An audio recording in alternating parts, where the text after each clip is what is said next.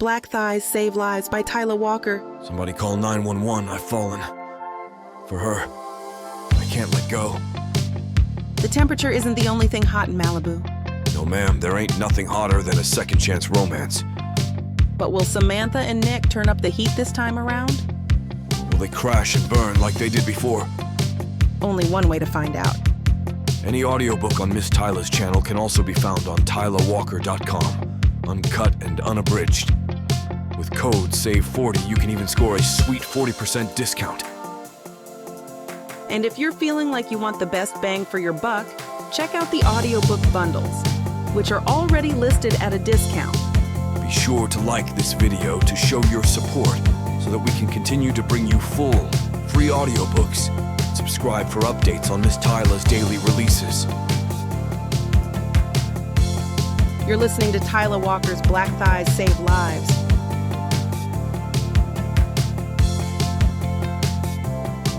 Chapter 1. Samantha. It's another Sunday fun day. Our day, just for us. And Nick, of course, God bless him, is spilling chips all over the sofa. Yes! Touchdown! He yells. I grimace visibly and involuntarily suck my teeth. I can feel the stern look of my mother that always followed when I did it growing up. Nick, I know you love the team, but how can you still be so excited? You've seen this game 200 times, I say. Even if I saw it 2,000 times, I'd be just as excited. It's such a good game, he says. He looks like an excited Springer Spaniel, with the contrast of his dark, shaggy hair against his porcelain smooth skin. Plus his chocolate brown eyes, impossibly long eyelashes, and huge dopey smile. It's hard to imagine his mother ever saying no to anything growing up, but I've never had a problem drawing boundaries. I sit on the big easy chair, cappuccino on the side table. I'm reading Michelle Obama's new autobiography, which I had waited months to have the time to start. Yes, end zone, Nick yells. I've been reading and rereading the same paragraph for an hour. I shoot him a glance, but he's too engrossed in the Rams pummeling the 49 yards to notice. So loud, Nick. Michelle's about to add a chapter about how you gave her hearing loss, I say, lifting up the book like I'm flashing him the former First Lady's big smile. Don't blame me. Blame Matt Stafford for QBing one of the best games ever, he says. I'll go back 2 years and give him a call, I say. While you have him on the phone, get me some season tickets? Sure. I take his plate to the sink. It's half filled with dishes from the pancakes he insisted on making. Batter is everywhere. You know, I love your pancakes, but I'd love them even more if you didn't leave all the dishes for me. I'll do them when the game's over. Promise, babe, I hear in his rich, honey-sweet voice. He's so sweet that it almost doesn't bother me that I know he won't do them. Almost. I grit my teeth and resist doing them as a show of good faith and to stop a fight from starting, but I'm just delaying the inevitable. I don't know what I was expecting when we moved in 3 months ago, but this wasn't it. Or maybe it was, and I just hoped it wouldn't be. Nick and I always had so much fun together. I figured it would be like that, just more. But the difference was, back then, I could go back to my perfect little haven, where everything was arranged just so, nothing out of place, no boxes to unpack, no underwear on the floor, and no 2-year-old football game reruns that he still watched even though he could give a play-by-play by heart. When I started taking on extra hours at the ad agency, and Nick got consumed by construction of the club he was opening, we decided to make Sunday Fun Days his name. I live and die by my planner. Nick, on the other hand, has trouble committing to anything requiring more than 1 day's notice, so we never could sync up. Sundays, we agreed, would be ours. Only now, it's begun to feel more like Nick's special day with his stale football games, and my day to ruminate on everything else I needed to do. I need a Tylenol. I'm starting to get a headache, I head for the bathroom medicine cabinet. I should get an appointment for a root touch-up, I think, looking at my caramel brown afro with platinum blonde streaks. As soon as I joined the exec team as marketing manager, I ditched the relaxer and put my whole fabulous self out there. Everyone needs to see a woman with natural hair being a badass boss bitch. Nick fell in love with it instantly. On our third date, he admitted that, as a teenager, he had a huge crush on Beyoncé. She made him want to be with a girl with natural hair, especially the caramel blonde color I have been wearing since high school. He could be so romantic and adorable, and he could also be so infuriating, I think, as I looked down. He left the damn toilet seat up again. Nick, there's a big problem in the bathroom. Be right there, babe.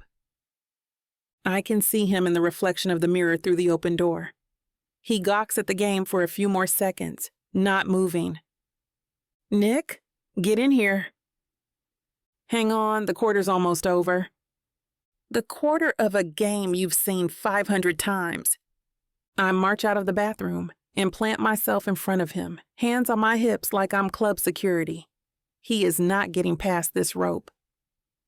What's so important that you have to interrupt my game? You left the goddamn toilet seat up. And then you can't look away from your game for 2 seconds when I tell you it's important, I say. I'm still not getting what's so important, he says and cranes his neck to see the TV past me. It's a toilet. It's the end of a sewer pipe. What's the big deal?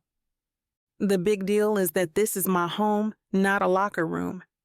And you don't respect a really simple request to put down the seat so my ass doesn't get soaking wet. In water that I don't know has been flushed or not. I always flush. That's not the point. I storm off and slam the bedroom door, then lock it. How does he not get it? Sweetie, I'm sorry. Just open the door so we can talk, he says. Oh, now you want to talk? Now that I'm pissed and you don't want me to be mad at you. I'm not talking to you right now. Please? Come out. I'll turn off the stupid game. No, it's too late. I want to be by myself. Okay, Sam. I'll be out here when you're ready. I'm sorry. Love you. Damn it.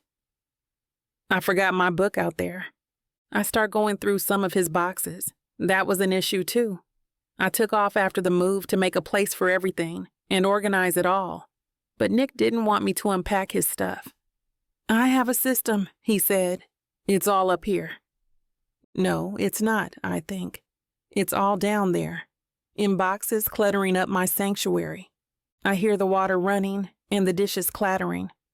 Maybe I was too hard on him. He's a good man, even if he's more man-child than grown man. It's just that I don't know when he'll ever grow up, or if. I hear the sizzle of cooking and the clattering of pans as I work on the boxes. That's one thing about him I can't complain about. The man knows how to cook. Hey, Sammy girl, you hungry? He yells from the kitchen. No, I yell back. Even though I'm not really mad anymore, I'm not ready to concede. I don't believe you, especially when you hear what I've made, Nick says. Please come out beautiful. I open the door a crack and look out inquisitively. Then I remember to put back my scowl. Caramelized Brussels sprouts and roast chicken, he says.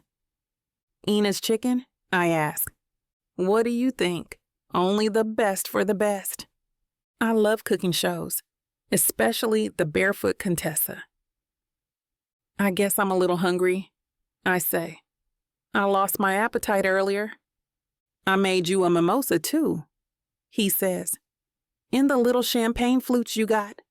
I'll toast how lucky I am to learn new things every day, like how civilized people put the toilet seat down. He flashes his 50-watt smile that he probably learned early on could get him out of anything. I laugh despite myself and walk into the kitchen. Please forgive me, baby, Nick says, begging with his chestnut eyes.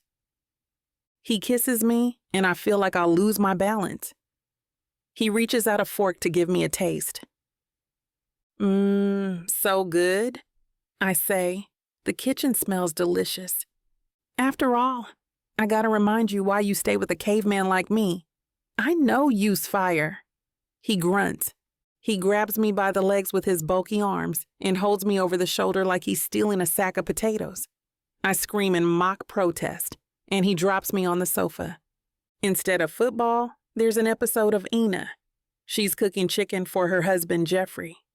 I keep up my pout all through lunch, just to let him know that he can't get out of the doghouse that easily. But he can tell that he's back in my good graces. He can read me so well, and he never lets me forget it. And now, the pièce de résistance, he declares. There's more? I ask. So much more, he says in a sultry voice, throwing me a seductive look and licking his lips. He brings out 2 silver bowls. He'd been warming it in the oven during lunch and managed to keep it a surprise. Brownies a la mode. Please, please forgive me, he says, kneeling and making his big eyes huge.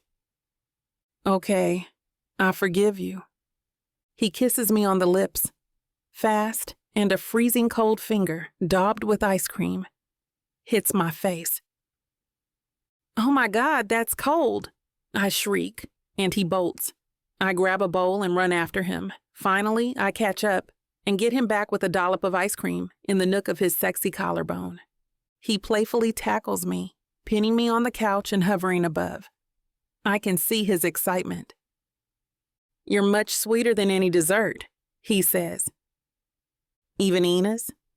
He licks the spot on my face where he dabbed the ice cream. Yep, you're sweeter, he says.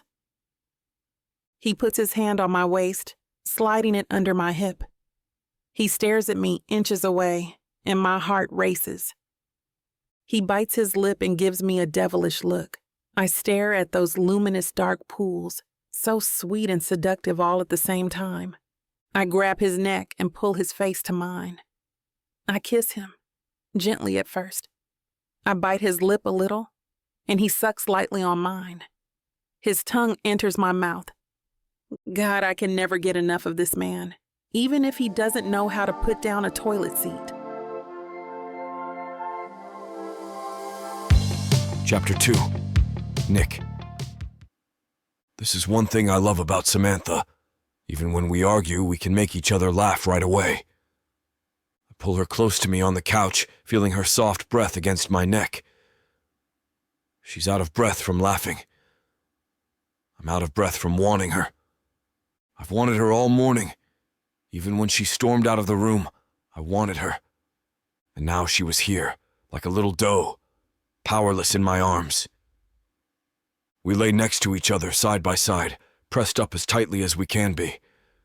Our legs are enmeshed, and she can feel me throbbing for her. She reaches down and brushes, feeling the outline through the jeans. It sends a chill through me. She can see it on my face and feel it in my body shudder. You like that? She asks. Not as much as I like this, I say as I put my hand behind her, gripping her ass and rubbing it. I kiss her, and she parts her lips for me right away, breathing hot. My tongue lolls into her mouth, pushing ahead to feel the softness of her mouth. She nibbles my bottom lip, and we open our mouths wide for each other. We search each other. We find each other. I pull her legs around me, and she pulls back. Let's stop for a minute, she tells me, and my face registers my disappointment. I'm so ready to go. You're still mad? I ask. How could I be mad at this face? She says, and gives me a tiny love tap on the cheek. No, I'm just still hungry. Your food is so good. She smiles with a little embarrassment, like she's a kid who wants an extra cookie. I love it when she's relaxed enough to let herself calm a little bit, to not be so focused on doing everything just right. She doesn't deserve that stress. I'm hungry too, just not for food, and if you think my cooking's good, well, I've got something much better. She smacks me a little harder this time, playfully. But I'm hungry, she says. Anything for the queen, I reply. I give her a slap on the ass, then help her off the sofa. I look back at the couch a little longingly, and she grabs my hand. "Come on. I can't get enough of those Brussels sprouts," she says. "What do you put in them?" "Heroin. The first taste is free, but after that..." "Nerd," she says, laughing. "Let me prepare you a plate, my lady," I say. Growing up, I complained miserably every time I had to set the table. But with Samantha, I enjoy doing things like that for her. She works so hard, and she's so hard on herself. She needs someone to spoil her every once in a while. I just wish I were better at having my damn together for her. But hopefully that'll come eventually, right? "Just for you, my lady," I say, and I put down the bowl like I'm her own personal butler. Fresh from the downstairs quarters. I take her hand and lay a trail of kisses from her fingers to her shoulder. "Stop," she says with a laugh. "I'm trying to eat." "As you wish. I live to serve," I say. I come up behind her and kiss her neck, nuzzling her ear with my nose.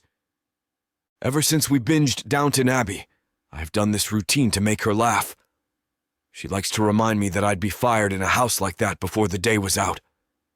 I remind her that's what makes it so funny. "Let me have a taste," I say, and I kiss her. "Not of the food, just you." "I'm sorry. I need to complain to house management. Someone here won't leave me alone," she says, and she heads out to the living room. I run after her and grab her waist. I turn her to me and look her in the eye with the most serious expression I can muster. "Are you really just going to leave your dirty dishes? Naughty girl." I pretend to scold. Then I smother her with kisses, gently pushing her onto the couch. She rolls her eyes and tries to get up. "Nope. Nope. This is your penance." I place my strong hands on her tiny waist and pull her back down. "Stay right here, sexy. Your place is with me." I pull her on top of me and kiss her until her body relaxes. She picks up her book and I just marvel in her presence. I don't even realize I've fallen asleep until she gives me a small shake and tells me it's time to start getting ready. But wait, I just had the best dream. No, actually, I woke up to the best dream. You being here with me, I say. "Such a charmer," she says with an expression that betrays how much she loves being doted on. Sometimes I know her better than she knows herself. It drives her a little crazy, which makes me love her even more. She's already showered, changed, and made up. She looks effortlessly sexy. Only after I got to know her did I realize how much work it takes to look so polished without looking like you're trying too hard. She has a mastery of it. I shower, then slip on a navy blue t-shirt, jeans, blazer, and some Nikes. "Ready to get going. Where are we off to?" I say. "Hey, look, we match," she remarks, pointing to her blue dress. She's wearing a silver brooch with stylized sails, matching the Nautica logo on my blazer. "Twins. Except you're the more beautiful one," I declare, and I touch the inside of her arm. Her eyes widen, and a small smile crosses her face. "We're going to this new spot. I'm excited about it," she says. "Well, if you're excited, I'm excited," I agree easily. "It's called Old Port, like a play on Newport Beach. Sort of an artisanal, old California style," she says. She always finds the coolest spots. Some of the best ideas I've had for my clubs came from places Samantha took me to, or from Sam herself. I've told her that if we get big enough, she should come do marketing for me full time. She just laughs it off, but I'm serious. I've never met anyone as smart as her, even though she never believes me when I say so. Even at Harvard Business School, I never saw a memory like hers. "Well, I went to Duke," she just answered, "and there were plenty of people there smarter than me." I doubt anyone else in her graduating class felt the same way. "Let's get going. Do we have a reservation?" I ask. "Of course we do. I made it last week. You can't get in without one," she says. The restaurant is on the Balboa Peninsula, with a view of the Pacific Ocean at sunset. "Right this way, Mrs. Jackson," the hostess says when we arrive. "Miss Jackson," Samantha corrects her. Haven't put a ring on it yet? Don't let this one slip away, the hostess teases. Oh, I know. She's one in a million. I'm never letting her go, I return. I put an arm around Sam and pull her close, then kiss her. She rolls her eyes playfully. She gets uncomfortable with PDA, but I can't help myself. She's just so cute, so sexy, so smart. We order a bunch of things and share it all. Oysters, lemongrass salad, mahi-mahi, a cheese course, and fig tart. We finish the meal on the beach deck with specialty cocktails named after pop culture tidbits from Orange County, the Lucille Bluth, the Snake Plissken, the Gordon Bombay, the Poltergeist, and the Substance D, named from A Scanner Darkly. I'll have the Lucille, he'll have the Snake, Sam says, cool as a cucumber. She explains all the pop culture references to me once the waiter leaves. We should do something like that at the club. Will you help me come up with some stuff like that? I ask. Of course. That is, if you can afford me, she says with a wink.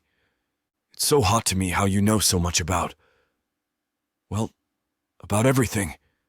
Makes me want to take you out and rub up against your intellect, I say, giving her a leer. I can't help but put my hand on her leg. She indicates to me that she likes it, so I keep it there a bit longer. I have an idea, I suggest. After this, you want to see the renovations we've made to the club? I'll give you a private tour. It's been a while since I got to show you off there. We'd put in a waterfall, an outdoor dance floor, and a rooftop bar with a view of the club underneath. It doubled as a view of the stars from the dance floor. Sweetie, I would, but I'm just so tired. All I want is to go home, take a shower, and get to bed, she says. She rubs my arm, almost like a consolation. Next time, then, I say, trying to hide my disappointment. On our way home, we go past some of the haunts where we had stayed up half the night in the beginning of our relationship. Places full of great memories of us partying until dawn, making out on the dance floor, having a great time with friends. Those days feel far away right now. I suppose it's only natural that at some point we had to become adults. I just wasn't ready for it quite yet. Chapter 3. Samantha. I wash off the day in the shower, like I'm washing off the weekend to return to the work week. I wrap a towel around my head and spread cocoa butter on my legs, luxuriating in my coral pink terry cloth bathrobe. Just one little peek, I think to myself. Sunday Funday also means no emails Sunday per our agreement. But what's the fun in that? I love my job. Boundaries with other people I had down. Boundaries with work, not so much. With a face mask still on. I turn to my phone and check my emails. I glance over all of my accounts, not just work, but I'm looking for the sole purpose of seeing if there's any last-minute work to do before the presentation tomorrow. We're pitching a leading athletic apparel company, and it's a make-or-break meeting. I see an email marked as urgent. Subject line: Client wants portfolio of athletic company ads we've done. Damn. The meeting is tomorrow at 11 a.m., and I now need to deploy a small army of employees to update our materials for the meeting. I know what Nick is going to say. Hey, babe, I say to him casually as I enter the bedroom, phone in hand. Trying to look nonchalant, I pick up my laptop from the bureau.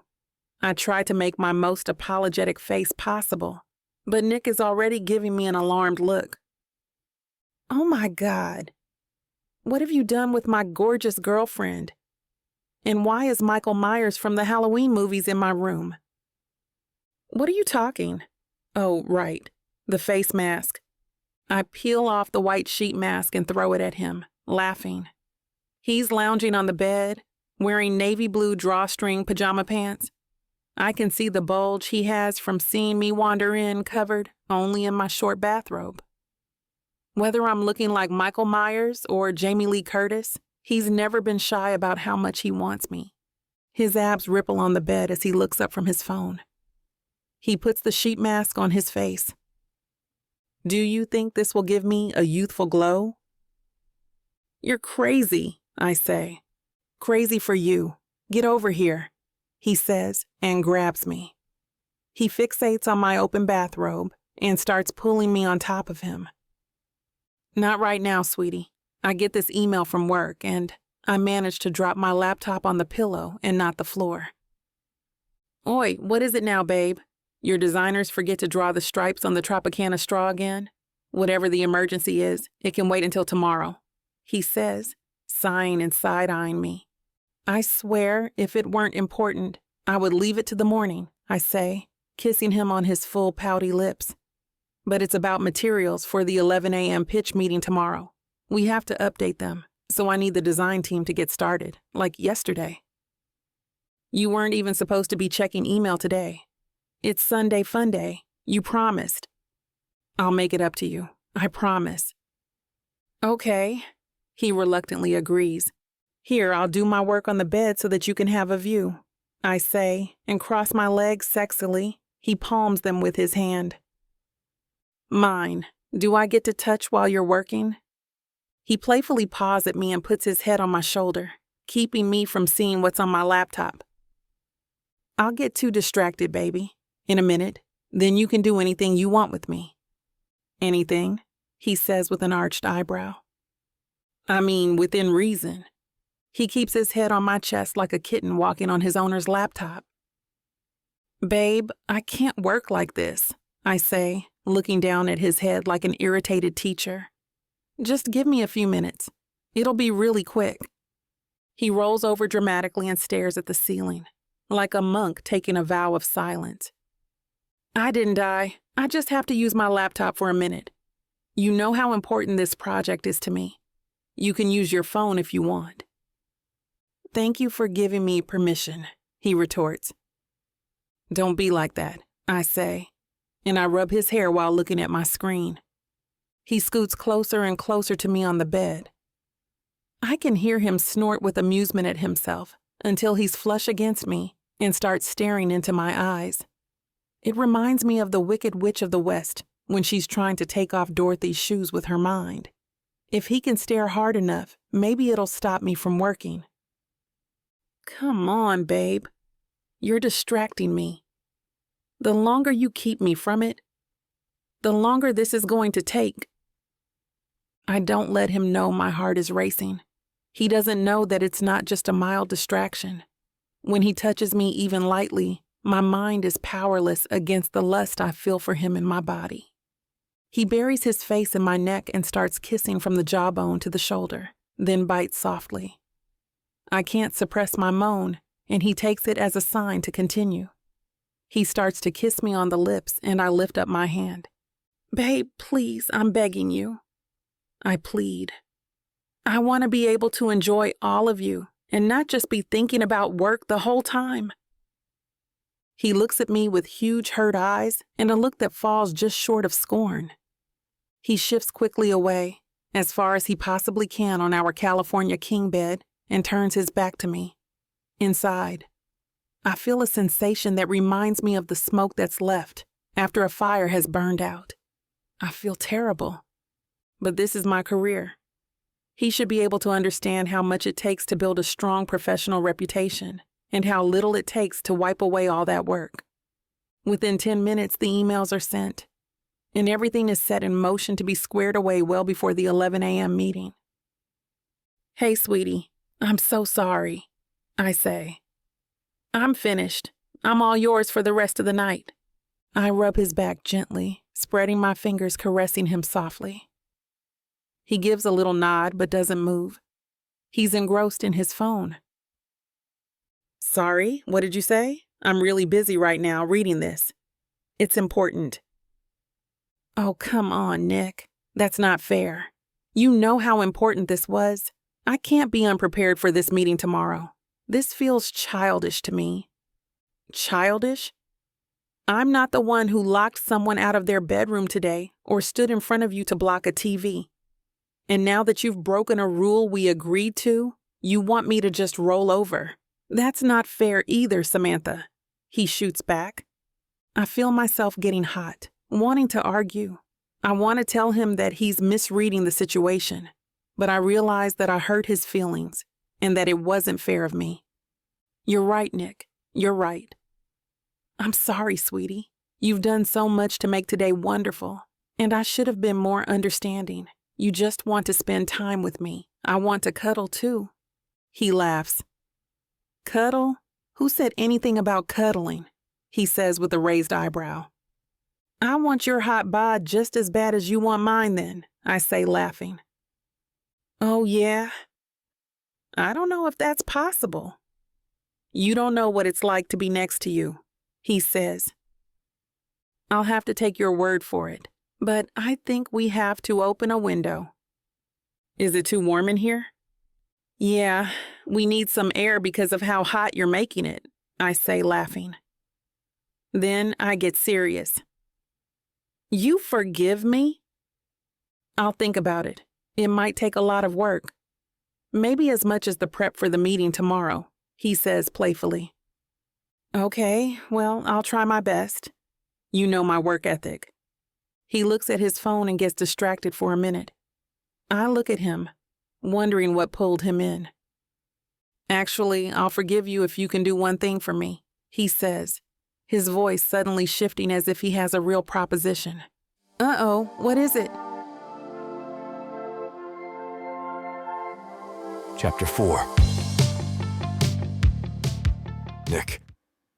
I sit up on the bed, searching for what had caught my eye a moment ago.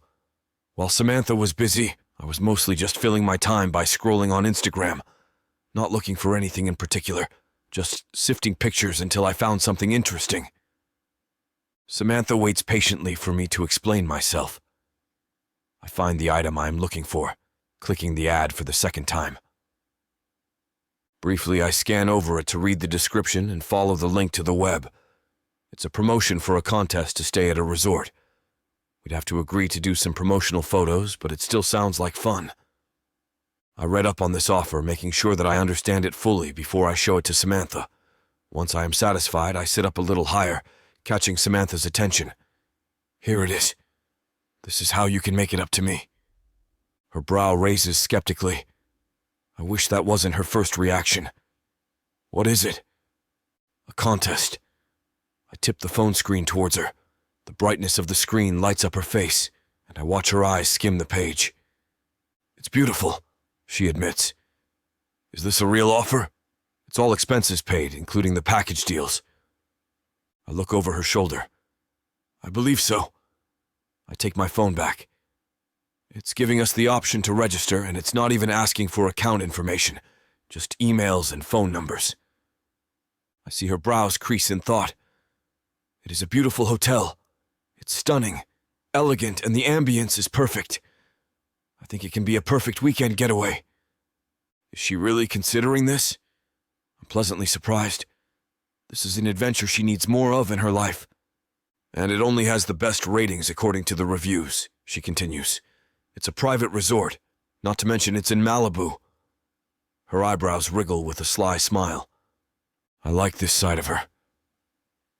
They're even paying for all the expenses, I add. I see the gears in her brain shift. To my disappointment, I watch as, with every passing second, her skepticism starts to settle in place.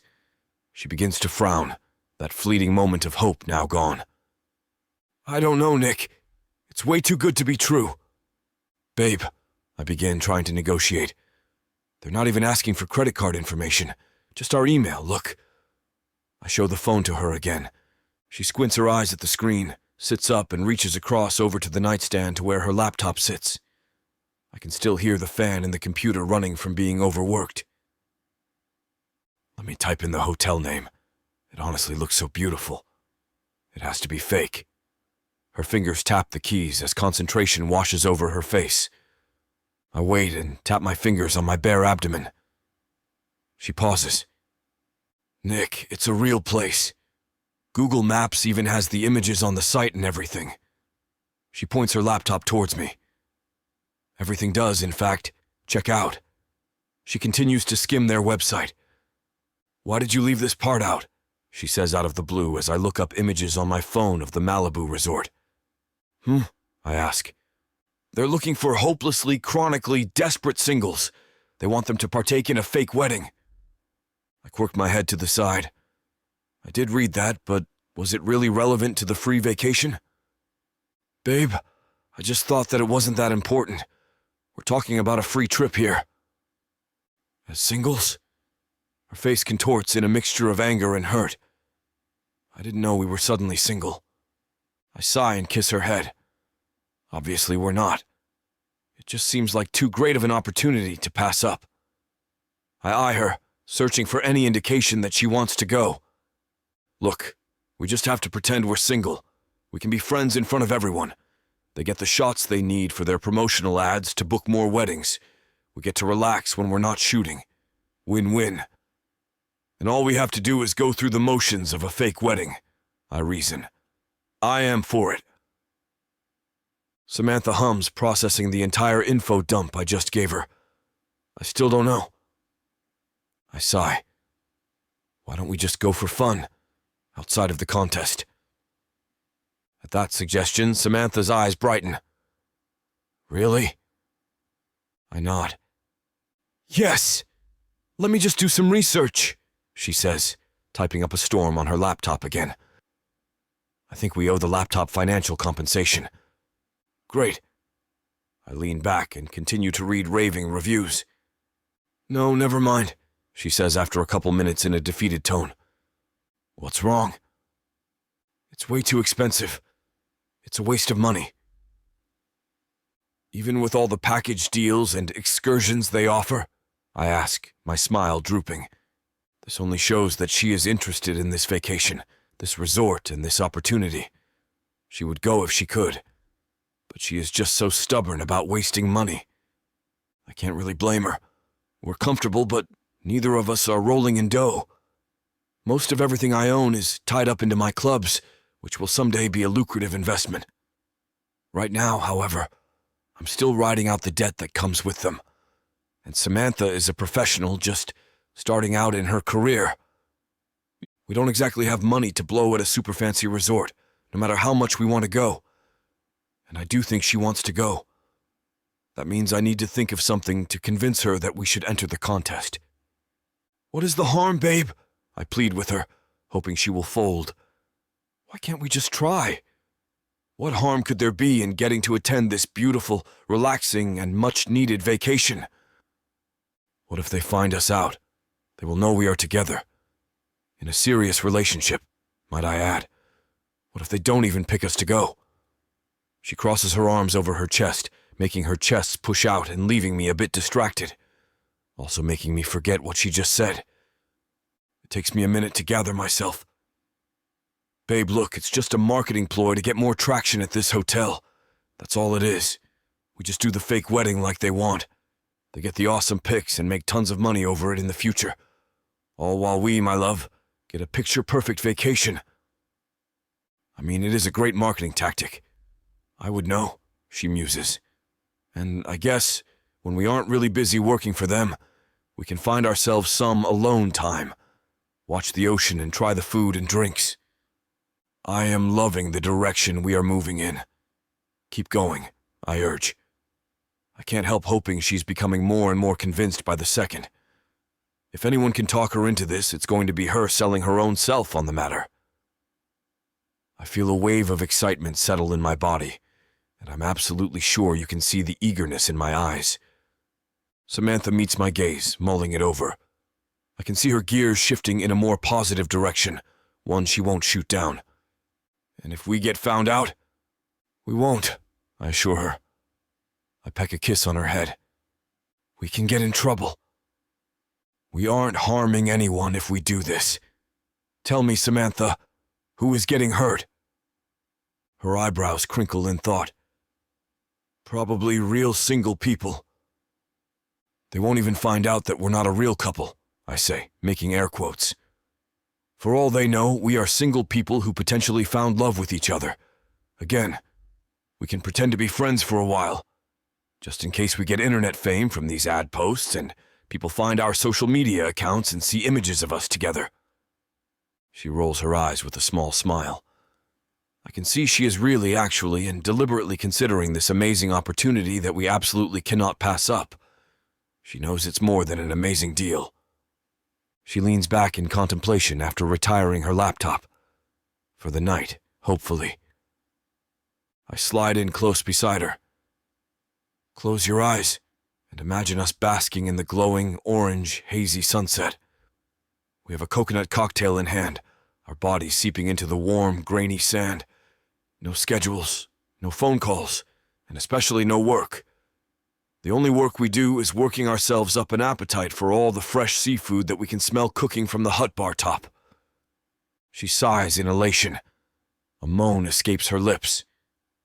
And after we get some fuel, we can spend the night together as the moonlight casts its bright white light on our bed. I whisper into her ear. We have nothing to do the next day but what? Take pictures.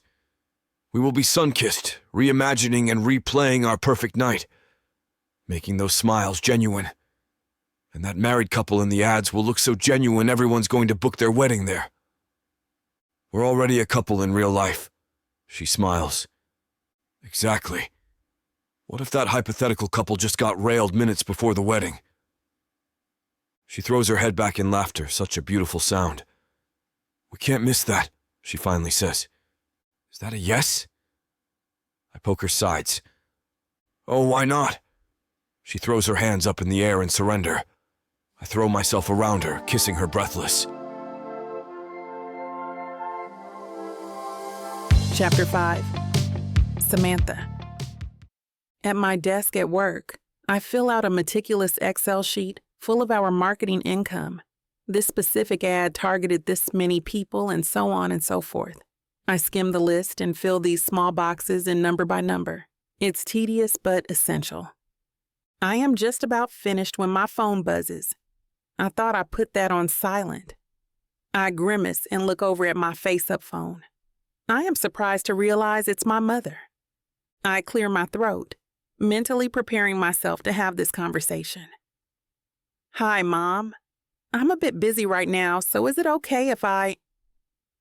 Oh, please, Samantha. No one is too busy for family matters. I roll back on my office chair, away from my computer. I lean back a bit, my head resting on the chair. What is up, Mom? I reply, realizing I can't talk her out of this conversation.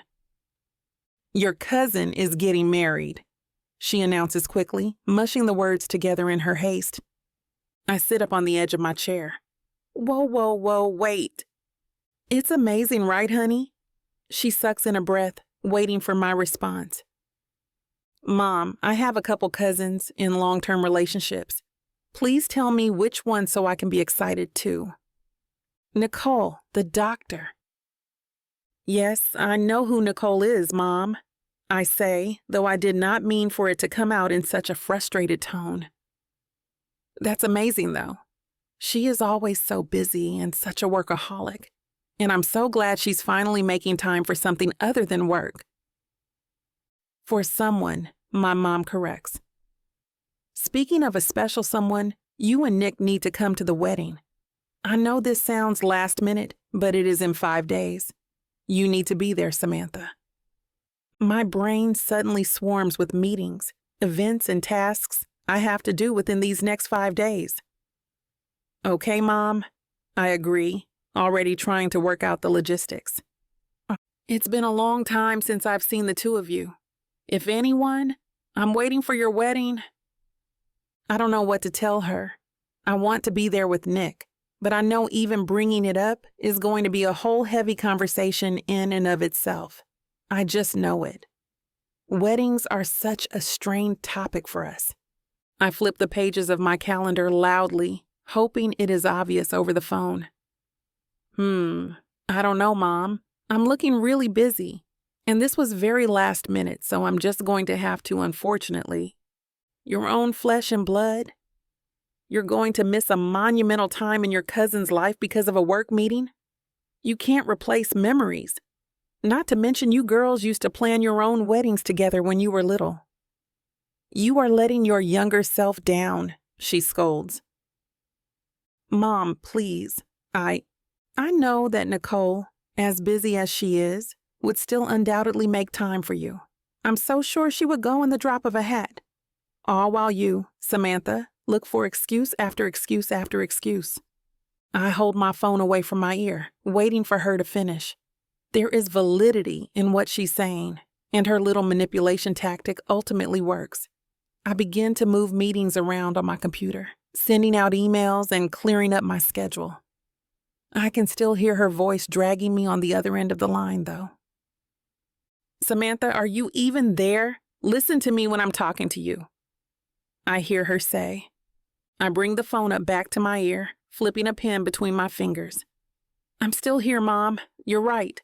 I'll be there and talk to Nick about attending. Put me down. I hear her satisfied sigh. Good. I was about to call him myself, you know. I'll call you later tonight so we can talk more about the specifics. She says a quick goodbye, probably eager to spread the news to other relatives. The line clicks, and I put down my phone feeling a bit gobsmacked by the sudden change to my plans. I stare at my phone and tap my fingers. Nick is going to want to go. Of course, we'll both be in a bad mood after arguing about our different positions on the ceremonious occasion. Stress on the word ceremonious. I don't want to have this conversation with him. I pick up my phone and scroll through my calendar, finishing rearranging my schedule so that I can accommodate this sudden trip. Time gets the best of me, and suddenly my phone starts buzzing on my desk. Nick's picture pops up. It's an old shot from a few years ago, him beaming at the camera. He's wearing a tight white t-shirt and holding a beach ball in hand. The image still reminds me of one of my favorite weekends together, a Labor Day vacation we both really enjoyed. Hi, Nick, I answer. Hey, sunshine, he says. Hi, babe. So I have great news, I begin. Ooh, he perks up. Please share. My cousin Nicole is getting married, I say. My voice comes out a bit strangled, but not enough for him to notice. Oh, that's great news, babe. Your mom actually called and told me, but what's the issue? Oh. Nothing, I admit. Just, my mom wanted to see if we could go. Absolutely, babe. She also mentioned wanting to see us get married, I add with a half-hearted chuckle. That would be pretty cool, babe. Here we go. I can't help it. Why am I like this? Why do I find fault with everything? Why can I never, and I mean never, just let anything go?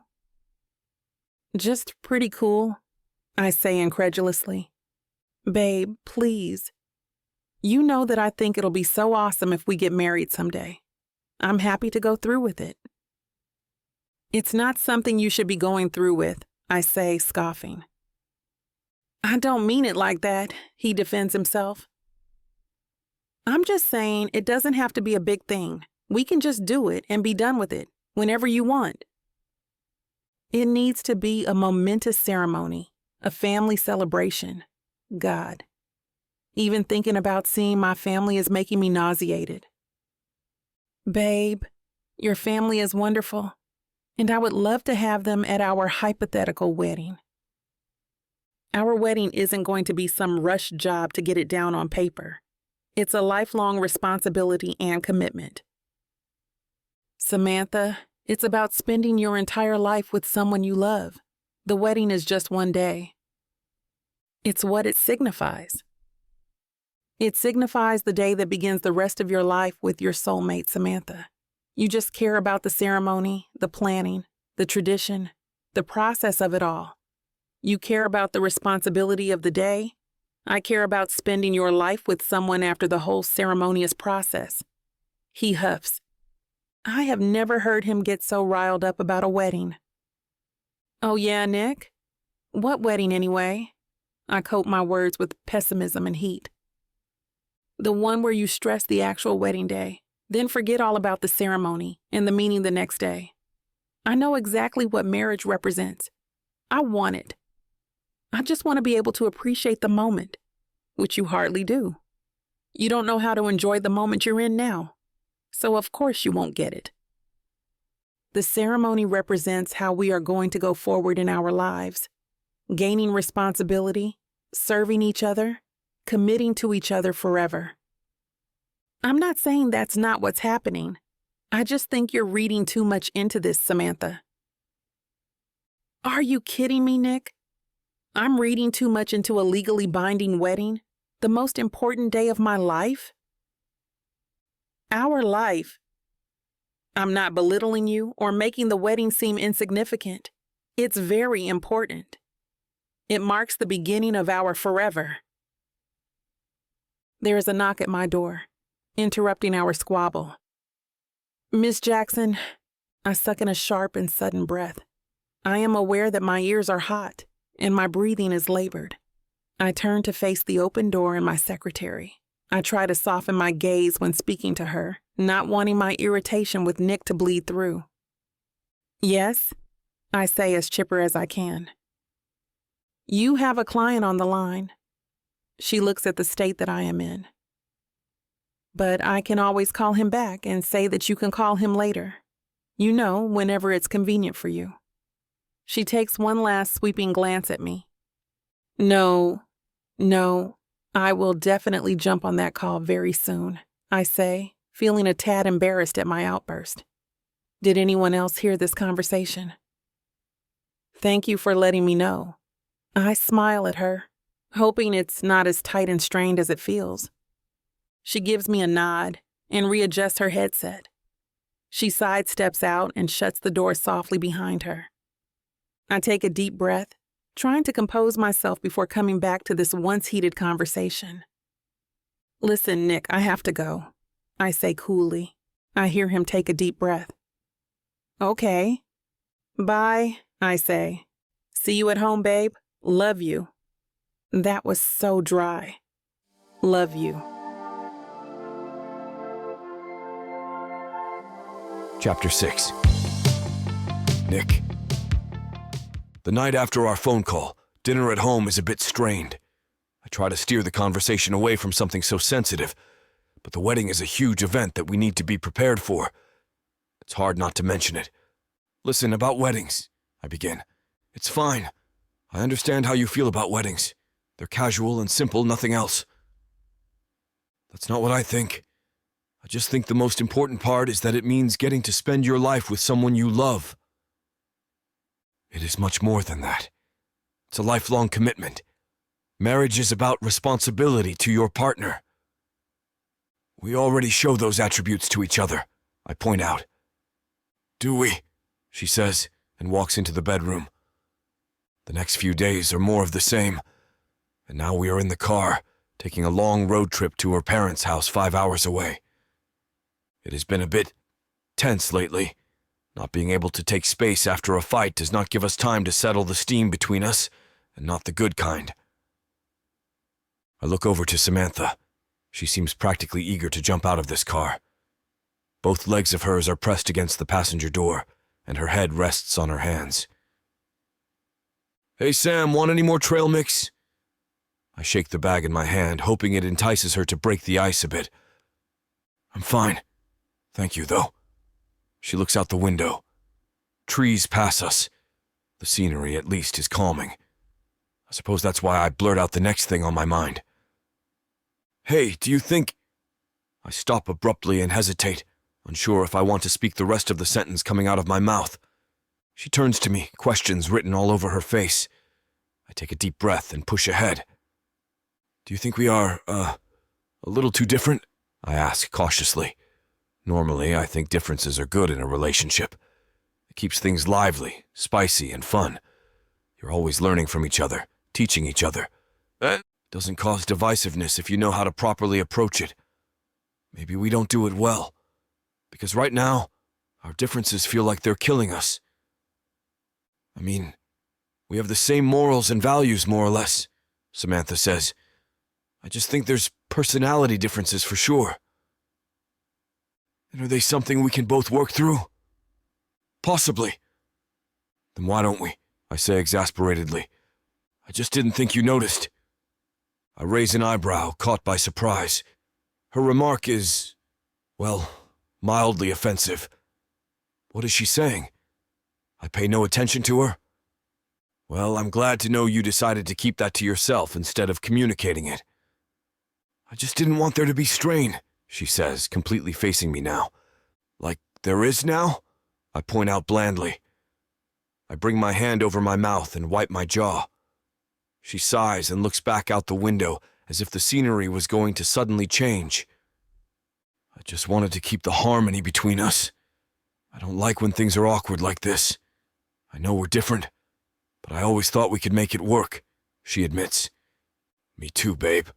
Me too, I say, feeling like we addressed everything in that singular sentence. I tip the bag of trail mix over to her. Truce trail mix? I look over and see her grin. She reaches her hand in and ruffles it inside the bag. I knew you wanted some. I chuckle. She shoves the fistful of raisins, nuts, and M&Ms into her mouth with a big smile. We arrive at her mother's house. She sits on the porch, eagerly waiting for us. We pull up, and she stands to her feet. Sylvia has a striking similarity to Samantha, uncanny even beyond the mother-daughter bond. I see Samantha take a deep breath, so I reach over and squeeze her hand encouragingly. Oh, my little baby, you're finally home!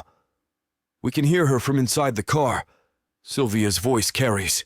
She runs up to the car and I smile as I turn it off. Roll down the window, her mom yells, cupping her hands. I'll do you one better, I shout out. I open the car door and make my way to the other side to open the door for Samantha. She jumps to her feet and races to her mom. Sylvia pulls her into a tight hug. My little baby! She finally looks over at me and smiles, grabbing my arm and pulling me into their hug. And her baby! I chuckle and hug her back. After a long while, we all pull out of the embrace. Come in, come in! Everyone is waiting! We walk inside the house to find they are hosting a pre-wedding party. Instead of a bachelorette party or a bachelor party, they decided to do one big family cookout. I follow Sylvia through the house, which is teeming with far more people than I expected to find immediately upon arrival. Even so, I am not nervous to meet her family. To be honest, I am honored to do so. I know they are lively and fun, based on what Samantha has mentioned. As we walk into the dining room, I see the bride and groom sitting at the head of the table, opening up wedding gifts. Nicole tears the gold wrapping paper to reveal a set of cooking knives. Now we definitely have to go through with the wedding, the groom, Micah, says with a smile. He takes the box from her, eyeing it appreciatively. And Nicole throws her head back with a laugh as other people giggle and chuckle around them. She playfully hits his shoulder, and he leans in and presses a kiss to her temple. Samantha clearly does not take jokes about our relationship as well as Nicole does, but that's just not who Samantha is. She pulls up another gift from the table behind her and hands it to Micah to open. He takes out tissue paper and pulls out a toaster. Classic, he says, and places it next to the knife set. They'll look great together. After the gifts are all opened, Nicole makes her way around the house to talk to everyone. She kisses and hugs and says thank you to the guests. I can see Samantha being a good host at her own wedding, too. Nicole walks up to us, her curly hair bouncing along her back with her cool, confident strides. So nice to finally meet you. I've heard so many good things about you. She lightly pushes me back to take a good look at me. Nice hair, strong jaw, perfect lashes. She looks over at Samantha and winks. Good job, girl. Samantha nods her head and leans her head into my shoulder. I know. He is very handsome. No kidding. Nicole laughs. I've only heard the most amazing things about you. And you. I hear about your great accomplishments in the medical field all the time, I say, genuinely meaning it. Oh, please. It's my pleasure to help those in my community. It's the least I can do since this community raised me. The absolute humanitarian. A hand comes over Nicole's shoulder, and a tall, slim girl in a loud purple dress slips herself into the conversation. I'm Veronica, the pretty cousin. She sticks her hand out for me to take and bats her exaggerated spider lashes, but I give her a weak handshake. "Oh, please," Samantha and Nicole say at the same time. They turn to each other and burst out laughing. Peeved, Veronica trots off to another group of people. Samantha and Nicole exchange looks again and press their hands to their mouths. I've honestly never seen Samantha so relaxed. Is this who she is at home? Why do I never bring out this side of her? "Don't mind us," Samantha says with a sly grin. "Really, please, we love her." Nicole waves her hand. "Love," Samantha agrees. "She's just—" "You know," Nicole continues. "Veronica," they say simultaneously, giggling. I spend the rest of the evening mingling with her family. Samantha's other cousin, Jones, Micah, and I drink a beer around a bonfire outside. Micah seems to find himself lost in his feelings and puts his arm on my shoulder late in the night. "Listen, man," he tells me. "I love you like a brother in just these couple hours I've known you. I can't explain how much of a privilege it is marrying into this wonderful family." Jones rubs his back comfortingly, and Micah swipes at his eyes. "Being with Samantha is the best decision you will ever make, just like Nicole is mine." He looks over at Nicole, who is visible through the living room window. She's playing an air guitar and singing karaoke inside with Samantha. Sam really feels at home here with her family, I've noticed. I can't wait to be that home for her. It's no doubt that I love her and want to marry her someday. I just never really spent any time thinking about that until now. Until the invite to this wedding, that seemed like such a distant, far-away part of some nebulous future I didn't have to worry about. Being here now, it feels like I'm seeing my entire future start to unfold before my very eyes. But I don't always want to be worried about the future either. I know Samantha thinks about it a lot, but that was never me. I want to appreciate the present just as much. I guess the issue becomes knowing when the future is here. Is it still far away? Or is it closer than I thought? And even if it is, am I ready? Chapter 7. Samantha. We sit in the most gorgeous courtyard garden waiting for the wedding to begin. The two families are mixed with each other on both sides of the aisle, and everyone chatters in anticipation. When the wind blows, a soft breeze carrying the scent of fresh flowers coats the air, and you can't help but just live in the moment. I can't help but feel a flurry of emotion being here at Nicole's wedding. She would tell me her dreams of the perfect guy who treated her well and checked all her boxes. We used to plan our weddings together, while our boy cousins wrestled and played in the dirt. Does Nick check all my boxes?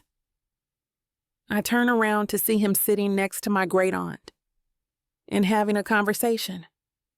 I see you've met my boyfriend Nick. I decide to add into the conversation, a bit late to make introductions to my Aunt Katrina. Oh, he is very handsome, Samantha.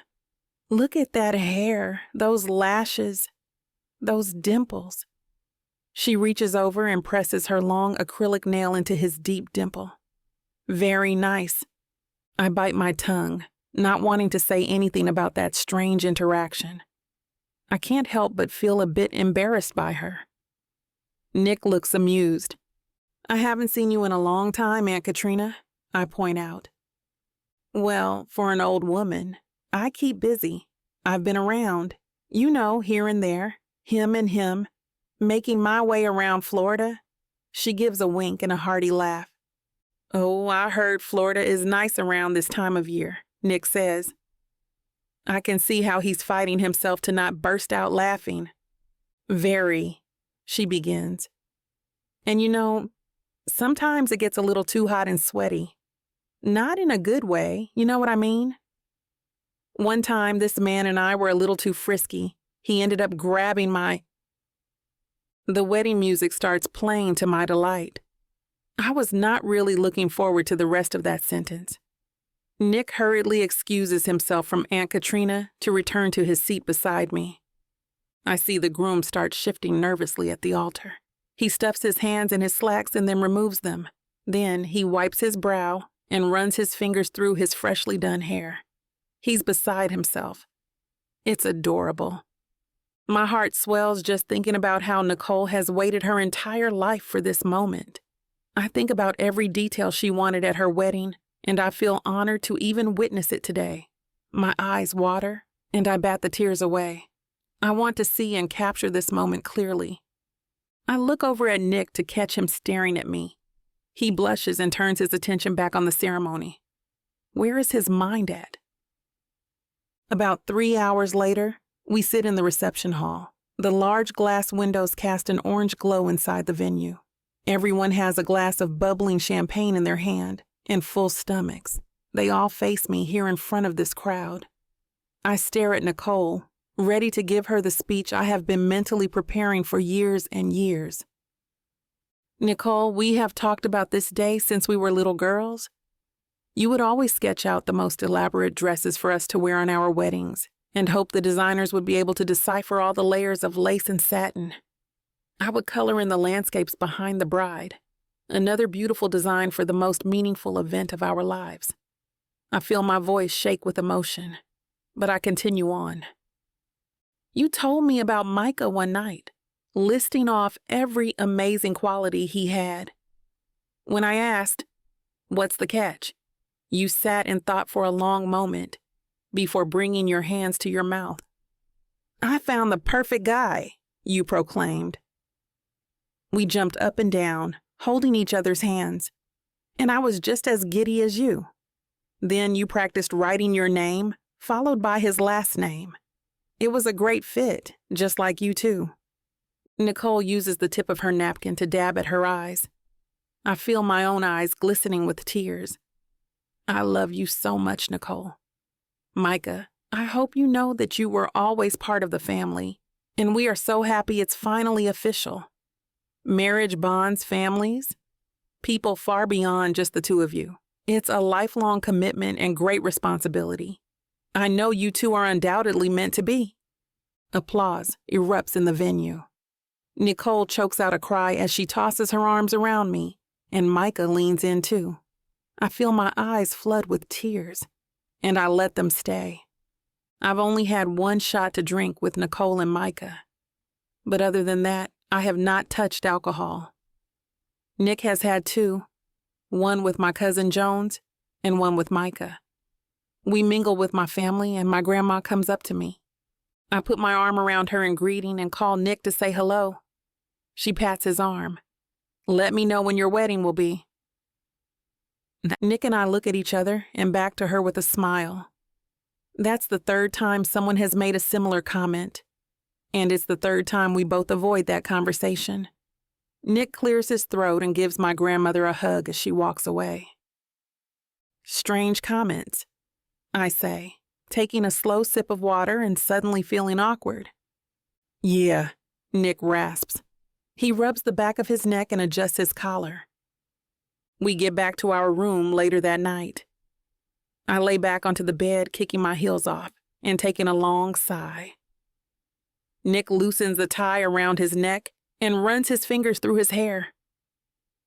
"What did you think of tonight?" I ask, turning over to look at him. He slowly unbuttons his collared shirt, exposing a white muscle shirt underneath. "It was good.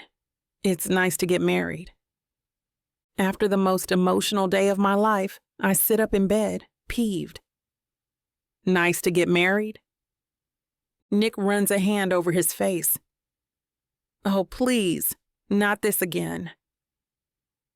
No, I want to talk about it," I say, fully sitting up now on the edge of the bed.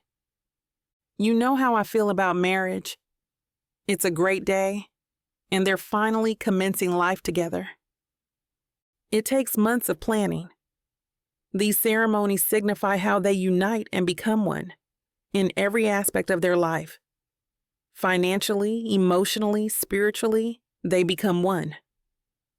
I'm not disagreeing. I just think that this really just signifies spending life with your true love and best friend. He slips the tie out of the doubled collar in his shirt. It's more than that," I say breathlessly. "And it's also exactly that. Spending life with your love, that's all the wedding day signifies." You're just like making it official.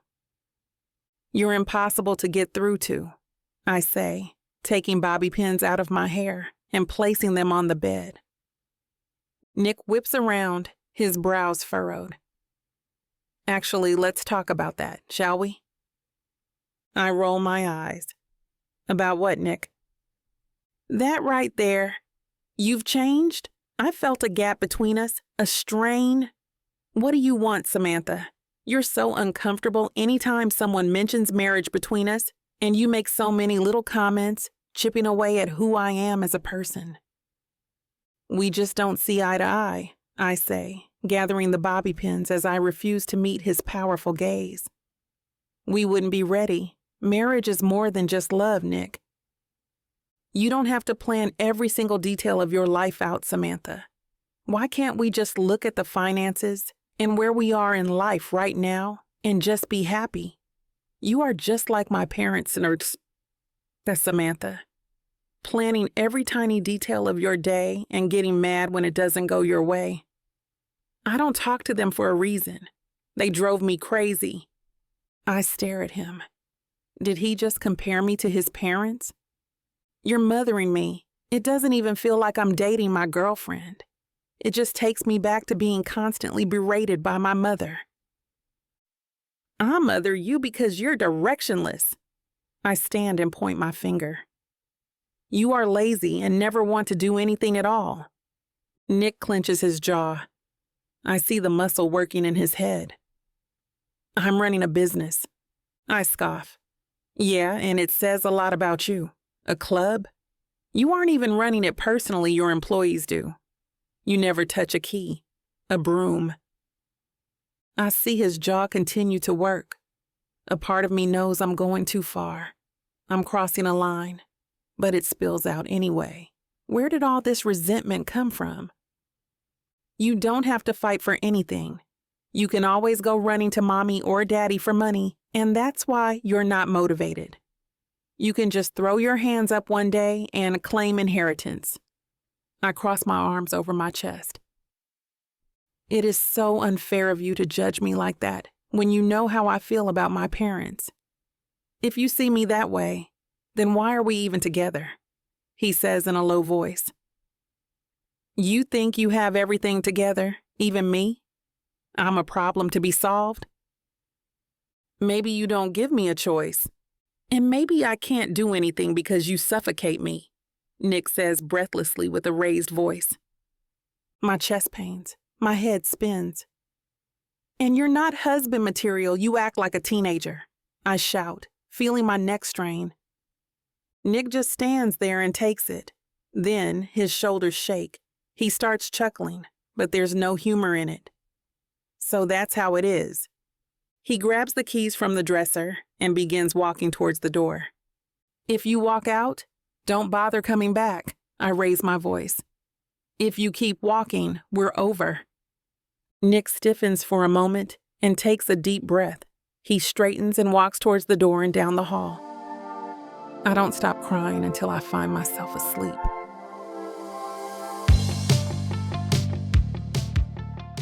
I thought I was getting a fake marriage, but I didn't know my story was being told by Miss Tyla.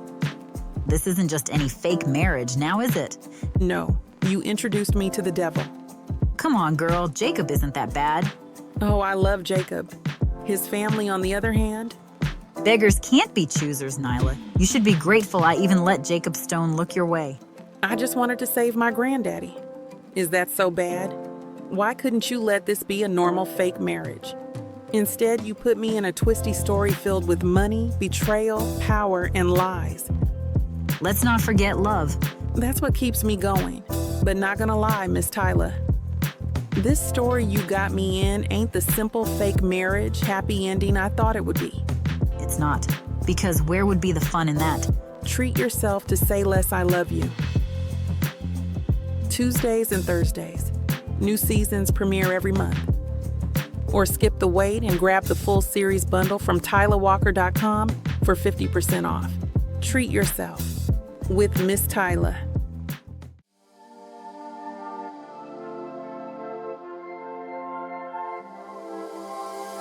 Chapter 8. Samantha. I am moving on. Everything happens for a reason, right? I mean, I knew how I felt about him. It was bound to happen. 3 months and 9 days later, I am still here. Except I am still thinking about him. At least I don't cry myself to sleep every single night. Now, it's just every other night, more or less. That sounds like progress to me. Plus, living in the same space we once shared undoubtedly makes it just that much harder to push through and get over him, if that's even possible. Nick moved in with a friend from college, and now my friend Bernadette lives with me. She's a great housemate, don't get me wrong. She is clean and thoughtful. It's like having a sleepover every night. It's just not the same as having Nick here. Last night, thanks to our mutual friends, we at least got to talk again. We sat at 2 bar stools on our friend's island, and I pretended I wasn't miserable having to face him at this stupid party. We snacked on finger food and each drank a beer. The chairs squeaked awkwardly as we tried to fill the silence. "So how's work?" Nick had said after taking a long swig of beer. His eye bags were considerably darker, and his hair was a bit more grown out. "You know, same old, same old."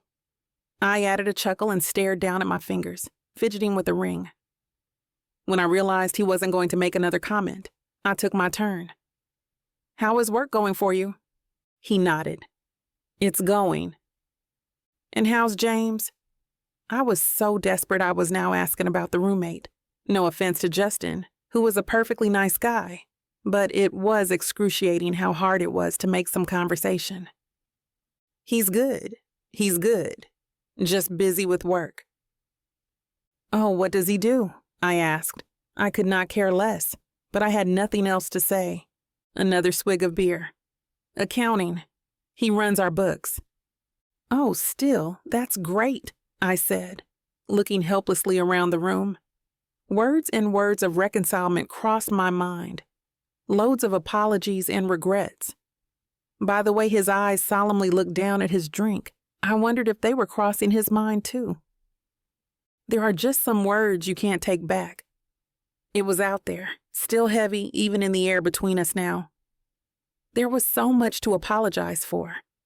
I didn't know where to begin, or if I should, or if it mattered anymore. His chair squeaked and he stood.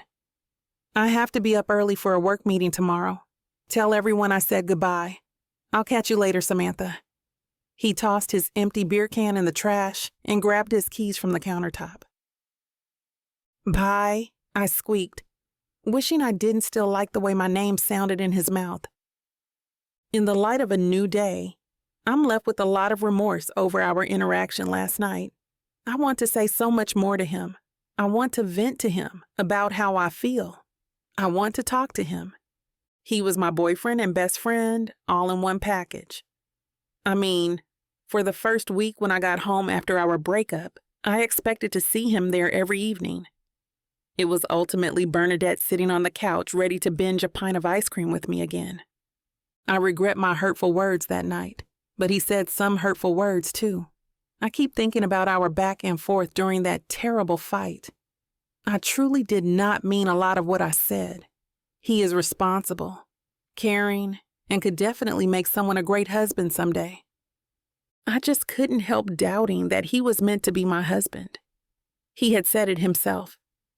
We were so different.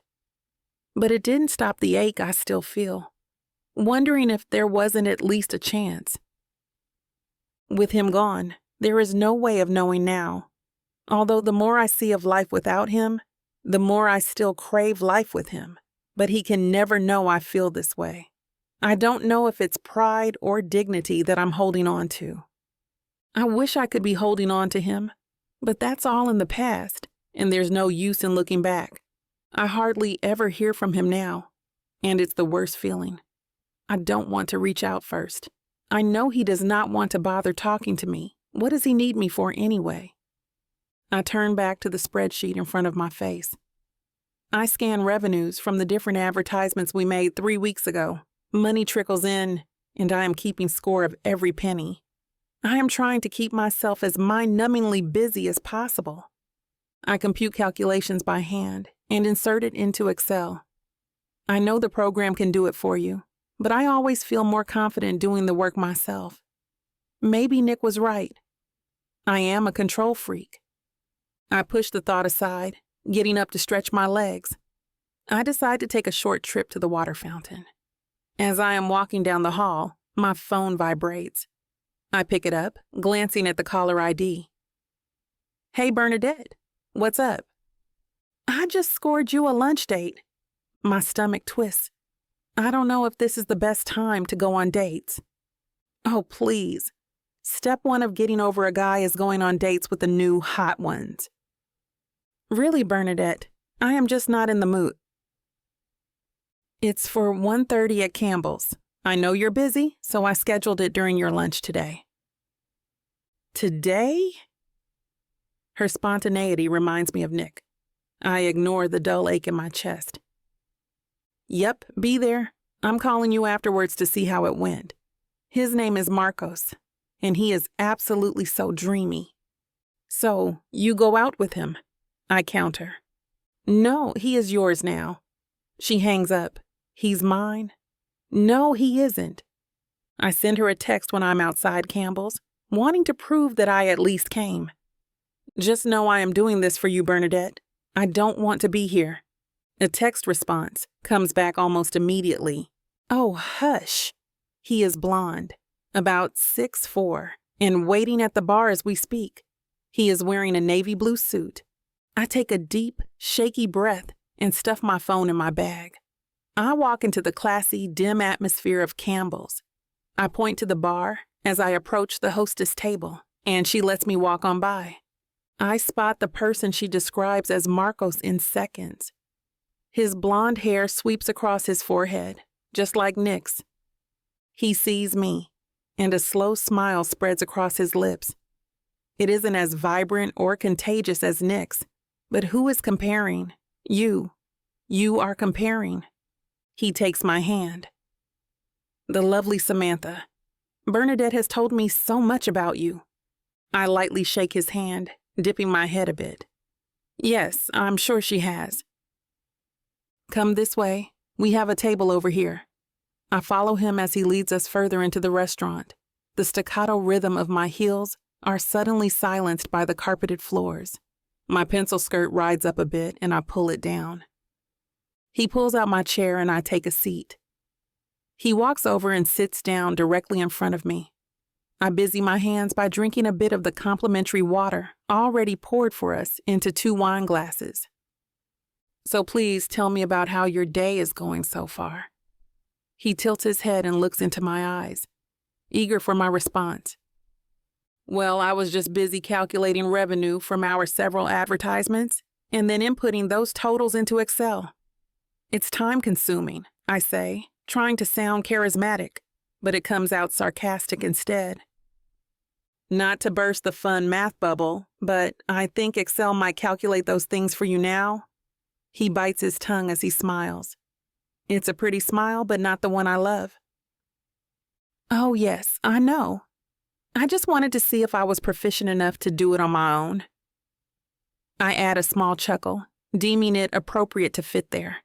I'm sure you're a very smart woman, Samantha. I take a big, deep breath, not liking anything about this. It doesn't feel right. It doesn't feel okay. I feel like Nick would not be okay with this. Not that it matters. Thank you. How has your day been? I take a sip of water, looking at how my lipstick is now plastered on the crystal clear glass. It's been excellent. Thank you for asking. This morning started with a meeting which was boring, of course. He continues talking, but I'm just not paying attention. I remember how Nick walked out of the bedroom. I remember his darkened eyes and unkempt appearance. He looked just as broken as I felt. I still love him so much. Plus, there is no spark here. I didn't feel anything when I first saw Marcos, just dread. And now I'm having lunch with this amazing girl. His eyes smile as he looks at me. Oh, wow, I say with a smile. Then it soon fades. I look down to my lap and try to calm my fidgeting hands. Is everything okay? He asks, leaning in. His proximity makes me want to jump. Actually, no, I am so sorry. I just don't think I'm ready for this. You're an amazing guy. Really, you are. You're handsome and smart, but I just can't, I spill out. Oh, that's understandable. Don't worry, he says in an assuring voice. I wonder how much Bernadette told him about me. It feels uncomfortable. I am so sorry again. I'm going to go. I stand, and he pulls out my chair for me still. I'll be here when you're ready, he says in my ear. I smile and walk out. In the car, I sit and lean my head against the steering wheel. My phone buzzes in the seat next to me. I don't feel like talking to Bernadette about the date right now. I don't want to talk to anyone. Well, almost anyone. I look over to see who it is and find an unrecognizable number on the caller ID. Is this Marcos? Did I leave something behind? Hello, I say nervously. Chapter 9. Samantha. Hello. I hope this person doesn't hear the way my voice slightly trembles in my timid response. Hello, I'm Mike with Sunrise Resorts. His voice is warm, friendly, and welcoming. It sounds coated with assurance and friendliness. What's his play? Okay, hello, I say, still not knowing what this call entails. This is Samantha Jackson, correct? Yes, I answer slowly, already worried I am revealing too much information to a stranger. This is she. Okay, perfect. Well, Samantha, I have some excellent news for you, he says, voice full of pleasantries and warmth. I'm listening, I say, now more curious than frightened. I rest my arm on the steering wheel, hoping no one is waiting for this parking spot. You won the contest for the free stay at Sunrise Resort. Congratulations. You are going to have a splendid time. His positive inflection is contagious. Oh? I have no idea what he means. What contest? Now, you decide when you and your friend want to come stay with us for the weekend. However, it must be this month, and you must give us 5 days' notice before your expected stay. This is definitely a scam call. I should just hang up now, but this man's positive energy has sucked me in. A resort stay sounds fantastic, but what is this man talking about? I'm sorry, what contest again? I've been so busy recently. It's like everything goes in one ear and out the other. I laugh, hiding the truth behind my statement. I wonder if Mike wants to hear about what is going on in my life. Sunrise Resorts contest, Mrs. Jackson? He pauses before elaborating. The fake wedding for an ad campaign? All the memories come rushing back. Of course. The contest Nick suggested we enter. A relaxing weekend off. The amenities. The beach. The packages. The works.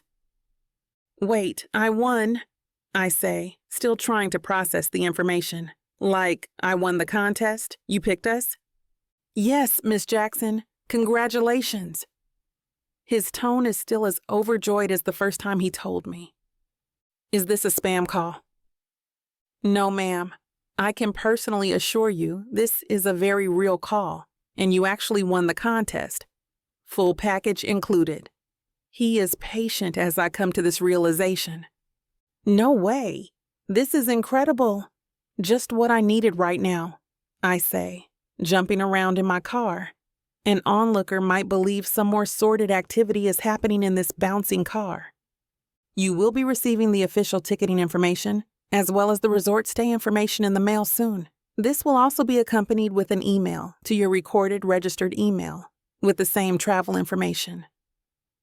Awesome, great. I'll keep a lookout for that. So, Samantha, your package includes full access, all the amenities at the resort, meals, unlimited cocktails, as well as access to the pool, gym. If we have it, it's yours. We'll provide transportation, room, full access to the spa, Wi-Fi, valet parking, and room service. Not to mention the gardens, the library. I am practically wiggling in my seat just hearing about how lavish this stay will be. This is so hard to believe. It's a dream come true. I pinch myself on my arm, but it only results in a sharp pain and no waking. I can already see myself lounging in the spa, drinking an ice-cold, crisp cucumber water. I can practically feel my massage. I can imagine myself reclining on the beach, coconut cocktail in hand. In my right hand is a nice book, and if I turn to my left, I'll see Nick napping. Oh no. Nick, why did that even come to my mind? I thud my head with my hand. Miss Jackson? Hello, Miss Jackson? I hear Mike say on the other side of the phone. Oh, sorry, yes. I am still here. What was your question? Can you repeat that? Certainly, Mrs. Jackson. I just wanted to confirm that nothing has changed in the last few months that would affect your participation. Yes, I say without thinking. I practically slap my hand over my mouth. I mean, no, nothing has changed in the last couple of months. Nope. After all, I entered saying I was single. It was a lie before. We were together. We were a couple. We were being encouraged by many to marry. For God's sake, everything has changed. But as far as the resort is concerned, they wanted me to be single. I lied and said I was. Now it's the truth. I can answer honestly that I am single, just like the contest asked. We are single. I am single. There is no need for them to know any of the complicated backstory that led to this moment. Listed here, Miss Jackson. We have Nick Metzler. We will be contacting him shortly about the contest as well, giving him the same information regarding this stay. However, before we get too far ahead, we'd love to meet with you both. Meet with us? I clarify, starting to panic. I somehow forgot this was a joint effort. I forgot this meant Nick would be coming too. What do I do now? Yes, at the establishment of your choosing. It can be a cafe or restaurant, as long as it's your favorite. We're paying after all. He adds a lighthearted chuckle. I weakly laugh too. Why exactly are we getting together? Not that I don't want to meet you. I'd love to. It's just that they're going to sense the odd, distant vibes between the two of us. They're going to know. What happens if they find out? When did you want to do this meeting? I settle on saying. Whenever it is most convenient for you. We are having this meeting to essentially go over the disclosures and agreements. Lots and lots of other paperwork. We would love to clarify for you both. We will need your signatures on documents. Some of them are approval for photo releases and company affiliation. It's a lot of jargon and information. We would be happy to break down for you and Nick Metzler. I think we don't need a response just yet.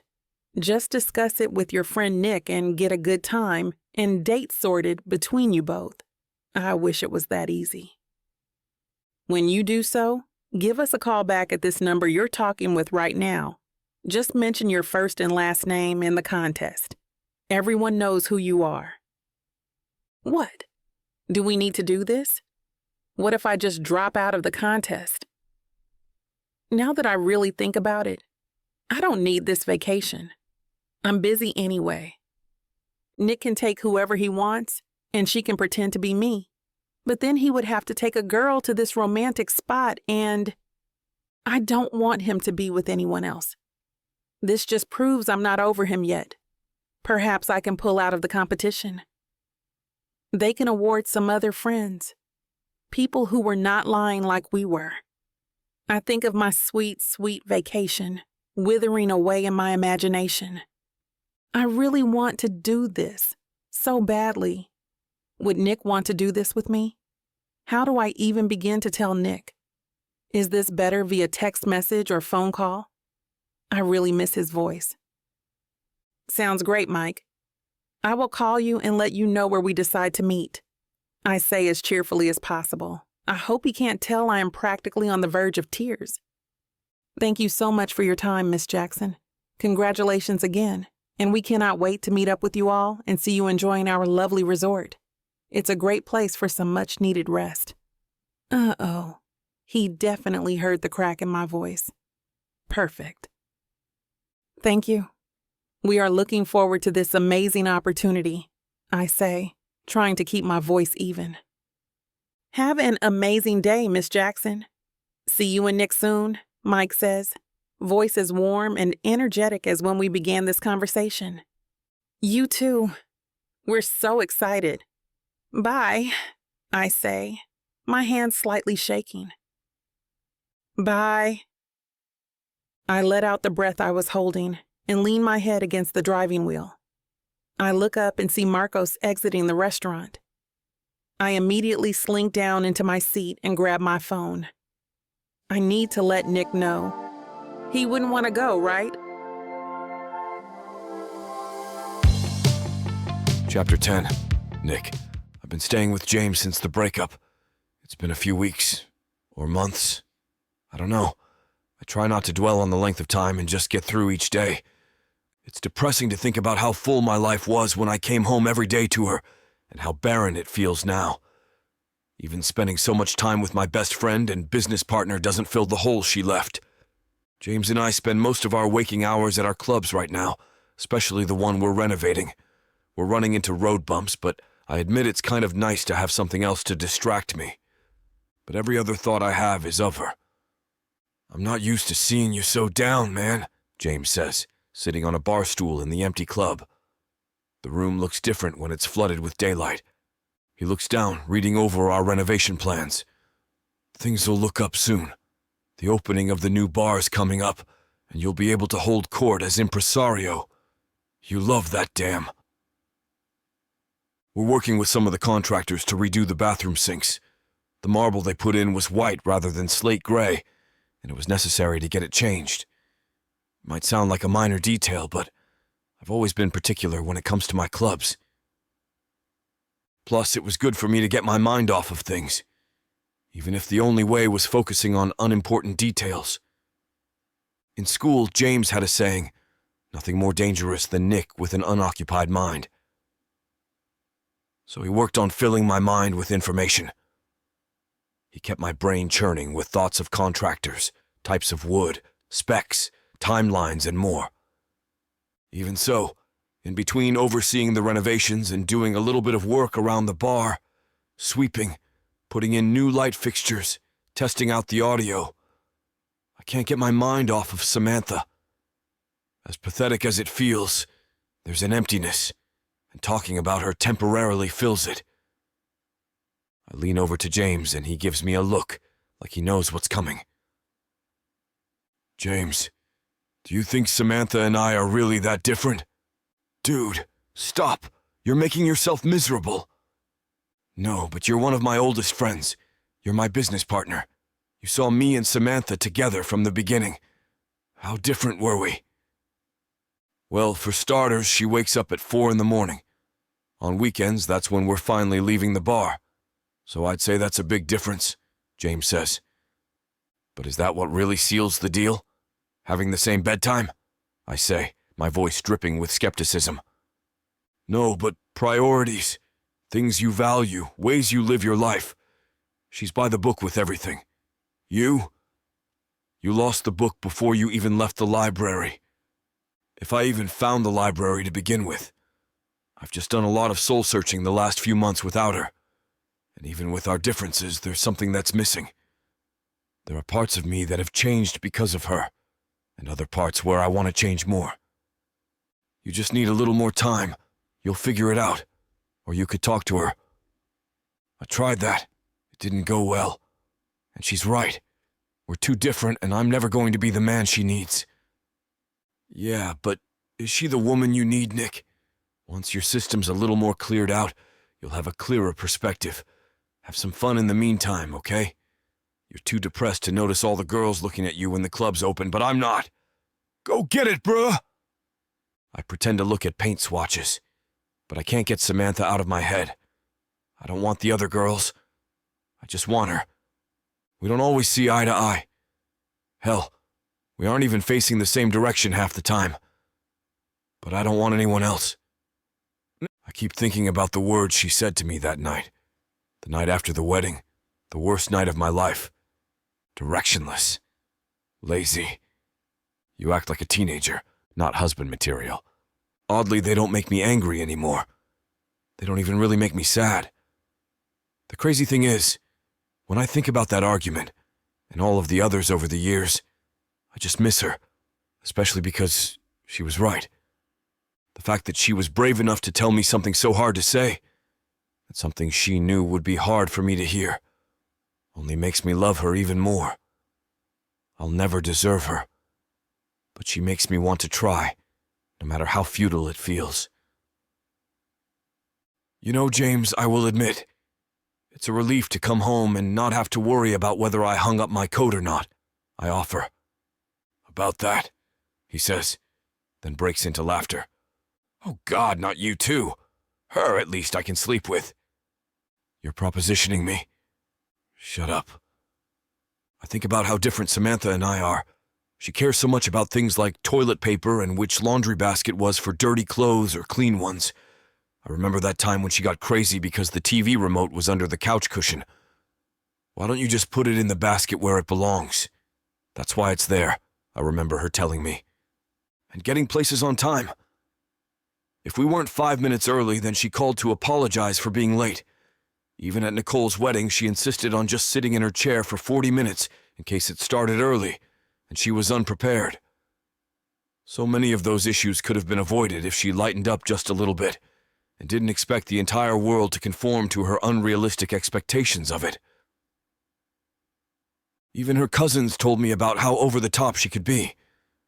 They talked about how she never pulled an all-nighter in college. I never didn't pull an all-nighter, I remember telling them. It was just more proof of how completely different we were. But that's one reason why I fell in love with her. She wasn't just the smartest person I had met, but also the most together. I was in awe of the way her mind worked, in the way that math comes naturally to some kids, or some people just can pick up any new language they hear. She had an aptitude for logistics and organization. She just saw the way that things fit together, the processes that made sense. She could put a lasso around chaos, then contain it all in a spreadsheet, a color-coded spreadsheet with a bow on top. I always had the intellect and business acumen. In high school and later in college, I hosted parties that could have held their own with some of my grown-up competition in the nightlife business. But I had other people handle the details. In business school, I got better, but it wasn't until I met Samantha when I realized just how far it could go. She could get the big picture, and she could make it happen with the little steps. I only ever had the vision. I was never a person who excelled at taking the route to get there. At the same time, she could be so rigid. She had an understanding for how things fit together. But if they were looser than she liked, she fell apart. I just couldn't get worked up the way she did about what, to me, were usually such minor inconveniences. Maybe it's better this way. In any breakup, it always feels like it's not really over until you're actually over it. Maybe this really is the end. Being in the bar, I think back to when it first opened and what my life was like when I first met Samantha. I was in my early 20s, fresh out of business school, still in a college mindset. I was such a different person then. So was she. She almost didn't stay out at the bar the night we met, even though it was a Saturday because she was so committed to waking up at 4 a.m. every morning. I flirted my way into convincing her to stay out just a little bit later, and that choosing a day to miss might actually help her build even more discipline. She didn't buy it, but it was persuasive enough for me to be able to buy her a drink and for us to spend all night making out. Over the years, we've helped each other to meet in the middle. I'm more conscientious about being responsible, and she's a little more go with the flow than she used to be. There was a virtue in being present and living in the moment without worrying constantly about what might come next. But one thing I'm realizing from breaking up with her is that I miss the way that her good habits help mend my bad habits. And I've heard from some of her friends that part of the reason the breakup is so hard on her is that she doesn't have me to remind her to have fun anymore. Our values are the same, but our habits are different. Isn't that something that people can get over? I just have a lot of thinking to do. Oddly enough, the drilling to remove and install the marble helps me focus. It's soothing. I hardly notice that my phone is ringing over the noise. Anytime my phone rings, I'm secretly hoping that it's Samantha, even though I know how unlikely it is. I go to the patio to take the call where it's quiet. It's weird to get a call from an unknown number without a text first, but at the last minute, I answer. Hello?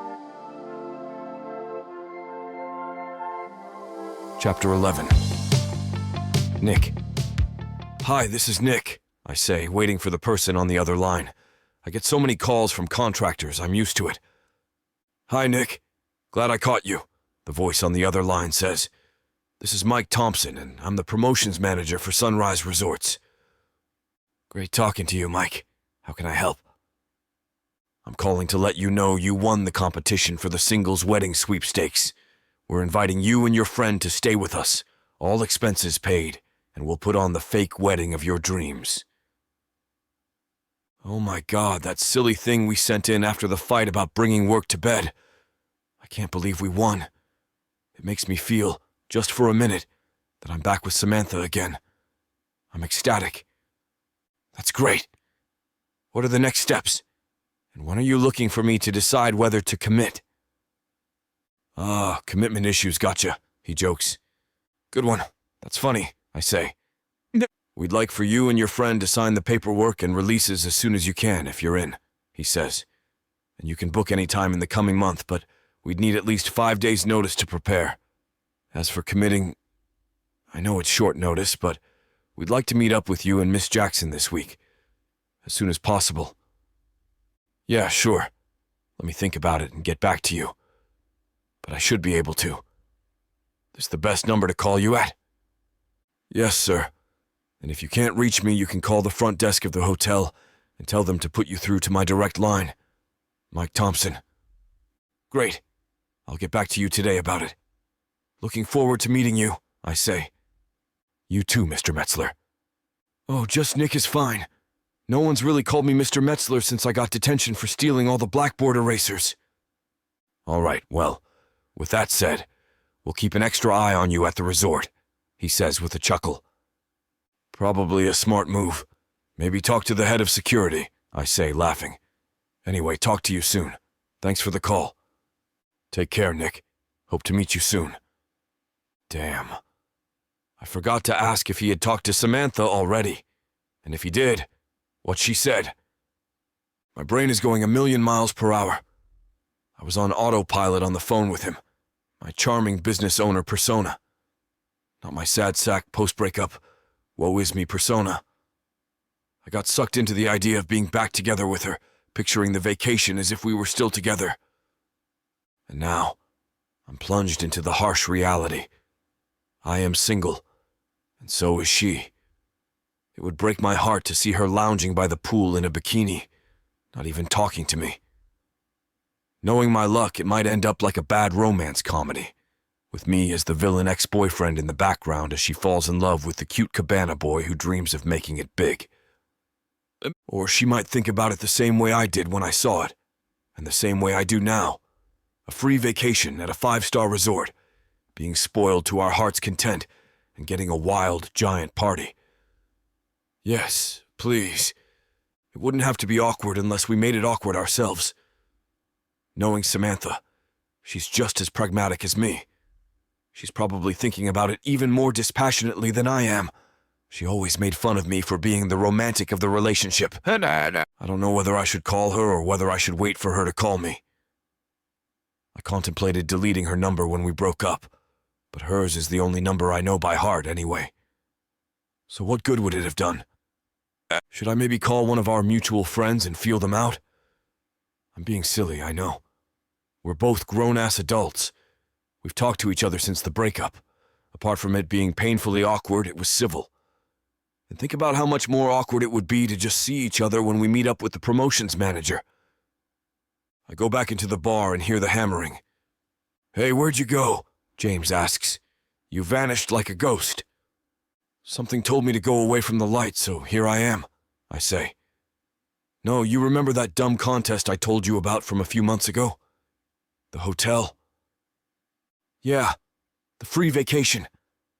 I proposed to you to fake marry me, if you remember. You forgot already? After I poured my heart out?" "Nicky, I'll never forgive you," he says, mocking heartbreak.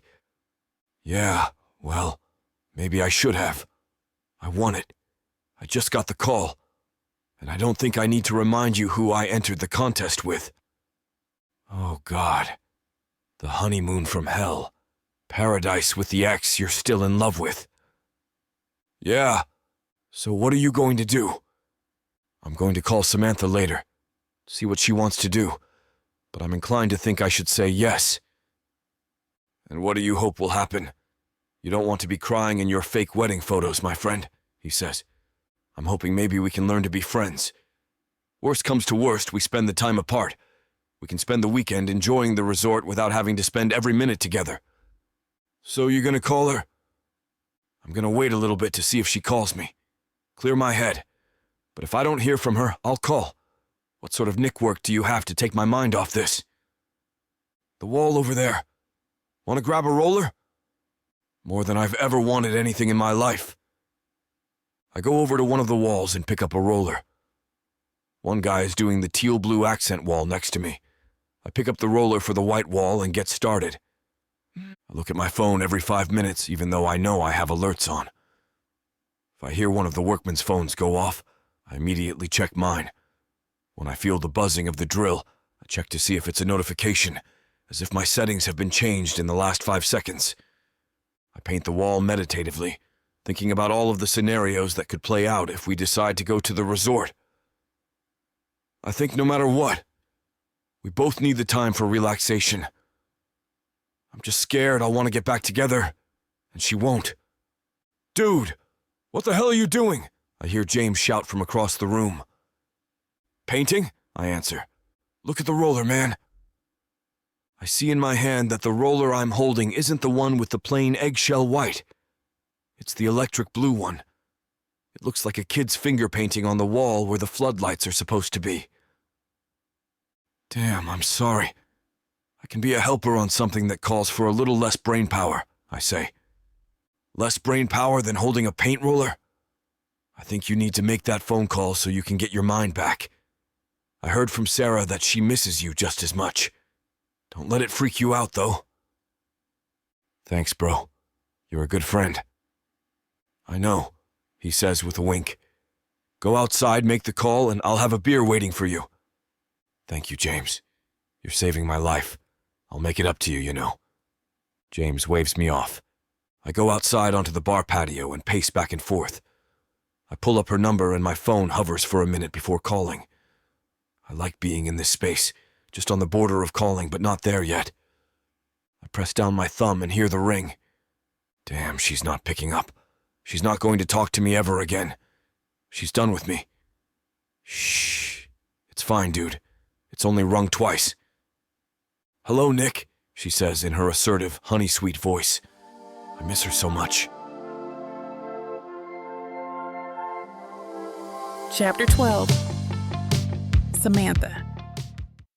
I stare down at my phone vibrating on my desk at work.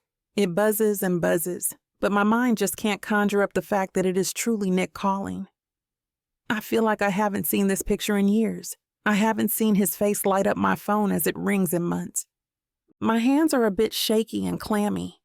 My heart beats quickly and nerves settle in on my stomach, making it twist and turn. I was just about to call him. I really was going to call him as soon as I heard that we won the contest. I was just getting settled in back at the office after lunch, trying to work the nerve up. It's like we're still so in sync, like we are still displaying that telepathy. The rhythm between us is still there. I take a shaky deep breath in and let it out. I close my eyes for a second and answer the phone. "Hello, Nick," I say as brightly as possible. "Hey, Samantha, how are you?" he says. His voice still sounds as handsome as ever over the phone. I'm busy, but otherwise fine. How are you? I say, hoping these pleasantries have a purpose behind them.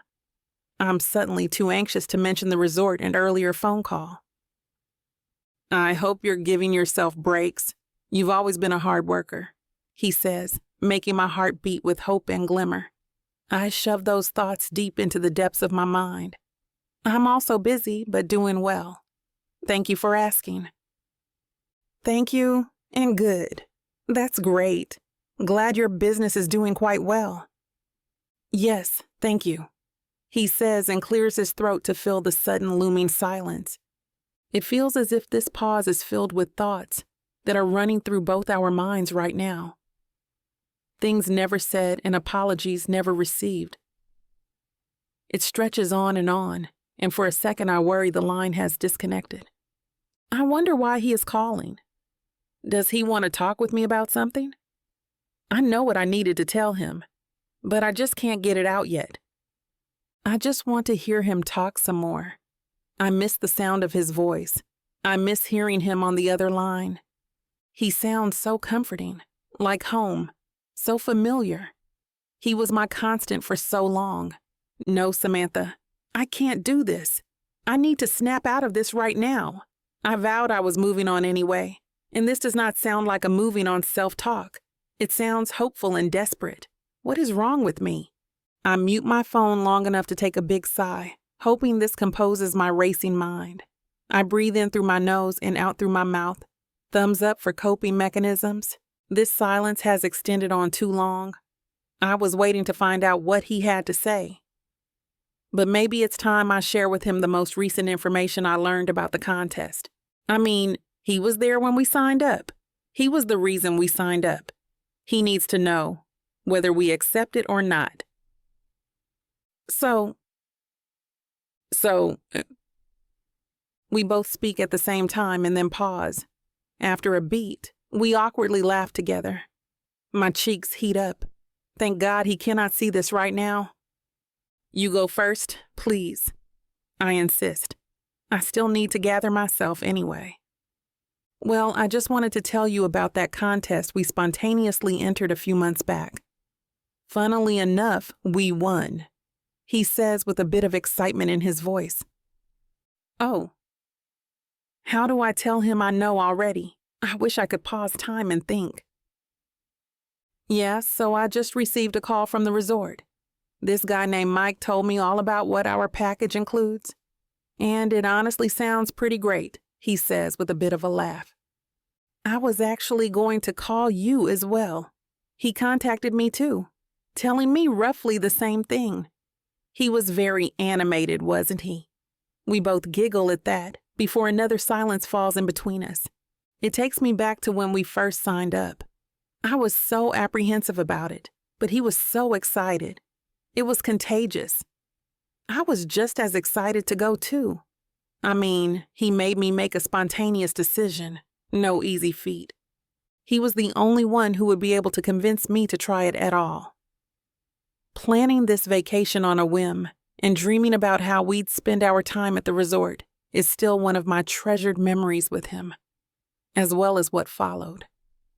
My cheeks heat up again at the thought of how we spent the rest of that night. We were so happy. We were so in love. I still am. It just exploded in our faces. I'm still covered in sadness and longing. The yearning eats me alive every night in my empty bed. Well, did you want to go on the trip? Nick says, breaking the silence and pulling me from my depressing thoughts. The pain is still so fresh. How could I ever face him? How would I even deal with him for a whole weekend when I can barely speak to him over the phone? I think we should, go, Nick says, hesitation showing. I'm glad I'm not the only one who's nervous. Look, the resort is amazing. It's beautiful, Samantha. The package is a steal, literally. And it would be so nice to get away and dedicate a weekend to relaxing, not to mention it's all for free. It's a once-in-a-lifetime opportunity, he spits out. It sounds like a speech he has been rehearsing. We would be dumb to pass it up, I admit as I think out loud. Samantha, we don't have to do anything you are uncomfortable with. We don't have to do anything you would not like or care for. We can just pretend. He takes a deep breath and continues in a more solemn tone. For the pictures. It's almost like maybe he might miss us too. My heart is thudding still. The adrenaline of this idea running through my body. My leg bounces under my desk. I really want to do this. But can I? I would have to face my feelings. I would have to face that unspoken night. Still, I want to see him. I need to see him.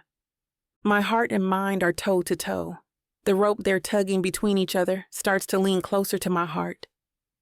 I don't want to be the reason you don't go and miss out on this. It sounds truly amazing. He sounds saddened. My heart wins. I'll go. We should go. Really, you want to go? He asks, a bit of animation in his voice. He sounds surprised I agreed. Maybe he was hoping I would. Yes, I do, I chirp, truly meaning it. That's amazing, Samantha. The way he is saying my name is making me feral.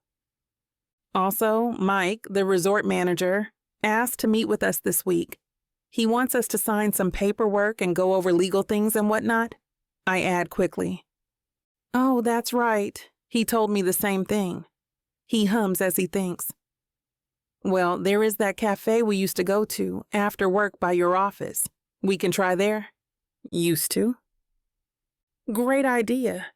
I like the sound of that. I can probably be there today after work if he can meet us that soon.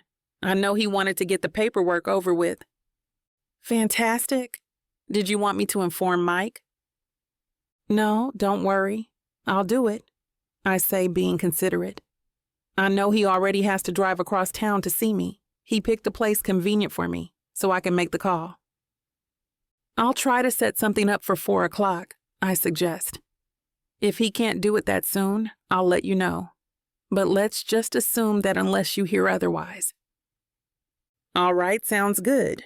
Thank you, Samantha. I will see you soon, he says brightly. My stomach twists. Okay. Bye. Bye. His voice sounds deep and alluring. I make a quick call back to Mike, who is very excited to meet us. Once everything is settled, I turn back to my work. Tabs of internet portals face me, and I can barely focus just thinking about seeing Nick later. I really doubt I accomplish much of anything for the rest of the day. I just can't keep my mind on the task. It feels more like I am pretending to work than anything, which is something I never do. I like work. I like organizing. And I have impeccable focus on an ordinary day. But this is no ordinary day. Finally, I give up and head to the cafe a bit earlier. I'm not getting anything done here anyway. I walk into the cozy storefront. Coffee fills my senses and energizes me, and it occurs to me that I have come here so many times I have Pavloved myself. Just the sights and smells make me feel caffeinated. I turn the corner and look up to see a familiar figure sitting at my usual spot. Nick? He's early too. He's staring at me, his eyes deep and encompassing. He stands up and walks towards me. His scent surrounds me. My breath catches in my throat when I realize he is also stunted for words. Hi, Nick, I squeak out. Chapter 13. Nick. We are face to face again, and the air that surrounds us is palpable. She looks up at me and smiles. I have missed seeing that. Even on the few awkward occasions we have seen each other since the breakup, there hasn't been much smiling. Hi, Nick. Her sweet voice carries, and I find myself suddenly unaware of how to act in social situations. Hello there. I smile. Why did I say that? Hello there, mate. I'm so infuriating. I'm seriously fighting the urge to slap myself. My heart pounds out of my chest at the sight of her. I try to calm it down by taking deep breaths. This is a business meeting. Nothing more, dear heart. Let's take a seat. I motion to our usual table, hoping it doesn't seem tainted with memories and shared kisses. Some of our highest highs were spent here and our lowest lows as well. I pull out her usual chair and she takes a seat. I sit across from her and try to look anywhere but her alluring eyes. It feels like forever has passed between us. I've been without her for too long, and that reality is settling into my bones. To be truthful, without her, minutes would have been too long to have not seen her. This woman still feels like the bedrock of my life in so many ways, even when she is gone. Hi, I say again once I settle in front of her. God, why do I keep making a fool of myself? It's not like she's going to forget the interaction from 5 seconds ago. Blood rushes to my cheeks, and I hope she does not notice the embarrassment I am feeling. Hello again? Yep. She definitely remembers 5 seconds ago.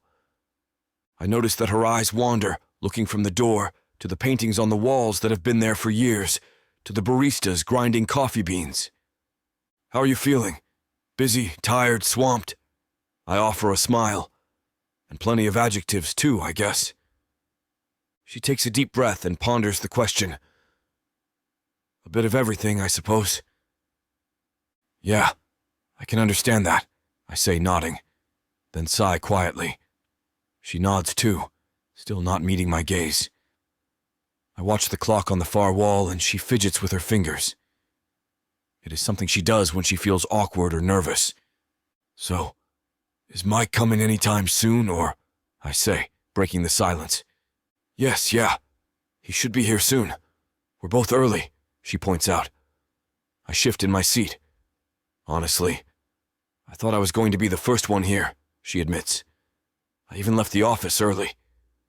Yeah, well, I was in the area. I was just passing time. No big meetings or anything. You know, besides this one. You were in the area? She blinks. No, well, yes. First impressions are always important, and I wanted to be a great, trustworthy candidate. She nods slowly, and I can feel my hands getting clammy. I will undoubtedly soak the paperwork if they hand any to me. I wipe them on my pants. Just as I'm formulating things to talk about, Mike walks in. He is short in stature, but certainly a snazzy dresser. His mirrored sunglasses get pushed up to the top of his blonde, slicked back hair. He even wears a name tag that says, "Hello, my name is Mike." He is thorough, that's for sure. I'm sure we're going to get a much deeper understanding of just how thorough he is. I notice both of our eyes wander to the binder he is carrying. It looks bulletproof and has the width of 2 bricks. I wave in his direction. He gives us a head nod and approaches us with a big, beaming smile plastered on his face. It doesn't falter. He must be AI. Good afternoon. He shakes both of our hands ferociously. Really, it is such a pleasure seeing you two face to face. It's lovely to finally meet you, Samantha says with her rehearsed smile. It's our pleasure, I say automatically, like I'm speaking for the both of us. Just like the way I used to because we came in pairs everywhere. We were a package deal. Once we are all seated, Mike gets right to it, opening up the binder to reveal stacks of papers. My eyes widen at the sight, and Samantha leans in with anticipation. Okay, so on behalf of Sunrise Resorts, our parent company, we are so excited to have you stay at our newest resort in Malibu, the Pacific Coast Hotel and Resort. He pauses as if an off-screen audience is going to roar with applause. Samantha and I quickly eye each other, and then look back at him. He starts by quickly detailing exactly what our weekend will entail. They're essentially filming a fake wedding to promote all of the wedding planning services that the resort will be offering, and we're playing the couple. Then he tells us a little about the resort. Between the party, which sounds like the staff will be going all out for, and the amenities, it does sound nice. That is, if the entire weekend doesn't push me over the edge. Thank you, that's awesome, I say with a big smile that might overcompensate too much.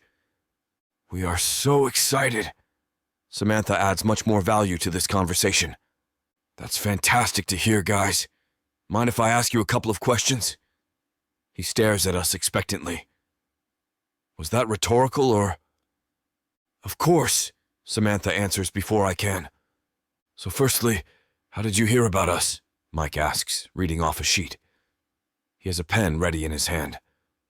Well, one night Nick was scrolling through Instagram, Samantha starts. That's right. And then I stumbled upon this advertisement for a contest on the Explore page. He scribbles the information down. Perfect. And how do you know each other? We are in the same mutual friend group, I say, knowing he would eventually ask this. I see Samantha look at me from my peripheral vision, and she gives a curt nod. Awesome. And do you have any dietary restrictions? Yes, actually. Samantha is allergic to soy products and most tree nuts, I add without thinking. I smile uncomfortably, knowing that I know her better than I know myself. The realization makes my heart lurch. And Nick uses almond milk to replace dairy, Samantha says without missing a beat.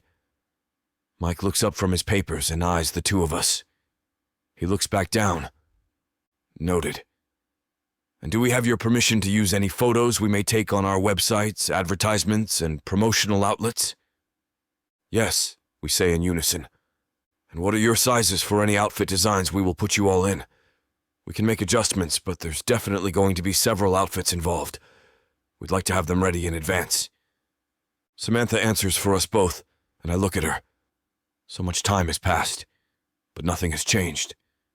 For a second, it almost feels like we were never separated. I didn't even realize she knew the smallest details about me. Well, you guys have just made this process so easy. You two must be great friends. I can see it. I can sense it, Mike comments as he whips out some contracts from the back of the binder. The best, I remark in a defeated tone. It snaps me from my moment of bliss. Is it bad that I kind of resent Mike for it now? I mean, it's true. We are good friends. It's all that's left. I hope, at least. Right, so... He straightens some papers together and hands a stack to each of us. You will need to sign these.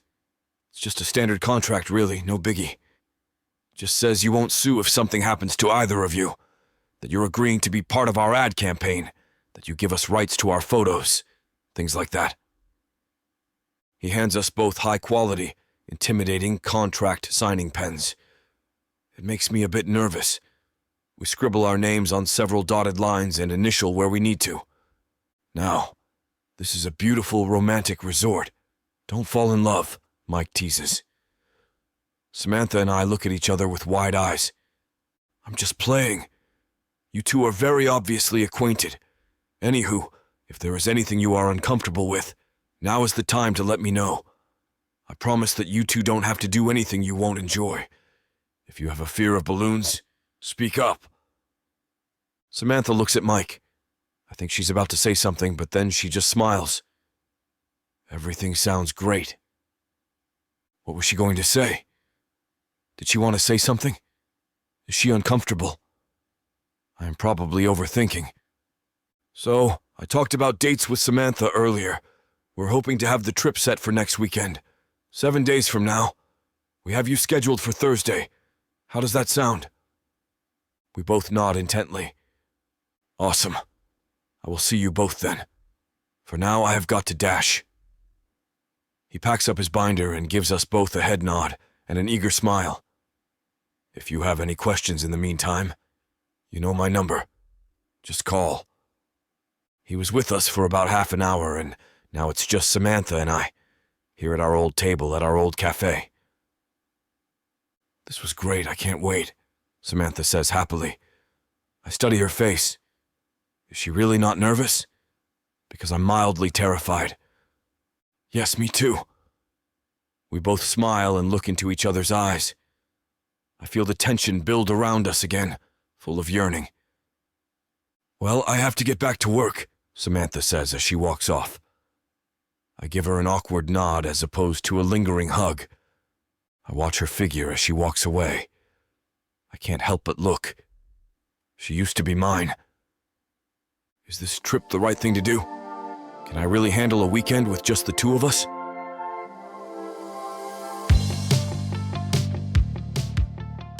Did you see this? Jacob Stone, billionaire Playboy scores again. Your grandfather's condition is declining rapidly. You need to make a decision. Will you do the experimental treatment? How am I going to pay for it? No money, no treatment. It's time to settle down. Show the board that you can offer stability. Show them who you really are. Hi, I'm Jacob Stone. I know who you are. CEO of Stone Hospital Group. I need you to fake marry me. I'll pay for your grandfather's treatment. Fine, I'll do it. I'll marry you. Please spare me the romantic nonsense. We both know why you're really here. Gold digger. It was fake at first, but then I fell in love with you. But to save you now, am I going to have to break your heart? You're going to have a lot more problems than just your grandfather's health. I thought I loved Jacob Stone, but before I marry him,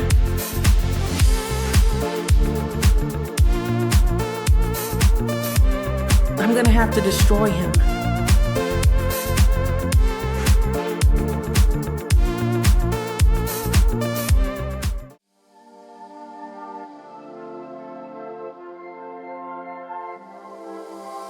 Chapter 14. Samantha. I can't stop thinking about how good Nick looked. When I saw him in the coffee shop, it was like that first day that we met all over again. I can't believe I haven't spilled to anyone yet. But I guess going on a vacation on its own is enough to raise some eyebrows. The fact that I'm taking off work is notable enough that no one has started asking questions about whether it's a solo vacation, or whether, even more scandalously, it's not. People in the office don't ask me about my personal life very often, and I share it with them even less. Most of them didn't even know about Nick, and no one knows that I'm going through a breakup right freaking now.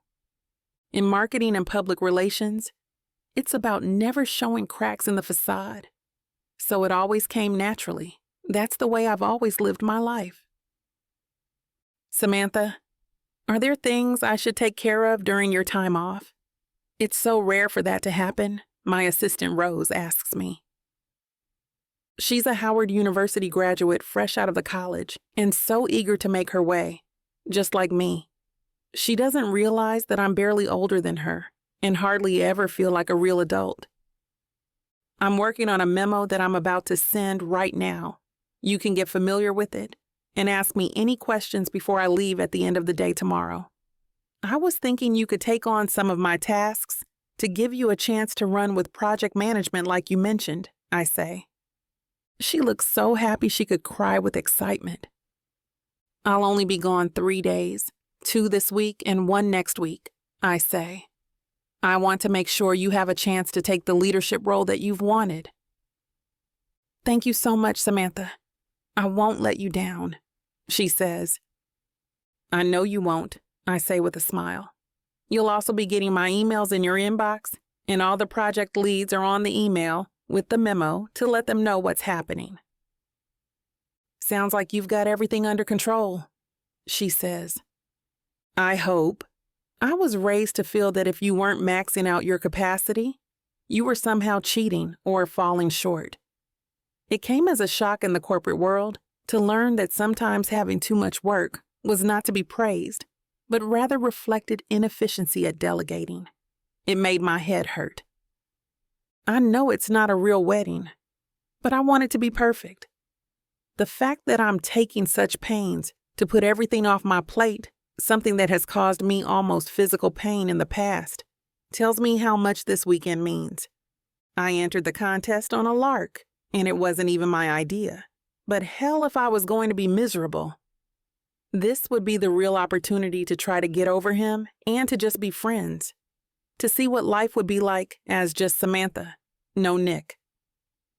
When I get home, Bernadette greets me with a pitcher of homemade sangria, my favorite.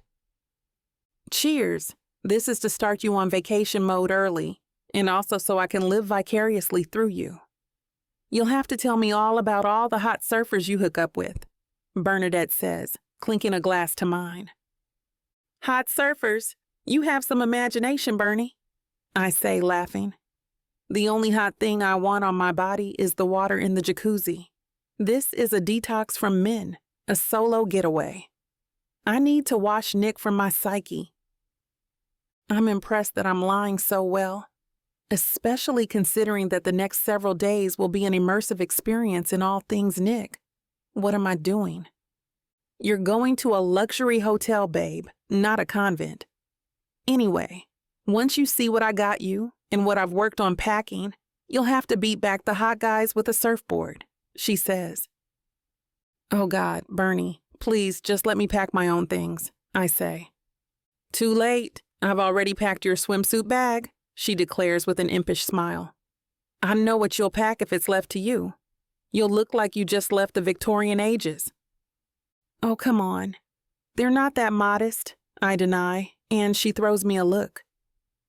She rolls over the little carry-on bag, and it's filled with barely there swimwear, bikinis, cutout swimsuits, V-neck plunge, one-pieces. Most of them were yours, but I might have bought you 1 or 2 new ones. Oh, and I packed some of your favorite lingerie, just in case. My God, you went through my things? I squawk. I'm not really mad, though, and she can tell. I didn't have to go through anything. You have everything labeled and color-coded and packaged. All I did was move the items you have wrapped up in your closet into the empty travel bag. She's right. I need someone like her to save me from my own inclinations towards self-deprivation. And hey, it wasn't me doing it. It was Bernadette. Thank you, Bernie, I say with a hug. This suit, I sort of love it. I hold out a black swimsuit with cutouts held together by gold rings, meant to tastefully reveal expanses of skin around the hips, the back, and stomach. But you'd never in a million years get it for yourself. I know. Just think of me while you're wearing it. I wish I could go, but you deserve all the men to yourself after what you've gone through. I'll save you a snack, I promise, I say, cracking up. But Bernie, I have to put in some normal clothes and swimsuits. I'm going to a chic resort in Malibu, not the Playboy Mansion. We get a little drunk on sangria, laughing all night as we pack and repack. I almost let the secret slip. What'll Nick think when he sees this? I say as I hold out a tiny white bikini. I catch my mistake immediately. I mean, what would he think if he ever saw me in it? Huh? Girl, you have to get over him. He's not gonna be there. He'd think, damn, look what I let slip away. The hotel's Mercedes van gets me first thing Friday morning in the early hours. I've already been up since 4 a.m., so it feels late to me when it arrives at 6:30. Bernadette is still groggy when she sees me off. Hello, Miss Jackson. I'm George from Sunrise Resorts. May I have your bags? Are you looking forward to your weekend? Yes, I truly am. They're all right over there, I say, pointing to the pile in the living room. And this one right here, too, Bernadette says in her pajamas, wheeling over a small rolling suitcase. Such impeccable white glove service. What's this? I say. A fun surprise. Just take it, babe, she says with a wink.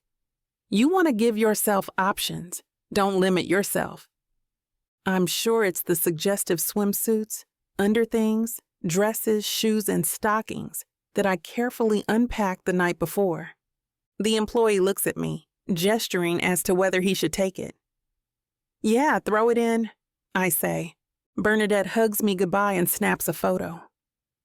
This is the before. Have such a good time that you can see a difference in the after, okay? I promise, I say. The drive on the 405 is full of traffic, but I barely notice. I'm mixed with elation and panic about what this weekend will be like, wondering if I should have called it off. I haven't talked to Nick since we last saw each other at the coffee shop, and I wanted to leap into his arms then. What will it be like staying at a palatial resort with clubs and waterfalls and roof decks, horseback riding, gorgeous guided beach hikes, and moonlight ocean swims, 5-star meals, world-class spa treatments, something like 8 different swimming pools, and who knows what else. Especially over a weekend focused on a ceremony to join your lives together and exist from that point on as one.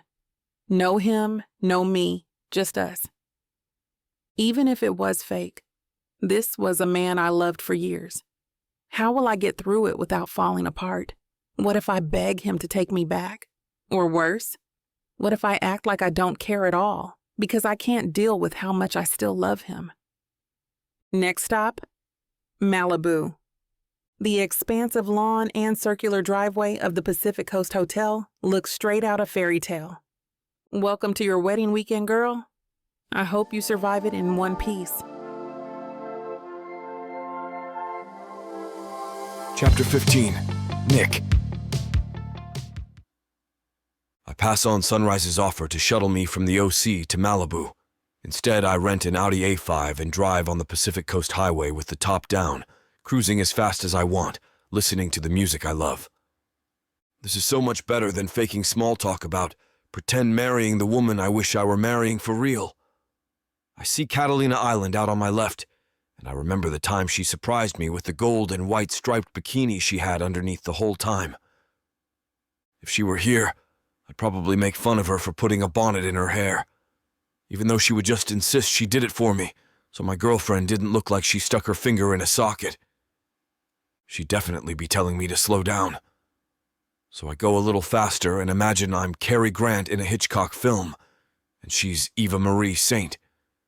Then I look down and laugh. Cary Grant never drove this route in ripped-up jeans. The throttling from the sports car calms my jitters. By the time I pull up to the resort, the adrenaline from the ride has numbed my anxiety. "Welcome to the Pacific Coast Hotel, sir." A sharply dressed man in high-end beach clothes greets me when I pull up to the enormous driveway. He places a valet tag on the windshield and opens my door before I have my bearings. As soon as I pop the trunk, a bellhop grabs my suitcase, garment bag, laptop bag, backpack, and sports bag, all in one swoop, then places them on a cart. "Thanks for the warm welcome," I say. "I'm Nick." "Yes, Mr. Metzler, we're expecting you. You're a little early, of course," he says as he ushers me into the hotel. "I'm Dwayne Reynolds, the Director of Guest Relations. We're excited to host your event this weekend. And your fiancée isn't here yet?" "Oh, we're not really. She's just a friend." Right, of course. We've just been thinking of you as a couple, planning everything. We all have to remind ourselves that it's not real, but it's easy to get lost in the fantasy," he says. "I know, just look at this place. I'm in the nightlife business, and, let's just say I'm taking notes." "Oh, really? Any nightlife I would know?" "Maybe. Are you familiar with Newport Beach?" "Yes, we get a lot of weekend guests from the OC. I know some of the spots," he says. "I have a few bars and clubs. The flagship is Bar Nura," I say. "A few of our guests have mentioned it." "Come on, you're kidding. You're flattering me." "No, not at all. They've compared it to our speakeasy on the 3rd floor, Pisco. Our big club is Oscura, and we're about to open a new lounge, Windscape. That one I'm excited about." "Well, if you have any feedback, I'd love to get notes from someone who's a star in the hospitality industry," he says. I search his face for any sign of disingenuousness, but to my astonishment, he means it. "Thank you, I appreciate that.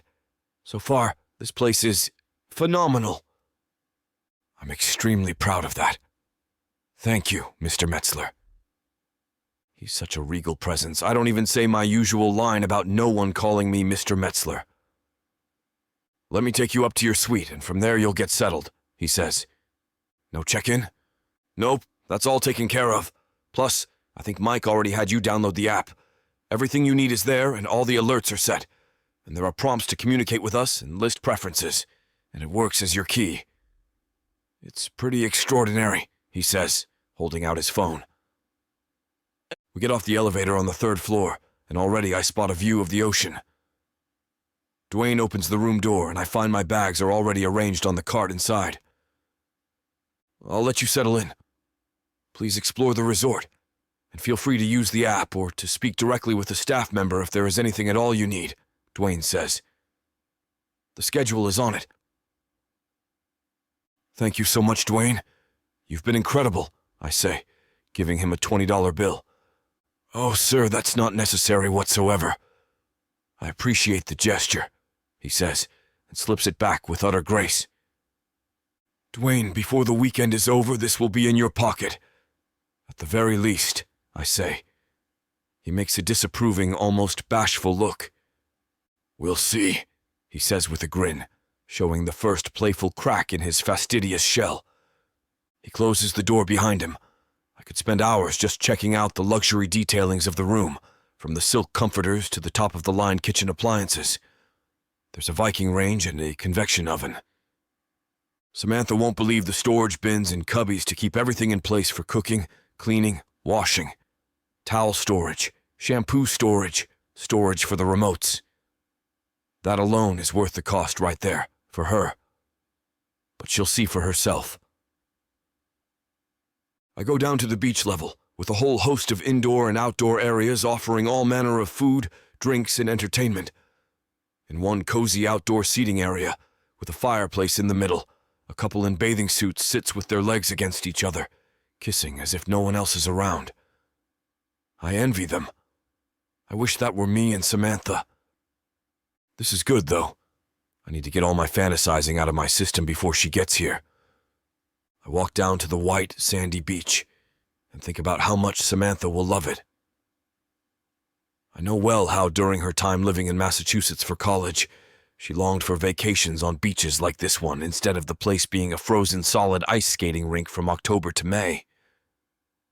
Great job at not thinking about her, Nick. Couples ride horses further down the beach. An acrobatics teacher reaches out an arm to help a guest latch onto an aerialist rope, climbing the fabric as if it were a ladder. There is so much to see here, it is almost dizzying. A ring of bespoke bar stands makes a horseshoe around the back of the hotel. Each one's decor matches a theme, executed meticulously. I order a drink from one bar called On the Rocks. Research for the business. What can I get you, sir? A chirpy woman asks. Our drink specials are listed here on the blackboard. I recommend the Highway line. It's our take on a Manhattan. It's more sweet than bitter, though, which is fitting. Sign me up, I say. You can put it on the tab for room 323, Metzler. Oh, Mr. Metzler, we've heard you were coming. The head mixologist has some specialty cocktails in store for you and your fiancé to try out, she says. I'm Heidi. The whole staff is stoked for this promotion. Something about a wedding that's not real makes it even more fun to go overboard. I know. It should be really fun to celebrate it, with such a good friend and with all of you, I say. One more thing, Mr. Metzler. The head concierge has let me know that Miss Jackson has arrived, and they'd like you to meet her and Mike in the Sunset Lounge, she says. The app keeps us updated to the second. Make that 2 highway lines, then, I respond. I feel my palms sweating as I carry the drinks inside, looking for them. Samantha has always loved a good Manhattan. I'm wearing my standard uniform of jeans, fitted t-shirt, designer jacket, and vintage kicks. I spot Samantha in the light of the early evening sun, wearing a tasteful dress and heels. Hello, Samantha. You look beautiful. Here, I got a bespoke cocktail for you. It's supposed to be some kind of Malibu Manhattan, I say, placing the lowball glass in her hand. How was the trip up? Lovely, relaxing. I made good friends with George, one of the transportation liaisons for the resort. You? Great. I rented an Audi A5 and took the scenic route. Ah, you love that car. I'm sure you made good timing. I remember that one trip to Catalina. I'm always impressed by how good your memory is, my old friend. She sips the drink, and I'm thrilled at the smile that forms on her lips thanks to something that I gave her. Mike and I were just talking about some of the details of the weekend. They've pulled out all the stops, she says, gesturing to Mike. The first surprise is waiting for you in the Redwoods dining room. Follow me, he says. He winds us through a maze of lounges and recreation decks until we reach a romantic, candlelit restaurant. A canopy of flowers sets apart our table, which is scattered with rose petals. "Here you are," Mike says, pulling out a chair for Samantha. 2 champagne flutes fizz at each of our places. To the beautiful couple. We sit awkwardly across from each other. My heart is racing. I'm half elated, half despondent. Elated because it feels like it's real. Despondent because I know it's not. A string quartet plays notes of a song that I can't make out, but Samantha's eyes register instant recognition. "All of Me" by John Legend, she whispers. I thought it sounded familiar. "So," Samantha says, trailing off, "let's do this?" "Let's give it a shot," I say with a shrug. We clink the champagne flutes and toss our heads back to drink. Here's to us, the happy couple. Chapter 16. Samantha. The first day at the resort, and we are already testing our acting abilities, or lack thereof. We sit at this beautifully decorated candlelit dinner. Flowers rest in the middle of the table, and petals scatter the white tablecloth. I sit across from Nick, feeling a bit underdressed for the occasion. Different patrons in the restaurant look over at us, and I try to lean more into Nick so we can seem a lot closer. I see him stiffen at the action. We have to start now. We have to be close now more than ever since we're bound under contract. It starts right now. They didn't spend all this money to bring us here, just to have us act like we can't stand to be at the same table.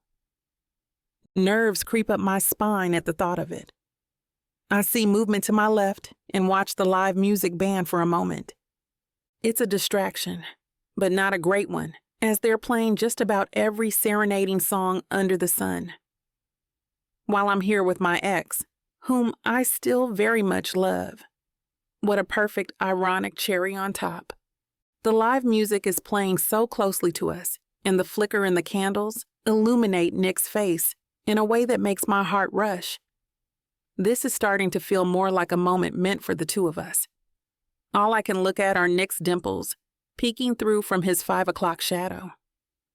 I see Nick scanning my face too, like he is memorizing, savoring every inch of me. I have to admit that I'm doing the same. His darkened eyes are considerably lighter. His hair is back to the length that I'm used to seeing him in, and he looks a bit brighter. Like my Nick. I take a deep breath. This won't be easy. I look around, taken out of the moment. The classy dining room, the dim lighting, and the rose petals all over the white linens. This is ridiculous. What am I even doing here? I'm certainly confusing my feelings. This is meddling with my heartstrings. It's knotting them up. I should leave. I look back at Nick, whose demeanor changes. He looks at me like I'm about to slip from his grasp again, though it was him who slipped from mine. I have to stay. However, this was not a good idea. How can I even act normal when I'm sitting here with the love of my life who slipped away? I realize now how great I had it with him. He pushed me outside of my comfort zone, truly cared for me, and he's the reason we're here right now. I look back at Nick, whose eyes bore into mine. His hands are relaxed and set on the table, centimeters from my hand. I feel the heat coming off of him. I can practically feel the way his hands would feel around mine. If he were to loop his finger into my grasp, would I let it happen? I feel my body heat up in flames, and I feel a warm sensation gather in my lower stomach, familiar and safe and hot. "Well, this is quite the setup they have, isn't it?" he says, looking around and snapping me from the images flashing through my mind. Yes, yeah. Look at all these. I pick up some of the loose rose petals on the table and run their velvety touch between my fingers. He picks one up and smells it. Fresh? I nod, trying to act as normal and casual as possible, trying to act like a friend. How can I be his friend when I know so many intimate things about him?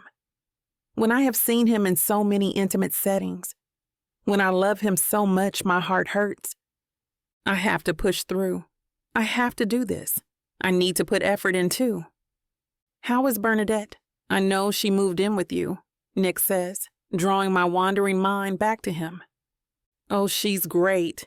Dating, work, social life. She is juggling it all flawlessly. Please don't be interested in Bernadette. Please don't be interested in Bernadette. Good for her.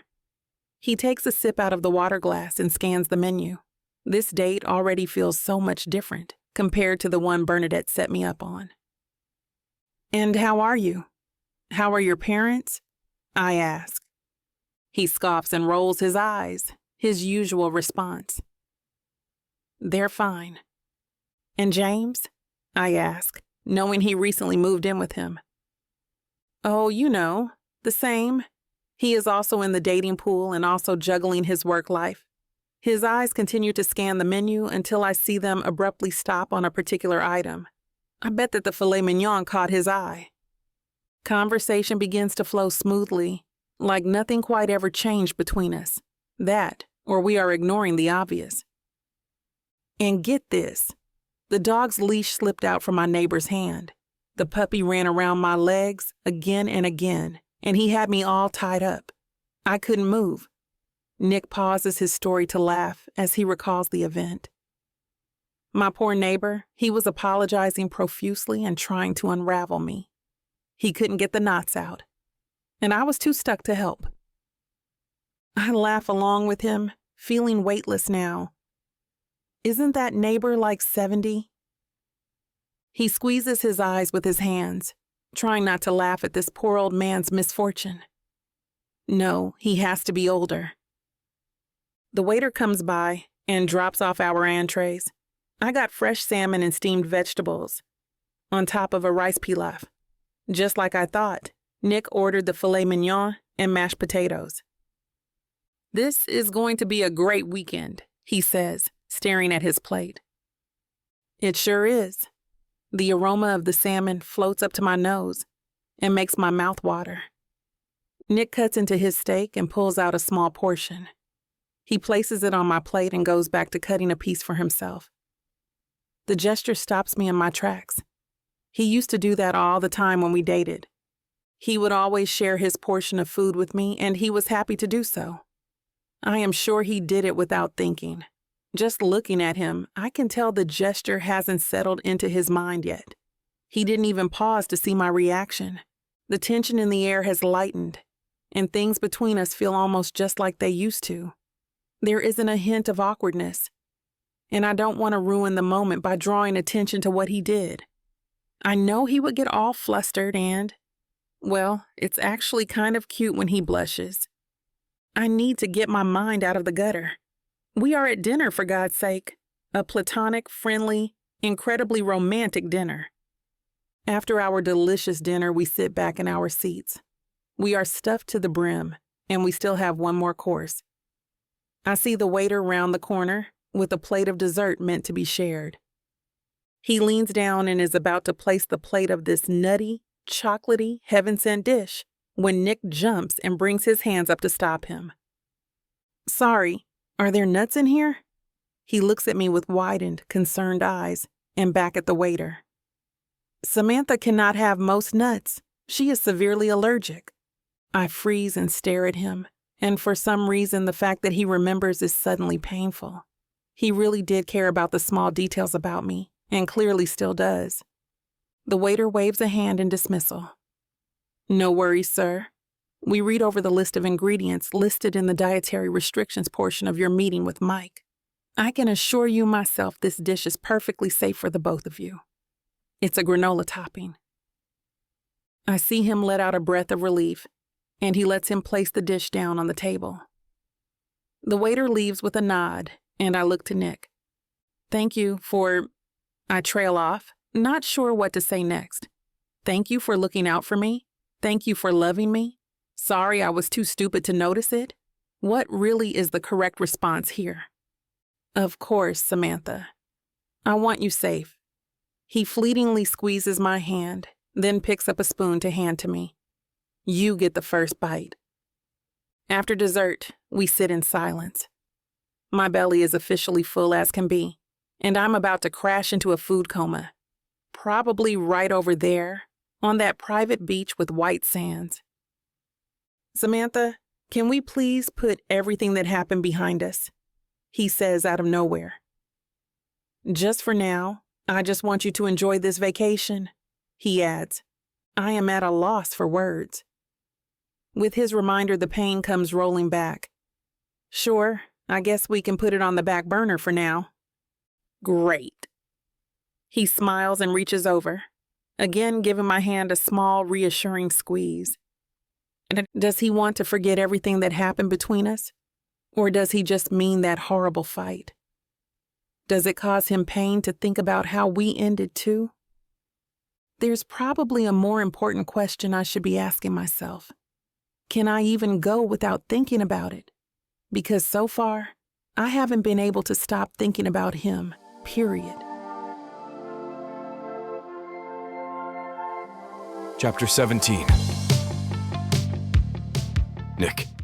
Mike takes wide, energetic strides. Samantha and I do our best to keep up, though we ate so much I'm afraid we can barely move now.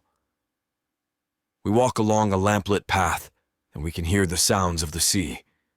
The evening sky glows pink and orange hues, and the slight wind makes the clouds wispy.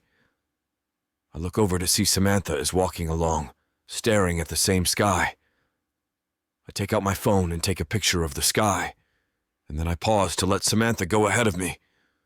As her back is turned, I take another picture of the sky. She is deliberately kept in the frame this time, and the most beautiful subject of the picture. I do a slight jog to catch up. Oh, sorry. I didn't notice you slipped from us there. I was just talking about how nice a morning jog on the beach can be. It tends to be much quieter in the early hours, so peaceful. Mike claps his hands, and his strides become much faster, as if he is more excited than we are. After walking along a winding trail, Mike finally leads us to a beautiful villa. No one rented it for the weekend, he remarks. We're using it as something of a staging area. The villa has steps that lead into the one-story flat. Plants surround the front of the entrance, and vines run up and down the 2 wooden pillars outside. The porch has a bird feeder and 2 comfy chairs with a mini table that will be perfect for early morning conversations. It's nice, isn't it? Mike says, looking between Samantha and I for our reactions. It's gorgeous, Samantha says, stepping closer to the path that leads into the home. Very, I say, following them inside the space. It opens up to a living room area, 2 couches in a boho-themed area.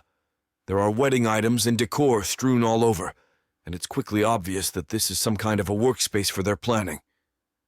Mike motions for us to take a seat on the couches. We both take a seat, and Mike stands in front of us like he is about to give a lecture. Now, you 2 are playing a couple, but you don't have to act like one outside of filming. For that reason, we gave you each a separate room in the hotel, though they are connected and share a living suite. He goes on for a while, showing us some of the things they have ready for the fake wedding. Samantha, I can tell, is listening intently. She lives for planning. I, meanwhile, am tuning out. I'm too busy staring at Samantha and thinking about this weekend to care what kind of bouquet they've picked. God, I hope she doesn't ask me questions later. I force myself to pay attention. But you won't have to be on the clock all weekend, I hear him reassuring us. He pauses and looks at Samantha. In fact, your job here is to relax, and as the boss, I command you to do so. He gives a hearty laugh and pushes his sunglasses on top of his head, though he really does not need any sunglasses when it's getting quite dark outside. I look outside the window. Admiring the view. Imagine how gorgeous it looks in the morning. He sounds like a realtor. Honestly, I would definitely consider buying given his persuasive techniques. Your itinerary is as follows, Mike continues. You will be exploring the beach tomorrow. There are several bodies of water in the area, and even some gorgeous springs and waterfalls not too far away if you feel bold. Samantha and I meet each other's eyes with a hint of sparkling wonderment. Next, you both will be taking some photos there and around the general area. Think of it as prenuptial pictures. We're also going to take a few videos as well. He runs through the checking list he seemed to have pulled from thin air. You guys will be free in the afternoon for a while. Feel free to explore the resort and visit the bars we have, the restaurants, gyms, even the club if that's something you're interested in. However, let me suggest the spa. You'll be nice and relaxed for the evening dinner we have planned for you both. Should we be photo-ready for that dinner? Samantha asks, practically on the edge of her seat. I'm sure all the scheduling is making her mouth water right now. Certainly, but those pictures are of no particular theme. Just have a fun, nice dinner. Try to ignore us and just have a good time, he answers. The last big photo shoot will be Sunday evening. During sunset, we will shoot the wedding photos. My stomach dips. I don't know if it's nerves or the fact that the last wedding we went to resulted in us breaking up. It's not a real wedding, I remind myself. Though is it strange? I wish it was. For now, you can rest. I hope you enjoy the rest of the evening and night here. Feel free to wander around or even enjoy the private beach. Mike smiles, folding his paper and sticking it into his pocket. Now, may I offer you this champagne? Whoa, that is one expensive bottle, I say, eyeing the brand name. It's on us. You all have done so much, he says, pressing the champagne into my hands. I mean, we wouldn't want that to go to waste now, would we? Samantha chuckles. I take the champagne from him with a smile. Samantha and I decide to recline on the beach, listening to the waves crash along the shore. I feel the sea breeze sweep over me every once in a while, and it lulls me into a very light sleep. This relaxing, cool night is just what I needed. I'm more of a mountains and forests kind of guy myself, but laying here next to Samantha on this perfect night is making me reconsider. I enjoy this moment much more than hikes alone in the mountains. So, Samantha starts, how are you liking the expensive champagne? I open an eye and turn to face her. The moonlight illuminates her figure so well. Excellent, but I might have to cross the line here. We've only had like 3 glasses, she says with a grin. I hardly feel a buzz. I take a deep breath. Though the alcohol loosened the nerves and eased conversation, I still know exactly how I feel about Samantha. Me too, I agree. So, how's life outside of this vacation bliss? She sighs and faces the water. I've been keeping myself really busy. I'm not allowing my mind to settle on certain things. She looks at me expectantly, knowingly. I would have to say the same. I'm keeping busy with renovations of the club. Samantha tilts her head. I thought you finished the renovations, or that they would be long done by this point. I just was not satisfied. It wasn't capturing my vision, so I've become a lot more involved in the process. Wow, she says. What a handy man. She turns back to the ocean like her tone did not have a flirtatious ring to it. I bite my lip to keep from smiling. This moment reminds me of the side I love about Samantha. Laid back, carefree, flirty, funny, stunning. I love all sides of Samantha, but this side is special and should be nourished and encouraged. It's a rare treat, but I've always enjoyed it when it comes out. I turn back to the ocean and close my eyes as I listen to the sound of the waves. I take a deep breath and vow to never forget this day in my life. Hey, Samantha chirps. I look over at her and see her standing. Hey, I say a bit breathlessly, seeing her in the moonlight with the most beautiful backdrop. Let's go swim. What? I sit up, wrinkling my forehead. It's dark. Do you think she can't see that? Oh, come on, why are you acting like this? Usually I'm the one being cautious. She grabs my hand and pulls me up. I stand and pat the sand off my shorts with a smile. She turns to face the ocean. Then she pinches the sides of her sundress and pulls it over her head. I suck in my breath and nearly choke on it. She stands there in her lacy red underwear and matching bra. She starts heading to the ocean and motions me to follow her. Hurry up. Come on, don't be a chicken. I hesitate, not because I'm scared of the dark. I'm scared of how much I need her. Yes, I am a chicken. I'm chicken that this is going to go too far and I'm never going to recover. I push the fear aside with a smile, letting myself live in the moment. I run after her towards the water, pulling off my shirt to discard it carelessly somewhere on the dark beach. Chapter 18. Samantha. I hear Nick's footsteps behind me. I know he is running now. I look over with a wild grin on my face and my stomach swarms with butterflies when I see that he's shirtless and in his boxers. I can't tear my eyes away. Suddenly, I feel the spray of ocean water and the small waves engulfing my feet. I squeal in surprise. The water is a bit cold on this cooler night.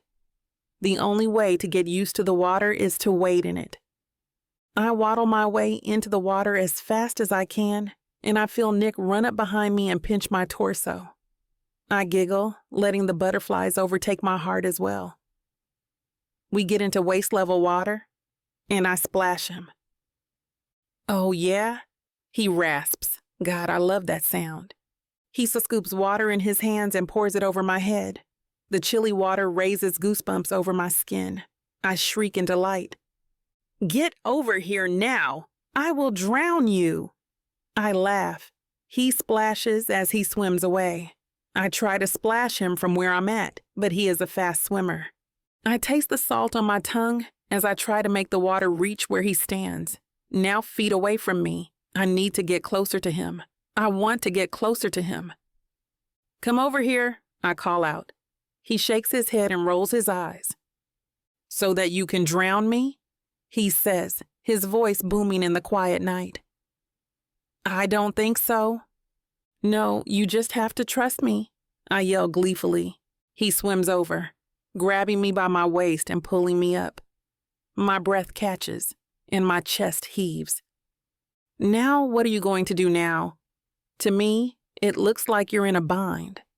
A slow, handsome smirk appears on his face. "I can probably kick my feet and splash you that way," I formulate. "You wouldn't dare. I'll drop you." He smiles at me, the most beautiful smile you can ever see. The smile that no other man's smile can ever compare to. My smile. The smile he only makes at me. It doesn't feel like we were ever apart. I wish we weren't separated, but there's a glimmer of hope that this weekend can change that. I want to imagine what I feel cannot be one-sided. Can it? I kick my feet to splash him, and he lets out his laugh. I haven't heard his genuine laugh in so long, it fuels me. I feel both free and content. This is pure bliss. I want to put everything behind us. I want to start from here. He gently sets me down back on my feet, not throwing me in the water as he previously threatened. I don't hesitate to run off. He chases me as I waddle out of the water and back onto the beach. "We're not done here, Samantha," he calls after me. I'd squeal with laughter. I feel the sand beneath my toes, and I continue running up the shore. He runs behind me to grab me by my waist and pull me to him. I feel his warmth despite the cool water dripping from his torso. I feel his taut muscles against me, and I try not to let myself think too much about it. "I told you I'd get you." He turns me around to face him and gives me a wink. Then he takes my arm and runs back towards the water. "This was your idea after all, Samantha. Now we're going to swim." "You're so much faster at swimming than me," I whine, even though I can't help but grin from ear to ear. "I'll let you win," he says and pulls me to him again once we're in the water. We wade into the deeper end, where my feet can no longer reach the ground. "Nick?" I say, a bit more concerned. "We're going in pretty deep. Don't worry, I got you."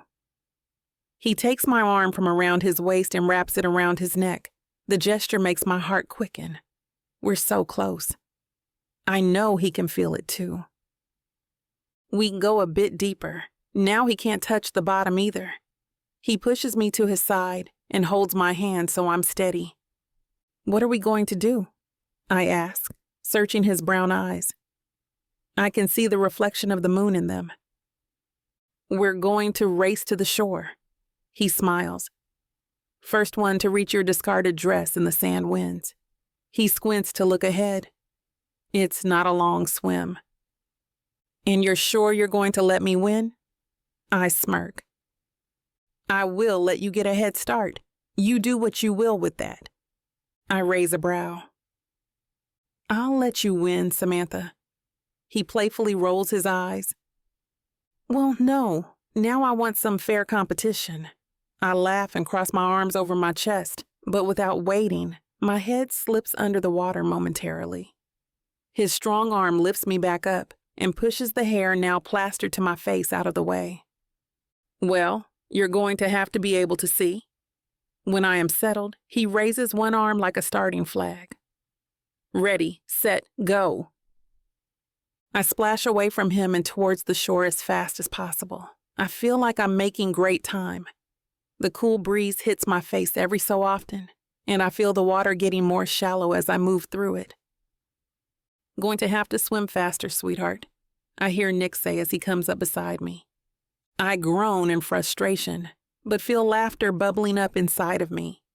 I start to giggle, and I notice out of the corner of my eye when he slows down a bit. I stride past him again, splashing and kicking. Now we're neck and neck. I can stand in the water now, and I decide to book it all the way to the shore. I run and run against the resistance of the waves. I hear him emerge from the water. Oh, no, you don't. He races after me. I hear water sloshing from just behind me, but the shore is a couple steps away. Suddenly, his arms wrap around my waist, and he starts tickling my sides. I can't believe he still remembers where my weak spots are. I clutch my stomach and lie down on the sand, laughter spilling out of my mouth. I gasp for air, but he is relentless. The butterflies in my stomach swarm. I try pushing him off me, and now he's lying in the sand too. I stand over him and try to go for his neck, his most sensitive spot, but he guards it with his life. Let me hear your laugh again, I say, the smile still on my face. My cheeks hurt, and the last time I felt this happy was when I was with him a couple months ago, only he makes me feel this kind of pure joy. He goes for my sides again, and laughter erupts from me. I know sand is in my hair. I know my back is officially covered in it, but I don't care. I don't want to leave this moment. He laughs too, happy to see me giggling and failing to contain my chuckles. I hear his breathing now, heavy and ragged. My laughter subsides and he looks into my eyes. I stare into his own. My arms are held down over my head by one of his hands, and his free hand comes up to cup my jaw. I can only gaze intently at him now. His brown eyes still glimmer, even in the dark. It's like our play session took the darkness from his eyes. They're as bright as ever. His hair falls in front of his face. His chest heaves, and I see his muscles shift. Samantha, he whispers. I missed his voice. I feel my breath hitch in my chest. I swallow the butterflies that have made their way up my throat. Nick, I manage to get out. He lets go of my arms, like if he's giving me the choice to stop what I know is about to happen. We're so close. I can feel the heat that radiates off both our bodies. The air we breathe mingles.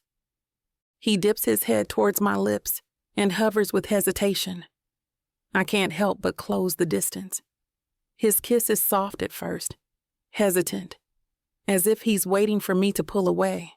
I deepen it, weaving my hands through his hair to pull him closer to me. I've wanted to do this forever, his hoarse voice says in between kisses. Me too, I respond. The kiss becomes desperate, our mouths colliding. His soft lips melt into mine at the same time my heart melts in my own chest. Chapter 19. Nick. We can't do this. Her voice shakes. What? I ask, dumbfounded. It's wrong. We really can't do this. She stands up and walks from the couch to the little door leading to her separate bedroom. Did I do something wrong? Did I make you uncomfortable? I ask. Concern etches into my skin. My chest pains. She just continues racing to the bedroom. Then I hear the door slam shut. What happened? What did I do? Did I do too much? Did I go too far? She was not showing resistance. She urged me on. I sit on the couch and run my fingers through my hair, where her hands just were a second ago. What are these mixed signals I'm getting from her? I might as well go outside and pluck a flower from the garden to ask whether she loves me or loves me not. I sigh into my hands. The best thing I can do right now is apologize. I get up and walk to the bedroom. I lightly knock on the door and twist the knob. She locked the door. She felt so uncomfortable with me. She decided to lock herself away. Like I was going to harm her in any way. She just built a barrier between us so she won't let me in. I make her that uncomfortable. What do I do? I feel my throat tighten and my eyes sting. She just fell through my fingertips once again. And what? She's gone forever? We won't talk the entirety of the trip? We go back to awkward small talk that doesn't go any deeper than idle chatter about our day? I cannot go through that again. It will wreck me. She is my undoing. How am I even going to go the rest of the trip without her at my side? How can I go the rest of my life without being able to savor her? She's literally my purpose. She's my other half. And my other half, my Samantha, just locked herself in a bedroom to be away from me. Looks like the level of passion in this chapter is pushing YouTube's limit. It's disappointing, I know. Trust me when I say we want nothing more than to get down to the dirty details. But releasing these free audiobooks on YouTube means that we have to abide by the rules. Even though YouTube won't allow us to put something so spicy on the air, you can still find it on TylaWalker.com. Miss Tyla has an unbelievable collection of uncut, unabridged audiobooks and ebooks. For access to the full, unfiltered scene, go to TylaWalker.com and use code SAVE40 for 40% off any digital product. This is the deal of a lifetime, a discount that can be applied to bundles that are already listed at a discounted price. You heard that right. It's time for you to treat yourself. With Miss Tyla.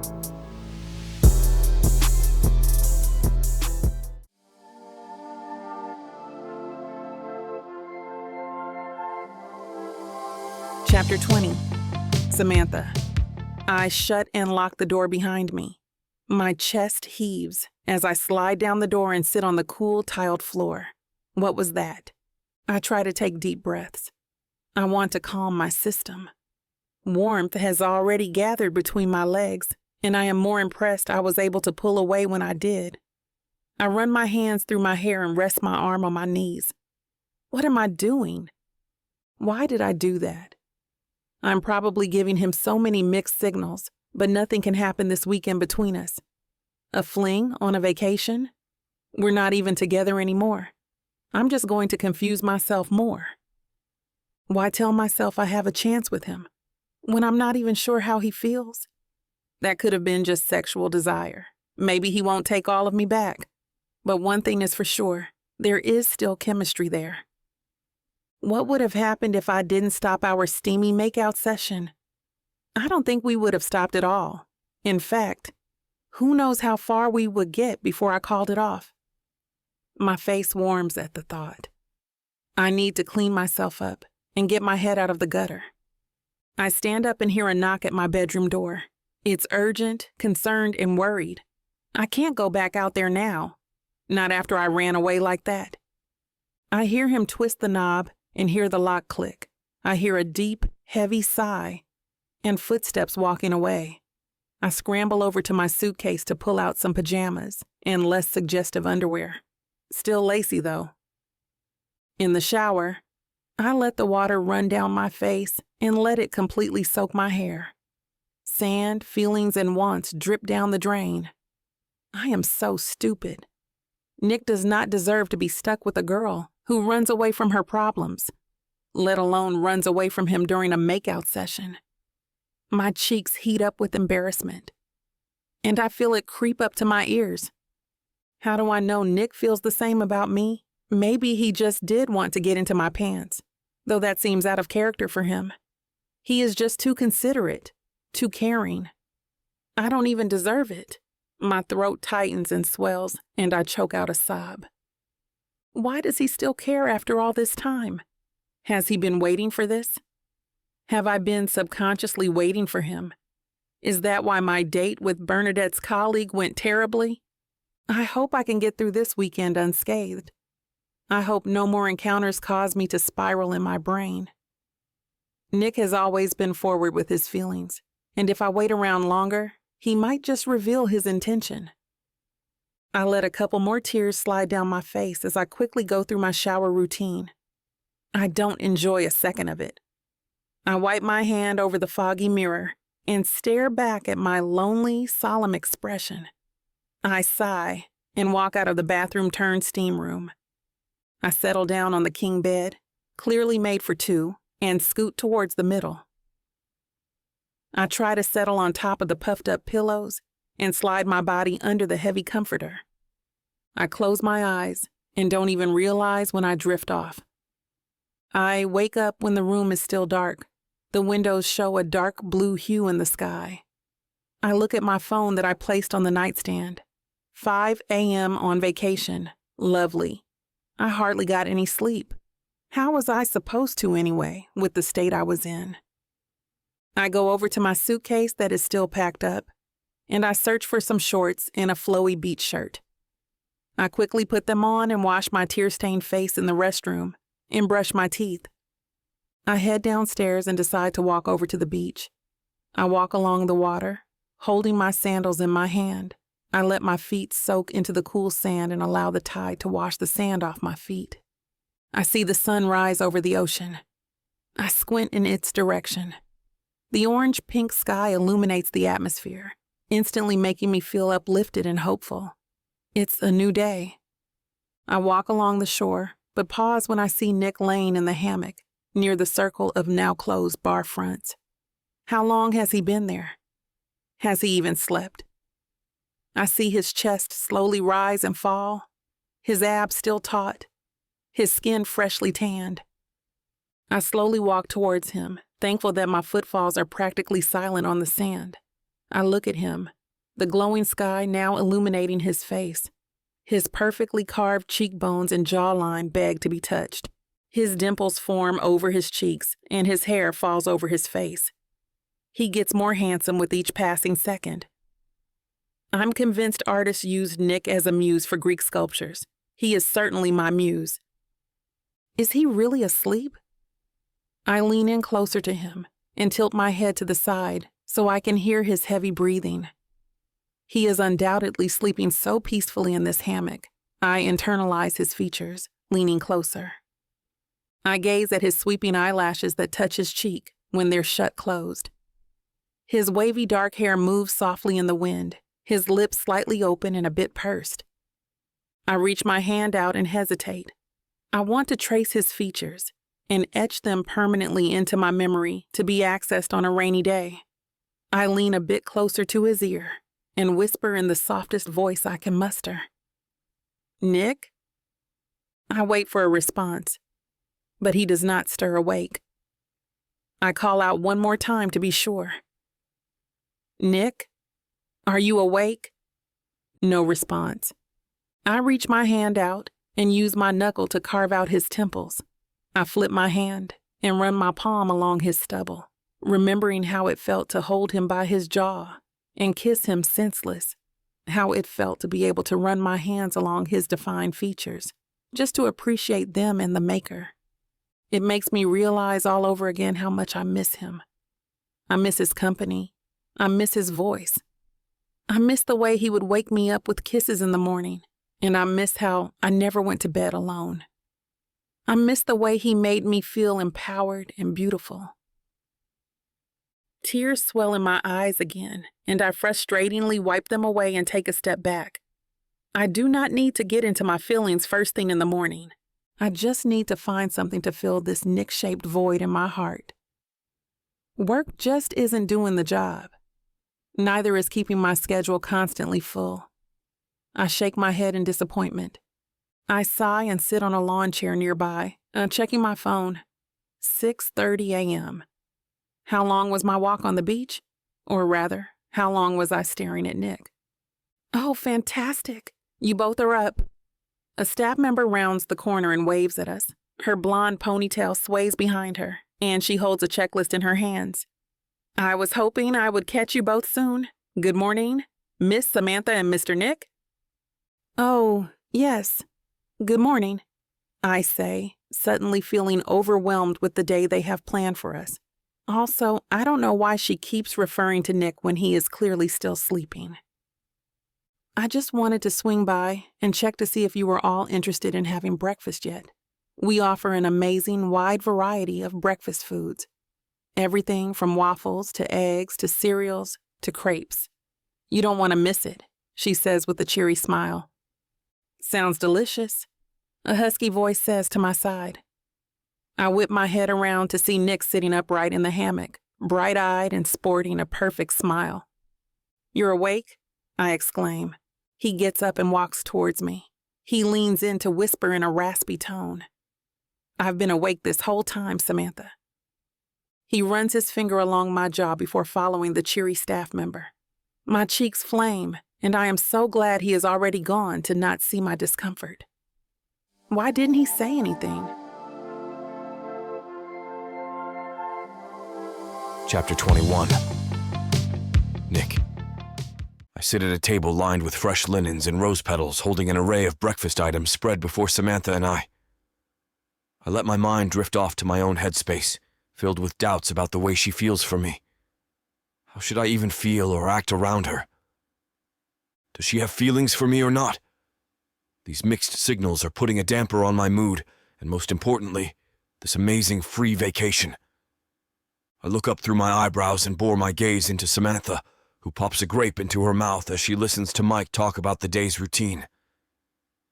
I look back down at my plate and return back to my ever-looming thoughts. Last night's events just proved that the sexual tension is still there. The heat that we have for each other has never gone out. It's more than a flame we feel for each other. It's an unquenchable fire. I think smothering it would be next to impossible. The way my mouth dragged greedily from her collarbone to her jaw, the way my hands firmly grabbed her waist and pulled her towards me, our breaths colliding and becoming one. I adjust my seating position and ignore the ache I begin to feel. This morning was another story as well. I felt her presence looming over me as I rested on the hammock. I tried to use the soothing sounds of the waves to lull me to a light rest, but last night's events kept replaying in my head. Why did she run out last night? Why did she caress my face this morning? I heard her softly call my name, but I wanted to see what she was going to do. I let the silence speak for me, and she proceeded to get closer and closer. I just wanted to grab both sides of her face and pull her against me. What does she want from me? What do I do about her? This weekend is just beginning. Nick, Mike says, drawing me from my secluded state. I shake my head to get rid of my blank stare and paste on a performative smile. Sorry, Mike. I woke up early to watch the sunrise like you suggested, but I stayed up way too late. I feel Samantha's eyes flick over to mine. I meet her gaze, holding it until she gets flustered and darts her eyes away.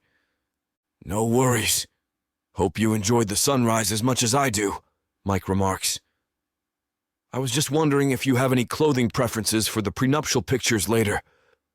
I trust you all with my wardrobe completely, I say, still smiling brightly. Excellent. We will take those pictures and videos for the advertisements and then start the pre-wedding preparation. That includes final fittings for gowns and suits. Mike looks back to his list and continues to read. I feel Samantha look back at me, and I turn to face her. I run my thumb over my lower lip and tilt my head. She huffs and looks away, crossing her arms. If she's playing these confusing mind games that annoy me so very much, I can easily simplify the matter by showing her exactly what I want, without the games. Her. Mind, body, and soul. After breakfast, Mike leaves us alone at the table. He tells us that staff will be by for us shortly and he'll catch up with us later. Enjoy that walk on the beach? I ask now that we have a moment to ourselves. I'm met with a glare. Just then, a stylist appears, interrupting us. Sam looks at me with cold indifference, far from the heat she moaned for me last night. She promptly walks away to follow her stylist. A furrow appears between my eyebrows, and I clench my jaw. My agitation increases with every passing second. I take in a sharp inhale, then follow my own stylist out of the dining area and into another hotel suite for my fittings. I'm suddenly dressed in black slacks and a white button-down shirt with a steamed and perfectly folded collar. Not quite a wedding outfit just yet, but perfect for prenuptial pictures. A group of women surround me to style my hair. All pretty, but not for me. Samantha is for me, and she isn't even talking to me.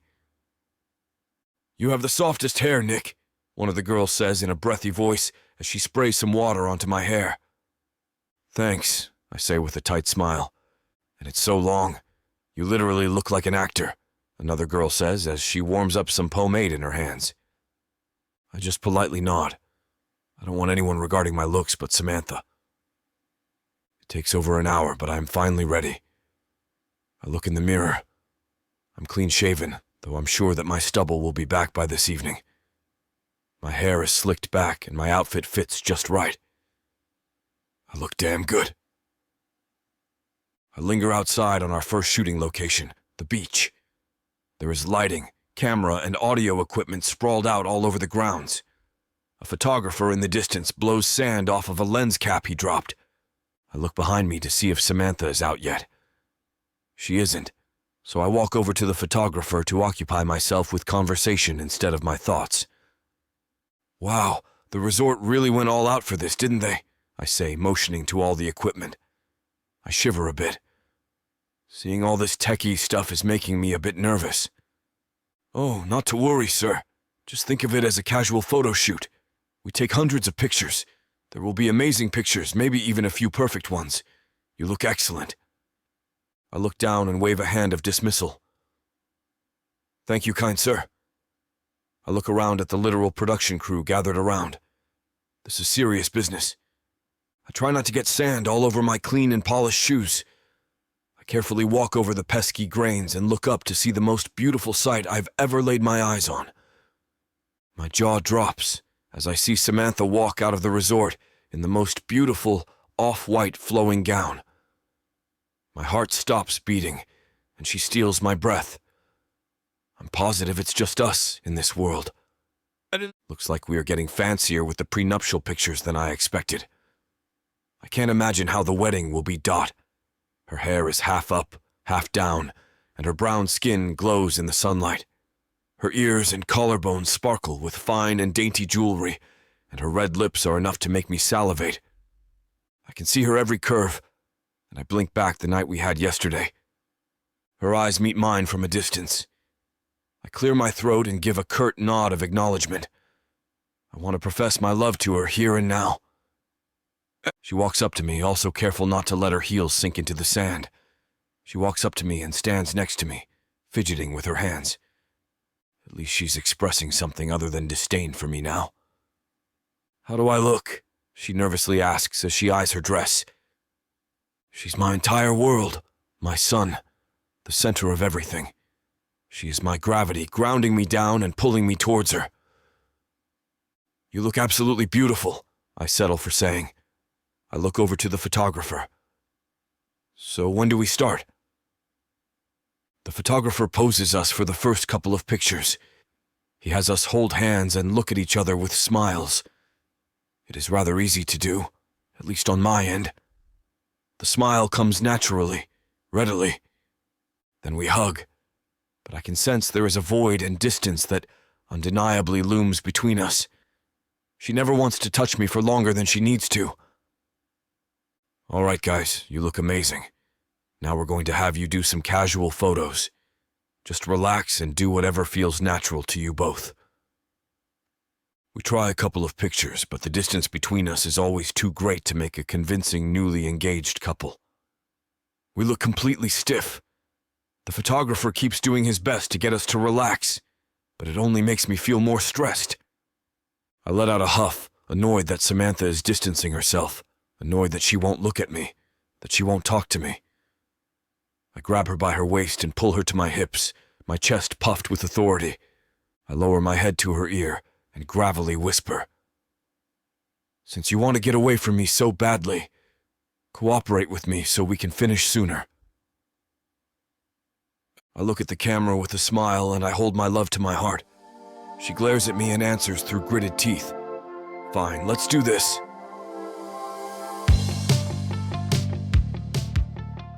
"You won't know what hit you, baby. I'm going to take you, break you, and make you mine. And when I'm done, you're..." Now hold on just a minute.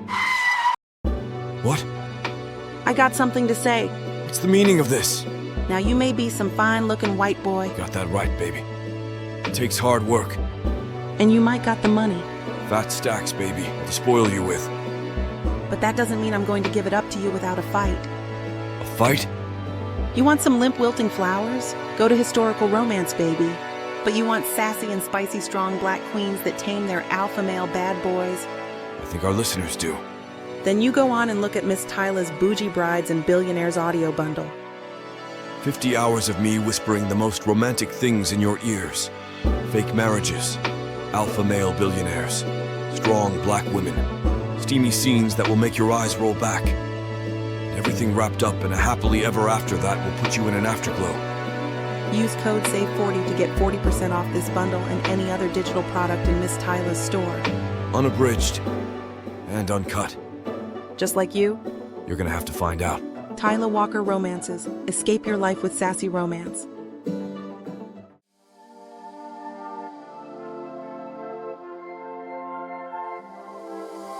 Chapter 22. Samantha. We walk to the next location, further down the beach. It's easy to see where we go with the light and camera setup. Funny that with so much light on the beach, they still need more. We're going to do a wardrobe change for a more casual, beachy look, says Marie, one of the photo assistants carrying a clipboard. See that cabana? That's Wardrobe HQ. Samantha, they'll be ready for you, so just walk right in. No need to knock. She looks over at Nick and taps a finger on his chest. And you, Mr. Metzler, you don't need to change a thing, Marie says. Then erupts into giggles and steps a little closer.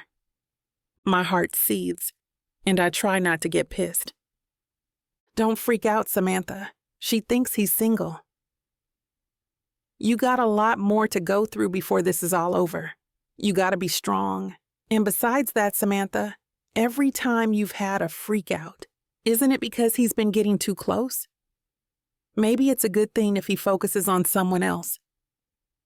The whole thing makes me reconsider why I thought this could ever be a good idea. What could go wrong? I'm trapped here in paradise with a person whose chemistry I can feel across the room, and who also happens to be all wrong for me. I walk over to the cabana on a carpet that's been put down to keep our feet perfect for the shoot. They really thought of everything. I take a glance back at Nick and Marie. Even the body language of her flirting gives me a tinge of jealousy. He's standing with his arms crossed, looking bored. It makes me decide I'm glad I shut it down before. I can't risk losing my heart like that.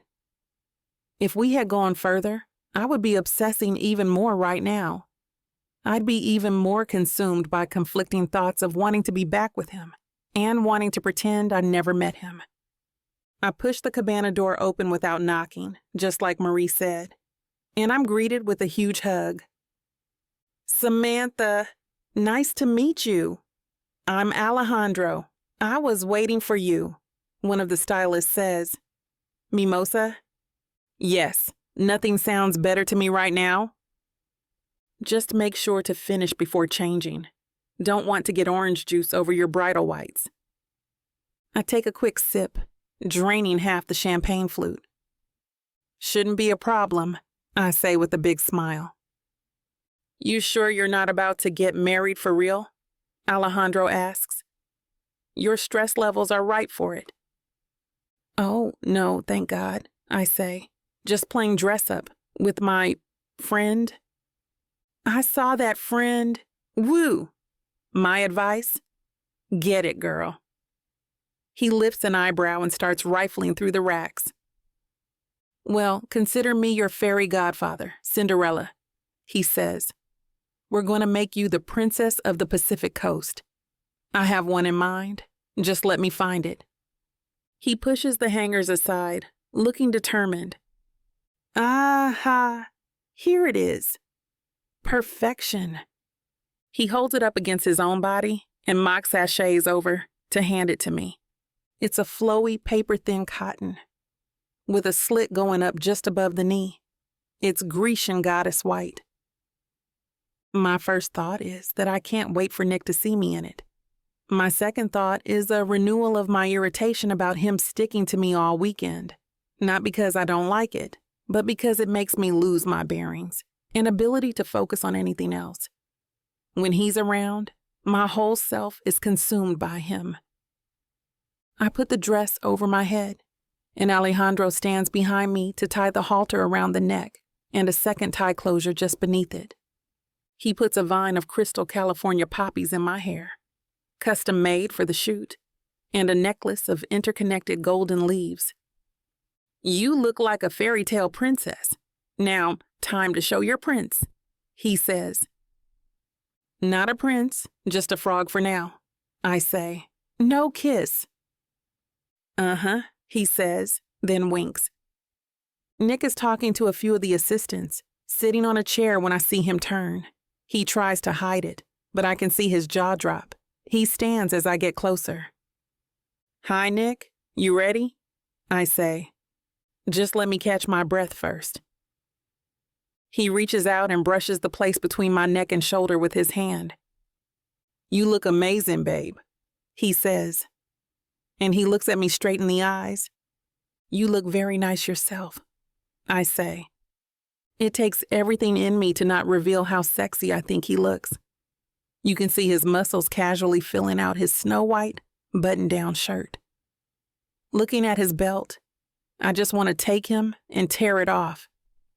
To see those perfect abs.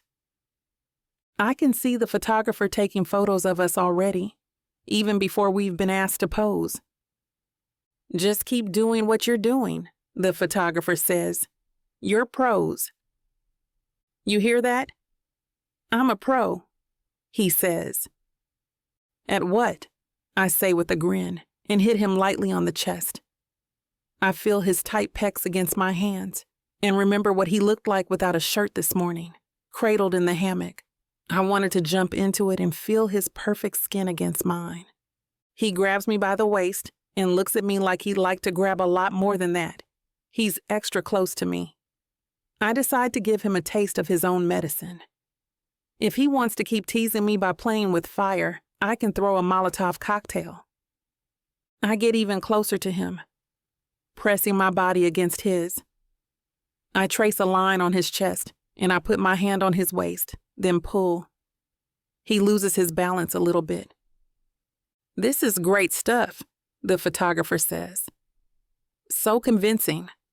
Are you sure you're really just friends? I don't know, Samantha. Are we sure? Nick says. I respond to the photographer. Me and Nick? Oh, God, no. He's like my brother. Then I tease him by kissing him on the cheek, long and sensually. I'm pressed up against his side, my body languid around him. My chests are flat against his chest. My stomach is molded to his hip. I place his hand around me, tantalizingly close to my ass. I hear a sharp inhalation of breath. Good. Look who has the upper hand now. I definitely don't look at my brother like that, the photographer says, snapping picture after picture. I take a lot of wedding photos, and you can tell when there's chemistry. Yours is off the charts. I tense up. We look at each other awkwardly, but I don't move my position, wrapped around him like putty. I push myself a little closer, just to show that there's nothing there, that it's acting. Maybe if I keep it up, I'll be able to convince myself of that too. My lips are so close to his that if we moved a centimeter closer, we'd be kissing. I can feel the shiver run through me, but I'm determined not to let on. Nick glares at me, and I glare right back. He whispers in my ear, "If you keep rubbing against me like this, we're going to suffer the consequences. After what we went through last night, do you really want a repeat of that? Is that all you think about? Are you that much of a horn dog? What do you expect, Samantha? It's been 3 months since I've had it with anyone. That last night with you, remember? I remember. We did it on the kitchen counter after getting back from grocery shopping, teasing each other in the store. I sat on the counter, and he stood up. I still remember that unrestrained look on his face. Really? That's crazy. Wow. I would have thought... Yeah, really, he cuts me off. I've been picturing him having the time of his life. Rebounds flocking in droves at the club. Even with, I start to ask him, when the photographer shouts over. You look like you're taking a deposition over there. It's a wedding, not a funeral. Let's do something sweet. Maybe a teeny tiny kiss. Just a peck, the photographer calls. No, friends don't kiss. It would be like kissing a cardboard box. I protest. Nick laughs. Before I know what he's doing, he grabs my chin and lifts my head to look him in the eyes. His face is just against mine. It's just a peck at first. He whispers something millimeters from my lips. But we're not just friends, are we? He puts his hands through my hair, drawing me closer to him. His lips part, and he puts his hands through my hair. Kissing him, I feel like I'm spinning. I can feel his desire for me in his lips, and I'm sure he can feel mine. He pulls me closer and kisses me deeper. My tongue enters his, and he opens his mouth wider to take me in. No one else on the beach exists as far as I'm concerned, just me and him. It feels so good to be so close, with the ocean's roar in the background and the light breeze tousling our hair. He spreads his legs slightly and pulls me in the hollow of them. He keeps kissing me for what feels like years. It's still not long enough. Chapter 23. Samantha. My hands are still clinging to him because I can barely stand. I take a breath. Normally, I would be mortified, but I'm too transported to be aware of my surroundings. It's just me and Nick, no one else. I feel his arms squeeze more tightly around me and bend me back a little. My hands cradle his skull, feeling the thick, dark hair. His hand sinks into my lower waist while the other grazes my shoulder blades, his fingers gripping. His lips press against mine with parted lips, tongue moving forward, jaws clenching. It's a thrilling symphony of sensation. I can feel his breath and he can feel mine. We press rhythmically, struggle with each other, battling and melding in the same motions. That's a wrap. We're done with the shoot, the photo director declares. Her backup photographers are still shooting. I mean, you can continue as long as you like, but anything else is strictly on a voluntary basis. You're a marketing professional. You know this is gold for them. No need to be bashful. But of course, I'm self-conscious. I'm used to being the one behind the scenes, not the one in front of the camera. If there is a spectacle, I go far out of my way to avoid it. That's how much Nick turns me on. I do everything I can to be discreet. It's not my fault that our lust for each other is so hard to conceal. He loosens his grip on me, and I push him away gently. We look at each other out of breath, awe in each other's eyes. In mine, at least, I'm sure there's a share of resentment. It's not fair that he can take all of this in stride, that he can just make out with me like it's nothing. I don't know why he had to do that in front of everyone. The crew starts packing up the lights, while the photography team shows some of the resort staff a preview of the shots saved in camera. Nick, Samantha, good thing it's not wildfire season. Get a room, you two, one of the wedding coordinators says, laughing. The photographer joins in. Some of the newlyweds we shoot, they look so stiff, like strangers. but you have such natural chemistry. And just as friends, yeah. As a couple, we'd combust, Nick says. How can he keep making these jokes? How can he keep sweeping me off my feet and then acting like it means nothing? Or worse, acting like it's just a performance. And he's mugging for the camera.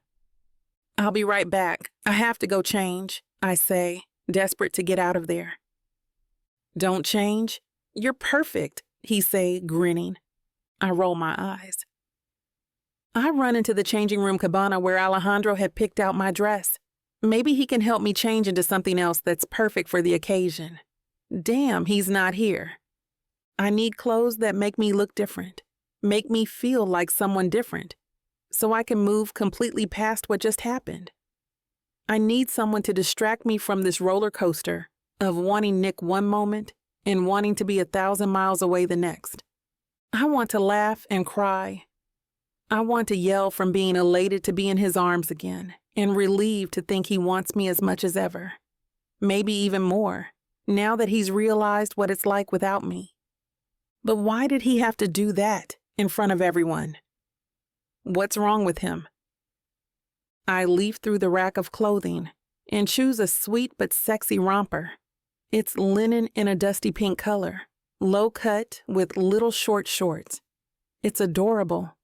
I look in the mirror and crane my neck, trying to undo the tie at the back of my dress. It's in the exact wrong spot on my back, the sour spot, the polar opposite of a sweet spot, so that I can't get it by lifting my arms from below or by dropping them down over my shoulders. How did I forget how to do this? And why do they make dresses like this anyway? One more goal scored by the patriarchy. I hear footsteps and a gentle knock at the cabana. Oh, good. Alejandro, come in, I say and hear the door open. Can I borrow your hands for a sec? I call out. I need help untying this dress, and I can't do it myself. I hear footsteps, but no one is responding. I look back. That perfect face, those dimples, that 5 o'clock shadow, those chocolate brown eyes. What are you doing in here? I ask, my eyes getting huge. I'm slightly mortified, slightly annoyed, and more excited than I'd like to admit. I hold out my hands, motioning for him to keep his distance. This is exactly why I came in here, to try to get away from him. And now, here he is. Do you let just anyone enter without checking? He says, with a little bit of a scowl and a light in his eyes as he steps closer. I back up, still looking at him as he comes closer, and I fall onto the bed in the cabana. Stay back, Nick. I can't. I'm here to help you undress. His expression could melt ice.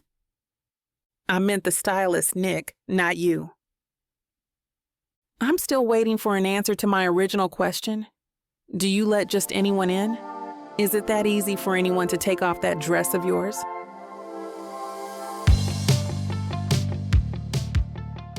And that's where we're going to put a pause on pleasure. Looks like the rest of this chapter is just too naughty to put on the air. As much as we'd love to share every little detail, we've got to stick to YouTube's guidelines to keep these free audiobooks coming. They've got some rules about what we can show, and we wouldn't want to risk losing the chance to bring you more content. As frustrating as it is to build the tension only to be interrupted, Miss Tyla always knows how to make it up to you. You can find the full, uncut scene over at TylaWalker.com. With an entire library of unabridged audiobooks and ebooks, Miss Tyla's collection is waiting for you. If you use code SAVE40, you'll get 40% off any digital product, even on bundles that are already discounted. So don't let the fun stop here. Head over to TylaWalker.com and treat yourself with Miss Tyla.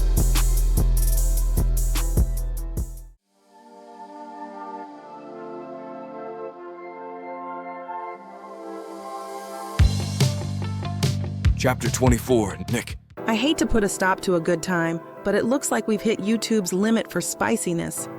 YouTube's got some rules we have to play by if we want to keep giving you these stories for free. And trust me, this scene isn't something you want to miss. While we can't get into all the details here, you can still dive into the full uncut version at TylaWalker.com. Miss Tyla has an entire collection of unabridged audiobooks and ebooks waiting for you. And the best part? You can treat yourself with 40% off when you use the code SAVE40. That's right. You'll save on any digital product, even bundles that are already discounted. Miss Tyla would never let anyone feel the kind of disappointment you must be feeling right now. So why wait? Treat yourself with Miss Tyla.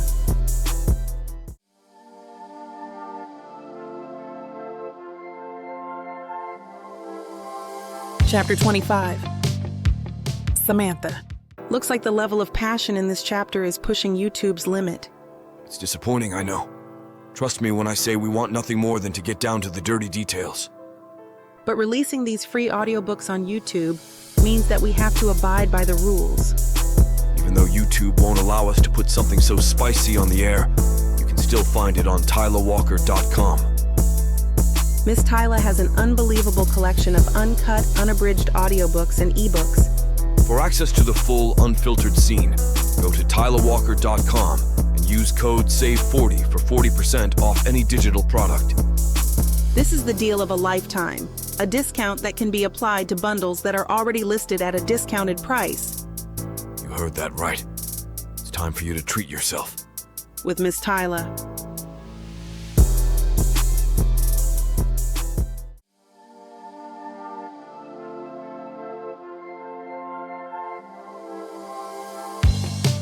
Chapter 26. Nick. We lay side by side and we're both breathless. My chest is heaving like I just ran a marathon and Samantha is panting. After going 2 rounds, I'm exhausted, but I turn over and look at Samantha. I would do it 1,000,000 times if she asked me. I reach for her, but she scoots away, making my heart pang a bit. I need to shower, she says, still catching her breath. I groan and frown, hoping she would relax here a bit longer. I stand up as well, taking a big breath and feeling a bit shaky. I hear the door to the bathroom shut and I walk over to the door.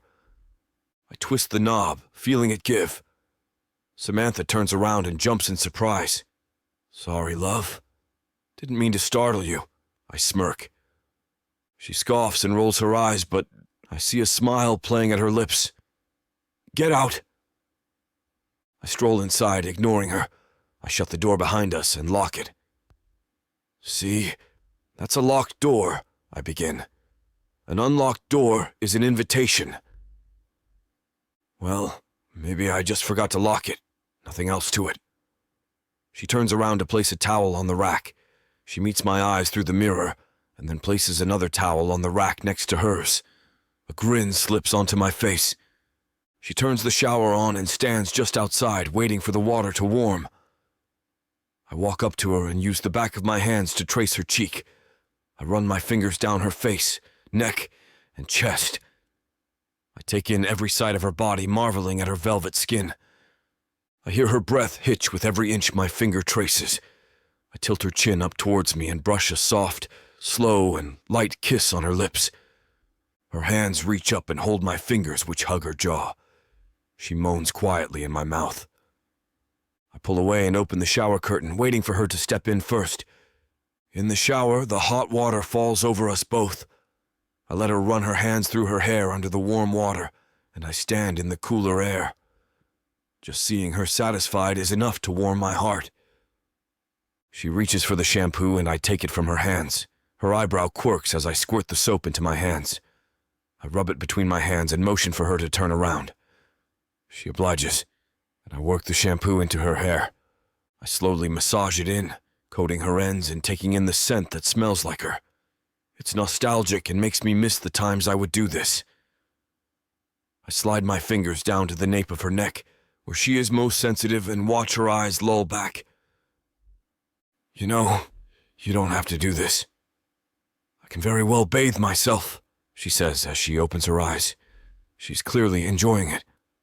I want to do this, I answer, leaning down to brush my lips against her cheek and plant a kiss. Are you sure? I slide my mouth down her neck. Positive, love. She turns around and rinses the soap off.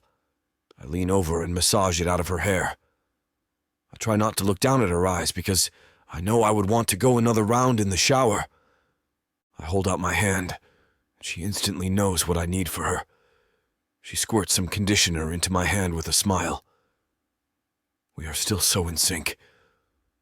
While the conditioner stays in her hair, I put some rinse on the fancy pink loofah the hotel provided with the rest of the toiletries. Ready? I say. She nods and turns the knob of the shower. She reaches over to the towel rack, hands me a towel, and finally wraps one around herself. We step out of the shower. I motion for her to sit on the bench in the bathroom. She sits and faces me expectantly. I reach over and grab the hairdryer. I still remember you blow-drying my hair, she says faintly as she stares in the distance in remembrance. It was a pleasure to do, I say and pause. I quickly amend. She blinks at me in the reflection of the mirror. I turn it on and blow the warm air on her hair. You've always been so beautiful, I say, hoping the air dryer doesn't muffle my compliment. She reaches up and squeezes my arm in response. After her hair is dry, she takes my towel and runs it over my own hair. She rubs it and lays a kiss on my damp hair. Once we are dressed, we sit in the living area of the suite, looking out at the sky. Let's go outside, I say, meeting her wandering eyes. She jumps up and walks over to the door with a skip. She is so precious. We walk hand in hand all the way downstairs, making our way to the hammocks in a more secluded part of the beach. It's busy near the hotel, but there's a sense of privacy once we get far enough away. I lay down first and she lays on top of me. I feel the rise and fall of her chest on my body. What if I fall asleep? She asks as she nuzzles into my chest. I'll wake you up when dinner rolls around. What if you need to get up? Why would I ever want to leave, Samantha? I say, running my hand down her hair and neck. You could get hungry or thirsty, she says with a chuckle. Everything I need to survive is right here in my arms. She looks up at me with a gleam in her eyes and rests her head back on my chest. Soon, she is fast asleep. I can't sleep now. I need to cherish this moment because what will happen after this trip? Will she ever be in my arms again? Will we go back to the way we used to be, like we never broke up? Or will we go back to never speaking, having awkward encounters and staring at our phones hoping the other one will reach out first? I don't want this to just be a fling. I want her back, in every way that matters. I need to prove to her, somehow, I can be the man she needs me to be. I can be the man she deserves.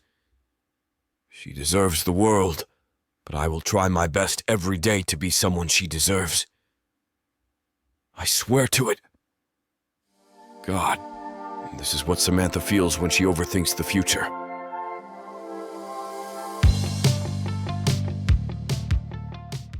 And that's where we're going to put a pause on pleasure.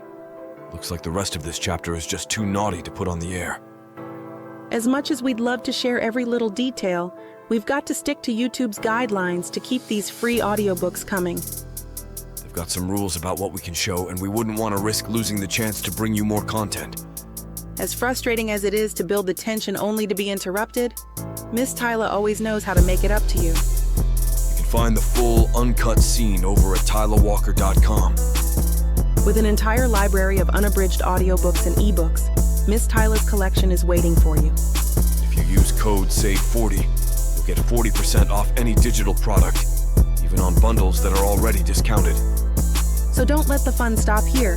Head over to TylaWalker.com and treat yourself with Miss Tyla.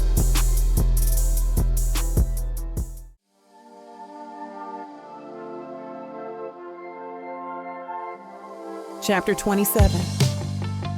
Samantha. Nick grabs my hand lightly, and I flinch just a fraction of an inch. I still don't really know for sure what we are or what we will be. Anxiety fills me as we walk. I've always been the kind of person to need something definitive, but I can't help but be caught up with how Nick has been acting around me lately. He's so sweet and attentive. I shake my head to get rid of the thoughts, and we board the yacht. I smooth my dress as we walk onto the stern. It's an off-the-shoulder, floor-length gown that was given to me by the crew, and it fits me beautifully. It clings to my frame in all the right places and sparkles in the fairy lights of the yacht. Music plays softly around us, speakers placed strategically around the vessel. I can't help but feel fancy as Nick leads me into the cabin of the yacht. Despite the outside of the boat looking small, the inner cabin is spacious. Decorative plants are scattered around, and rose petals lead out to the deck at the front of the yacht. We walk through, my heels making quiet taps as I walk across the wooden surface.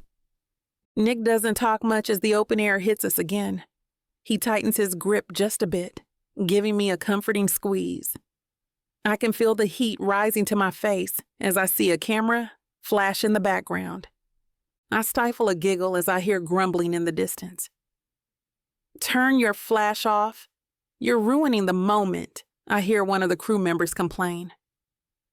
Nick doesn't seem to have heard them as he leads me to the table set up in the middle. It's circular and is covered in a delicate lace covering. Precious ceramic plates are placed on either side of the table, gold rimming the edges of the dish. A pitcher of water and a wine bottle stand in the middle of the display.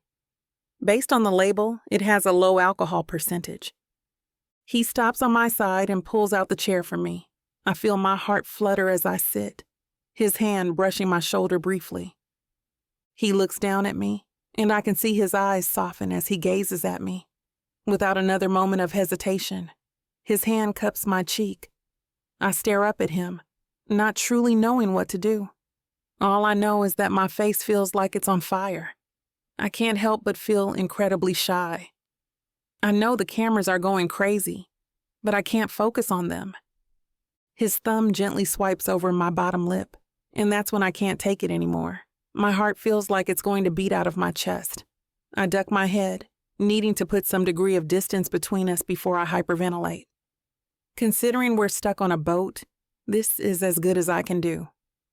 I see one of the crew directors give us a thumbs up. A few other crew members take a couple more pictures before most of them withdraw to let us eat in peace. Nick pours the dark, rich red liquid into the wine glasses and hands me mine. I grab the neck of the glass delicately, knowing that it's an incredibly expensive piece of dinnerware. He smiles and tips his glass towards mine, keeping eye contact. "To the future?" he asks, and I can't help but nod despite the insecurities. I want nothing more than to get clarification. While Nick hasn't said anything directly, I can't help but feel my heart be tugged in a certain direction. I just want him to want me. "To the future," I reply back, the statement being sealed with the tiny clink of our glasses, tapping together lightly. The food arrives not too long after, and despite how hungry I feel, I eat slowly. The chicken is cooked to perfection, the potatoes tasting like heaven on my tongue. Despite how good the food tastes, my mind is still preoccupied, thinking more about our situation. All I want to bask in this moment, savoring every little detail and committing it to memory. I don't know when things will be like this again. If they ever will be like this again. The whole situation is confusing. Am I getting too carried away with this? I probably am. I sigh internally and continue eating. Nick seems so nonchalant and unaware of my struggle. He just smiles, and I can't help but smile back, bringing the glass of wine to my lips. My feelings for him are only getting stronger, but that nagging question in my head won't leave no matter what I try to distract myself with. I gaze up at the moon, trapped in my thoughts. What are we now? Are we technically together again? How can I get confirmation? How can I ease my heart? I finish up my food and take a couple more sips of the wine without bringing it up. He's not saying anything, and I refuse to ruin this beautiful moment. Nick finishes up and soon we're standing. The wine isn't strong, but it's enough to loosen up my anxiety. The music, which has gotten louder now that we've finished eating, swells around us. The next thing I know, we're dancing. Nick grabs my waist and pulls me to him, swaying to the beat of the song. It's slow and melodic, enough so that I lay my head against him. My hand is spread across his chest, feeling how his heartbeat thuds behind the muscle. It quickens when he looks down at me. I can see when his eyes flitter down to my lips. I'm tempted to make the first move, but I hold myself back. I want him to go forward. I want him to want me. It feels almost like a paradox, really. I'm so used to achieving whatever I put my mind to, but this is something I can't influence. I have to go with the flow and accept whatever happens. Nick stops swaying and puts his finger under my chin, lifting my head to look at him. "You're beautiful," he comments, his voice just above a whisper. I don't even argue or shy away. Instead, I gaze into his eyes. "Thank you," I say just as softly. Nick has his back turned to the ocean, the moonlight beaming down on us. The wind has picked up slightly, and it tugs at my dress and hair. I wrap my arms around his neck, trying to ground myself as my heart skips a beat. I glance around to confirm that we seem to be all alone here on the deck, though I'm not sure exactly where the crew has gone. This moment, this exact moment, is just too precious to ignore. All thoughts and worries just melt away as his arms wrap themselves around my waist, pulling me so close that I can smell his wonderful cologne. I can't help but take a deep breath, just basking in the moment. The waves gently rock the boat. The wind is just enough to keep the night air from becoming too humid. The noise from the resort is so far away that, at this moment, it feels like just me and Nick. At this moment, that's all I care about. I can feel myself melting at his feather-light touch. Goosebumps rise on my skin as he tilts my chin up again. I can see why Nick only favors the present. Why miss a beautiful moment like this, just to worry about the future we have little control over? I gaze at him, and I can almost see what I've been looking for. I can almost see the truth behind his soft eyes. It's there, behind the curtain I want so desperately to pull back. Before I can utter a word, his lips are on mine. I feel my heart burst with happiness as the moonlight beams down on us, illuminating this perfect moment. Chapter 28. Nick. You're officially free for the morning. We have tons of things we need to get sorted out before the wedding starts this evening. Please feel free to explore the resort and partake in the all-inclusive excursions, Mike says on the other end of the phone. Samantha has him on speaker so that we both can hear the call. All right, that sounds great. Thank you, Samantha says as she turns to me. I nod in excitement. Okay, you two, have a great day. Mike hangs up. He sounds just as animated but has a hint of stress lining his voice. Planning a wedding is a huge deal, even if it is a fake one for an advertisement.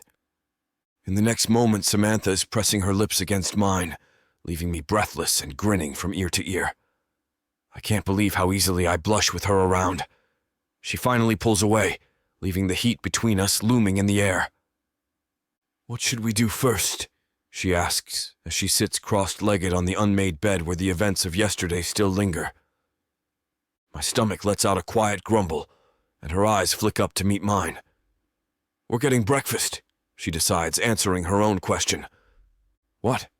I'm not even that hungry. I lay her down on her back, and I'm over her in less than a second. Well, if you want energy, you're going to have to eat. She places a quick peck to my chin and rolls out from under me with a giggle. We decide to stop at the buffet for breakfast. It is one of several places we can dine this morning, but we both decide we're in the mood to have a selection of breakfast foods as opposed to picking one thing off a menu. We sit facing each other. Her leg keeps brushing up against mine as we eat, making it harder to focus on the couple sitting next to us. They've engaged us in friendly conversation, and it takes everything I have to ignore Samantha's leg to listen politely. Then he got down on one knee after that whole fiasco, and I said yes, the tiny blonde woman sitting at our side says.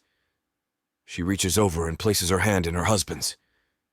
He is her polar opposite at roughly 6 feet 8 inches. The sort of man who can easily lift a car, I'm sure. She definitely said yes out of pity. I was covered in street water, rain and dirt from head to toe, the man, Eric, boomed. Oh, I had been waiting for you to propose for the longest time. I would have said yes in any situation. Plus, the car roaring by and raining down gutter water on us just made the experience even more memorable. Eric coos at Josephine's statement. It boggles my mind to think this burly man literally cooed. It's truly incredible what love makes you do. Samantha eyes me, all smiles behind the look. Josephine sighs and looks away from Eric to look at us. So, are you here on your honeymoon too? Wedding, actually, Samantha says instantly. Josephine's eyes light up, and she turns to Eric. "Aw, babe." He gives us congratulations as she continues to swoon at Samantha's words. "We have to celebrate. There's a couple's function later on, and they're playing Newlywed trivia," Josephine exclaims. "Please join us." I eye Samantha. She makes a slight facial expression. I make a subtle gesture back. Her eyes squint, and I nod. "Oh, look at them, Eric. They're communicating telepathically. They're speaking in their own little language."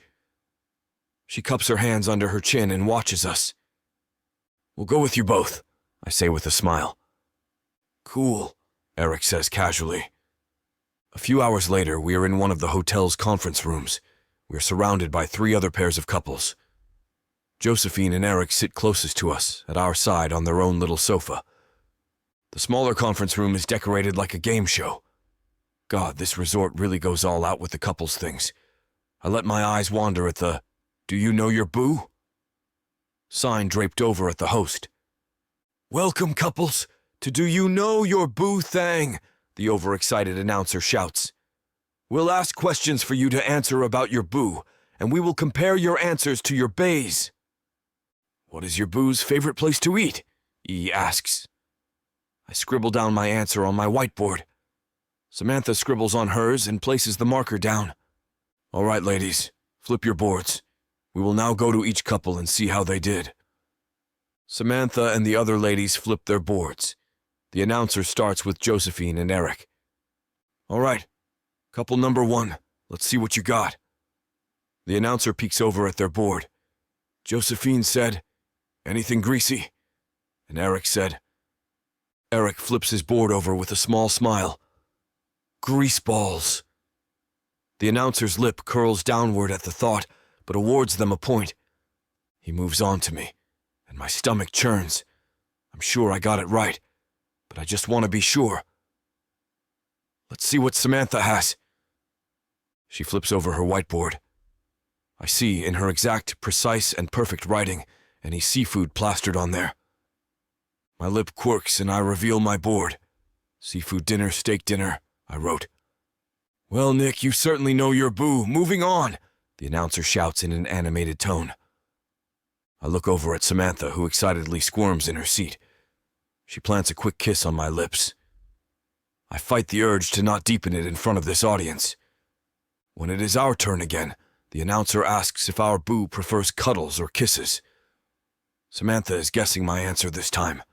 Eric and Josephine have already answered correctly, and now Eric is open-mouthed, tongue-kissing Josephine.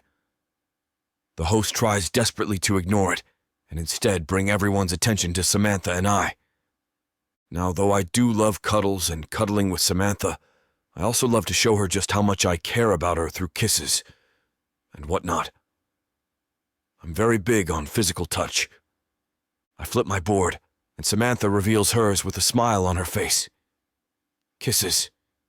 3, her board reads. I nod excitedly, bringing her in for a hug and kiss on her forehead. After the minigame show, Josephine and Eric suggest we take a dip in the hot tub with them. We politely accept the invitation and go upstairs to change into swimsuits. In the room, we get a bit distracted and instead quickly have a make-out session. The couple's game ignited a new passion in us. We've always known each other well, and we always will. Later in the jacuzzi with Josephine and Eric, we listened to their meet-cute story. Josephine's oven had gone up in flames after forgetting about a banana bread loaf she left in there, and Eric was one of the firefighters. It was so romantic how he saved the day, Josephine recalls. It's literally my job. Plus, your apartment almost burned down, Eric says flatly, though a hint of a smile plays on his lips. But it didn't. She pats his large chest. I dart my wide eyes over toward Samantha, who is already looking my way. I smile warmly. How did you two enjoy the couples game? Josephine asks, clearly the more extroverted one of the two. It was really fun, I say and smirk knowingly. Eric catches my drift and lets a full smile out. Excellent, he says with a nod. After a half hour of casual chit-chat, the questions get more personal. What was the weirdest place you've done it? Josephine says with a snicker and eyes the surroundings inconspicuously. Ferris wheel at midnight, Samantha and I answer at the same time. We look at each other and burst out laughing at our response. Eric lets out a grunt I would classify as his version of a laugh, while Josephine giggles and grins behind her polished hand. Ours was a Target bathroom, Josephine spits out before she falls into a laughing fit. Samantha and I decide to use the rest of our free time to get a couple's massage.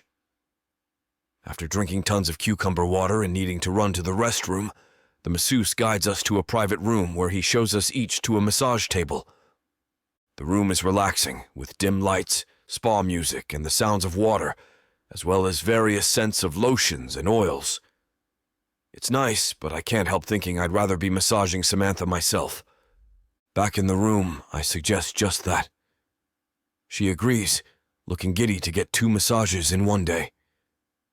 I warm some lotion under the hot water of the bathroom sink.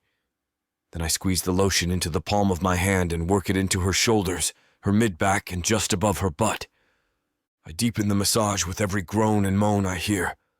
Before long, the rest of the day has melted away, and I swear, it's just Samantha and I in this world. Chapter 29. Samantha. I stare at the clock, not knowing how to feel. It's Sunday, the day the fake wedding is supposed to take place. I honestly don't know if my heart is beating out of anxiety or happiness. This whole ordeal was leading up to this moment, and I know I have to keep it together. My gaze finds the window, and my fingers touch the windowsill that has been warmed by the sun. It's a beautiful time of day as the sun is starting to sink down in the horizon, the very beginnings of sundown, stretching over the sand and ocean. I stay there for a bit, trying to calm down before walking to the other side of the room. My hands grab the fabric of the gown that lays on the table. My skin complements the garment beautifully. It was chosen by the help of the fashion crew, and I completely agree with the choice. It's a ball gown style dress that is covered in delicate ruffles all the way to the bottom. The bodice is embroidered with beautiful lace that feels like silk under my touch. The designs all look like tiny little shells embedded at the top. I remember when they first made me try on this dress. It fit perfectly, and the whole crew loved it on me.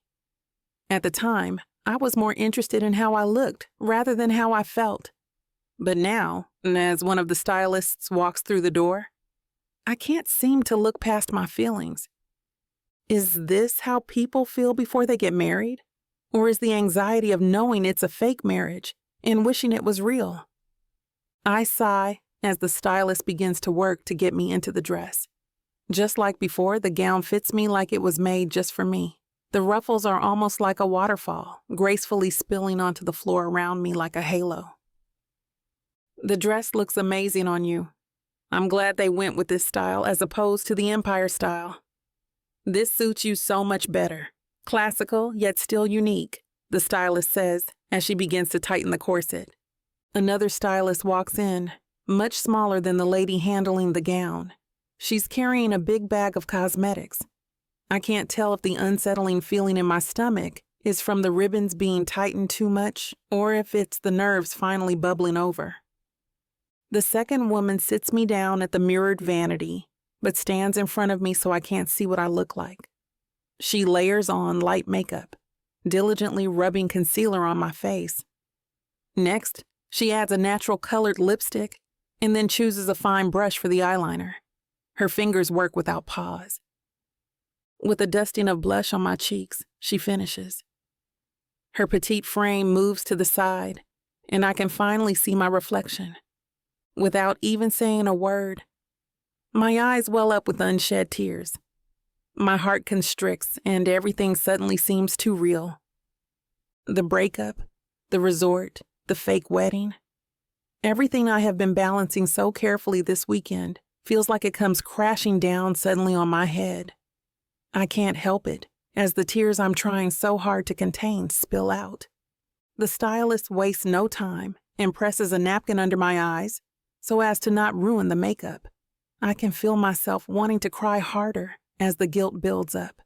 This woman spends so much time trying to make me look presentable, and I'm about to ruin it with smeared mascara. "Honey, what's wrong?" she asks. And as she dabs lightly at the tears, the taller stylist brings a small fan over and turns it on, pointing it at my face. I feel grateful that they are such quick thinkers, or else all their hard work would have gone to waste. I can't cry. I draw in a breath, trying to expand my lungs as much as possible to slow my erratic heart rate.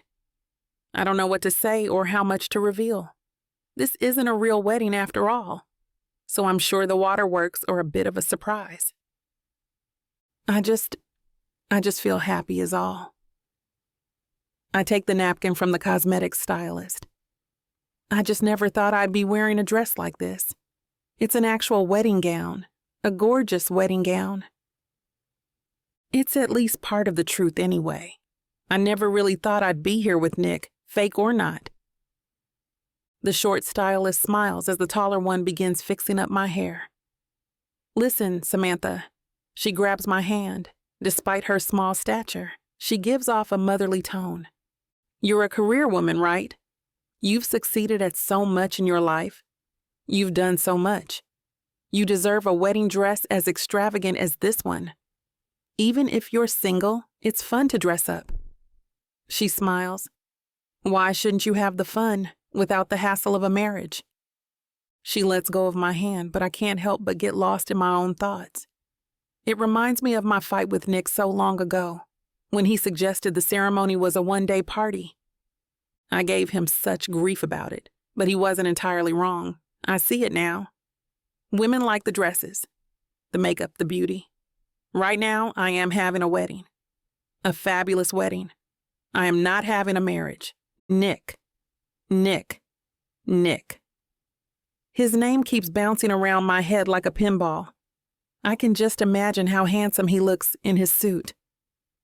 My eyes find themselves in the mirror. As I scan my face, the makeup matches my skin tone beautifully, and the lipstick makes my lips look fuller. The woman arranging my hair is essentially done, only adding on the veil as the final piece. The thin material falls around my bare shoulders, and it makes my shiver. Will Nick find me beautiful? I wonder what he's up to. I can't imagine putting on a suit would take too long. Maybe he's sampling wine or speaking with the rest of the crew. What could he possibly be feeling? My emotions feel jumbled and I sigh. I don't have a single clue. All I can be sure about is that I wish to see the man I still want. Not even 10 minutes goes by before the coordinator is calling me, her soft voice telling me it's time. "The groom is waiting," she says softly, as if she can somehow tell how wound up I am, and she is trying to coax me towards the beach. "I'll be right there," I say. My voice sounds foreign even to my own ears. I walk out of the hotel and onto the sand, careful to make sure I only walk on the red carpet that was set out. My hands wrap around my bouquet. My dress drags a bit, but it helps calm me in an odd way, almost grounding me in the moment. As soon as I get both feet situated onto the path, the whole area goes silent. There are a lot of people here, mostly recruited from the hotel to make the pictures look fuller and more convincing. Despite how anxious I feel, I keep my head high. A couple of cameras go off, but I hardly notice. Nick's eyes meet my own. All the worrying seems to just vanish. The butterflies in my stomach settle like the leaves after a storm. The world stops spinning. My life with this man flashes before my eyes. All the good times, all the bad times, all the in-between days. Everything comes to the forefront of my mind. I walk forward slowly, my breathing even and calm. Everything is in slow motion as I continue, my mind processing every detail of the scene before me. Nick stands there, back straight and seemingly determined. I can't help but feel a pang in my heart. I truly do regret saying those words that awful night. He's not the perfect husband material that I wanted, but he's the one I need. Everyone has their flaws, and I'm willing to look past his as he's willing to look past mine. I fight the tears as I hesitate for a fraction of a second. I blink the insecurities away, ensuring I won't cry before I continue my walk. While my stride is confident, the whole event feels so solemn. When I finally arrive by his side, I want to whisper under my breath, hoping he can hear me. I want to ask if it's too late for us. I lock eyes with him and my heart beats faster, wondering if he would say yes. If he did, it would be my own fault. I was the one who said those breakup words. His eyes scan me, his gaze softening. "Samantha, you're breathtaking," he says. "Nick," I choke out. "You look..." I don't know what to say. He smiles at me and grabs my hand. We turn to face the actor who portrays the priest. Without another breath, both of us declare it at the same time. We're ready.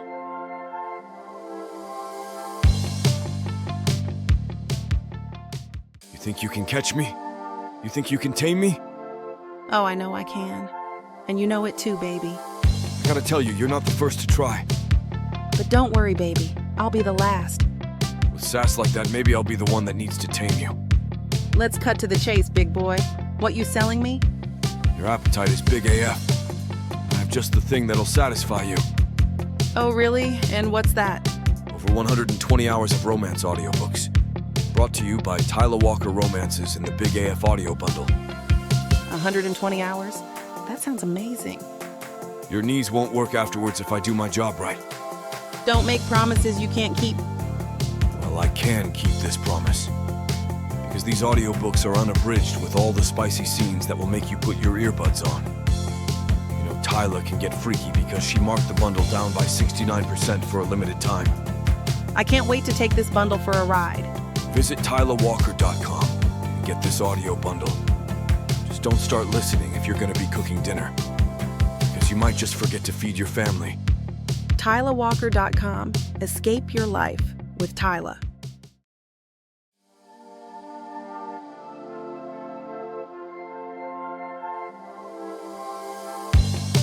Chapter 30.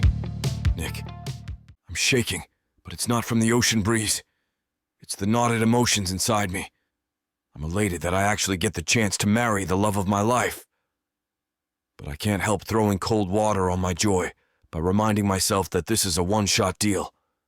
I'm lucky even to fake marry her. She made it clear that it was over for good. But all I want, more than anything, is for it to be real. Real. And forever. I just have to figure out a way to sell that to her. Her face is pure contentment, her bearing regal and grand. A halo of gold stars adorns her blonde afro. A minimal string of diamonds rings her graceful neck. How is it that she's the one acting like this? It's her 100th time doing this, and I'm the one who's terrified. Her amber eyes glow from the inside out beneath her impossibly long eyelashes. They cut through everything. The beach, the army of wedding professionals, the onlookers, the hotel staff, the lighting, the flowers, the view, and become the only thing I see. In her hand is a bouquet made up of white trilliums and California poppies. I try to focus on enjoying the moment, but it's hard for my mind not to wander to what I hope comes next. I've arranged a surprise that even she won't see coming. I don't think she will, at least. It's the type of thing she would plan, and I want everything today to be perfect. It's how I can begin to show that I'm the man for her. You clean up pretty nice, Samantha says to me. I can barely talk. My mouth is going about 10 miles per hour slower than my brain. You look stunning, Samantha. Most weddings have 2 photographers, but this one has 5. They don't want to miss any angle for their promotional photos. But I barely notice any of them swarming around. All I see is her. The actor says, getting my attention. Nick? Samantha says. I say. Are we ready to get started? The actor playing the efficient asks. I feel like I'm back in 3rd grade. Yes, I say, and we take both of our hands in each other's. We are gathered here today to join these two in holy matrimony, the efficient starts. Even though I rehearsed it, I can't help but tune out almost as quickly. Thank God we agreed that she would go first. Please repeat after me, Samantha, he says. Samantha Jackson, take this man, Nick Metzler, she says, and an arrow pierces my heart. I can hear her voice quaver. The way she says it, none of it sounds fake. Her eyes are glassy with a thin coating of tears. She looks at me as if I'm the life she's committing to. Could she really be hoping for this as much as I am? To have and to hold, to love and to cherish. Her voice catches as she looks at me, our hands in each other's. For better, for worse, for richer, for poorer, in sickness and in health, till death do us part, I promise to love you as long as we both shall live. I swallow hard. And now you, Mr. Metzler. I, Nick Metzler. Nick Metzler.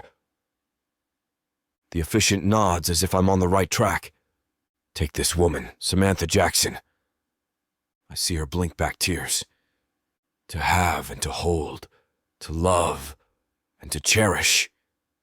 I grip her hands even tighter. For better, for worse, for richer, for poorer. In sickness, the officiant prompts. I'm so nervous I can barely remember the words, even though I've heard them 100 times in movies. But when it's me saying them, it's different, because I want her to know they're mine. In sickness and in health, till death do us part. My eyes widen. All my defenses are down. I want to show her that I have never meant anything more than I mean these words. I promise to love you, all the days of my life, as long as we both shall live. Samantha. Now, the rings, the officiant says. Samantha, as always, is prepared like it's the role she was born for. Me? I tap my pants pockets before remembering it's in my inside jacket pocket. The stylists gave us rings to pick out. Mine for her is a fake gold band with encrusted diamonds scattered throughout, in starbursts. Costume jewelry, but it will look nice in the photos. With this ring I thee wed, I say. She slips mine on my finger. It's brushed matte in a thick, masculine-looking band. With this ring I thee wed, she says. With the power vested in me by the Pacific Coast Hotel, the officiant says, to peals of laughter from us and the surrounding staff and crew. I now pronounce you man and wife, but before you kiss, I need to hand the floor to the groom. For the woman who always has everything planned, she needed a special surprise. Samantha, do you remember that trip to IKEA we took? When you were on a mission to find the perfect broom for your new place? Of course. How could I forget? It was like Alice in Wonderland. Dwayne, the director of guest relations, approaches dressed in an immaculate tuxedo. He carries a broom in both hands, recognizing the sanctity and ceremony of the object. He places it just behind us. You didn't. I smile. I know how important it is to you, this tradition, I say. Nick, you may now kiss your bride.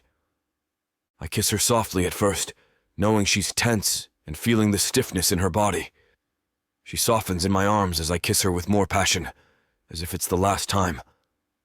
I want to melt the time and distance between us. I pull her closer to me, one hand on the small of her back, the other on her shoulder. I never want to let her go. She begins to pull away a bit. I hold her closer, kiss her more deeply, take her in my arms more tightly.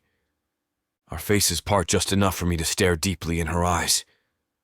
My eyes lock onto hers, and I see my entire life before me. All of the flashes are moments with her.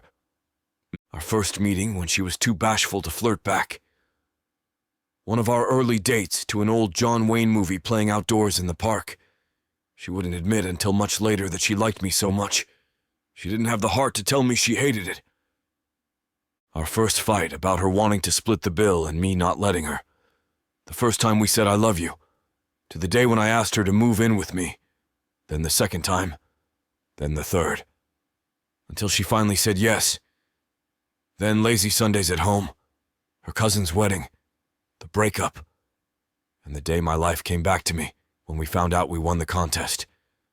And now here we are. If I let her go, I'll be alone forever.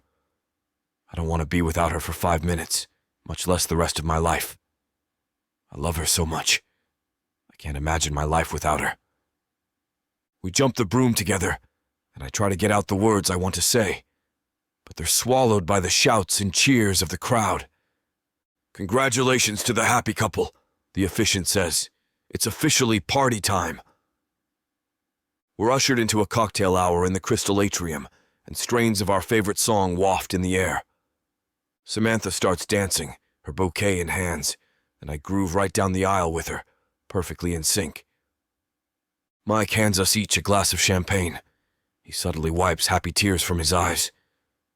I know why I'm so choked up over a fake wedding, but why is he? Chapter 31. Nick. The mock wedding is an event for everyone at the resort. Not just the staff and event crew, but all of the guests. There must be hundreds of people. It's essentially a complimentary dinner to impress every paying customer. But there's only one person I see, and she's lit up like a spotlight. I can't take my eyes off of her. Every second she's anywhere but my side. I want her with me. Especially knowing this might be the last chance for us to be together. I want to make the most of it. I want her to know that this wasn't just a performance. This was a dress rehearsal for how I want the rest of my life to be. I have no idea if she feels the same, and my heart is in my throat. She holds my life in her hands. It could be the beginning or the end. I've arranged with the DJ to have a few special songs placed in the playlists. So when the reception begins, Outcast's "I'm Sorry, Miss Jackson" gets people out on the dance floor. I always used to sing that to her when I was in a silly mood. Maybe, subliminally, telling my own Miss Jackson that I am for real might convey to her how much I really mean this. I know this is my last chance to win back the heart of Samantha, and I don't want to miss any opportunity. And now the couple's first dance, Heidi says partway through the evening. Nick, Samantha, get on the dance floor. The dance floor is in a crystal pavilion with 360 views of the outside, connecting to an outdoor lounge with a nightclub vibe on the beach. A fire pit burns nearby, with couples making out on comfy chairs. You're just too good to be true. Can't take my eyes off of you. The smoky voice of Lauryn Hill croons. Oh, Nick. Our song. How did you plan all this? Samantha asks. I melt at the joy in her voice and the surprised look in her eyes. You know, magic, I say, and I dance with her slowly. I close my eyes to try to savor the moment, smelling in her perfume, bathing in the gold shimmers of her eyeshadow, feeling the smooth, toned expanse of her shoulder blades. The music ends, and Samantha vanishes. My Cinderella, just without the glass slipper, and I, her loyal coachman who, after the ball, turns back into a mouse. I go to one of the bars by the side and order Samantha's favorite drink, a Manhattan. Nick, what are you doing by yourself? Leaving your bride all alone? Someone says. It's the officiant, Sean. He's a tall, handsome man, dressed in the African-inspired robes of an African Methodist Episcopal Church minister. His stern gravitas from earlier has evaporated. I think she left me at the altar, I say, laughing. That figure's a woman as beautiful as that, he says. And don't worry, I'm not nearly as serious as I seemed earlier. I'm an actor. I was channeling my old pastor at the Anaheim AME, Father Henry. He terrified 6-year-old me. I think I just did the equivalent of a few years of therapy with this gig. Mazel tov, I say. That's the best fake officiating I've ever seen. You should get a fake Oscar. I'll tell the fake Academy, he says. As he's talking, Dwayne and Mike come up to the bar and get a drink themselves, then come join us. They clap me on the back and pretend to congratulate me. The only thing is, my friend, Sean continues, I think you might be faking how fake you are. I see the way you look at her. It's my job to read people, to absorb their emotions. And you got it bad. What's y'all's story?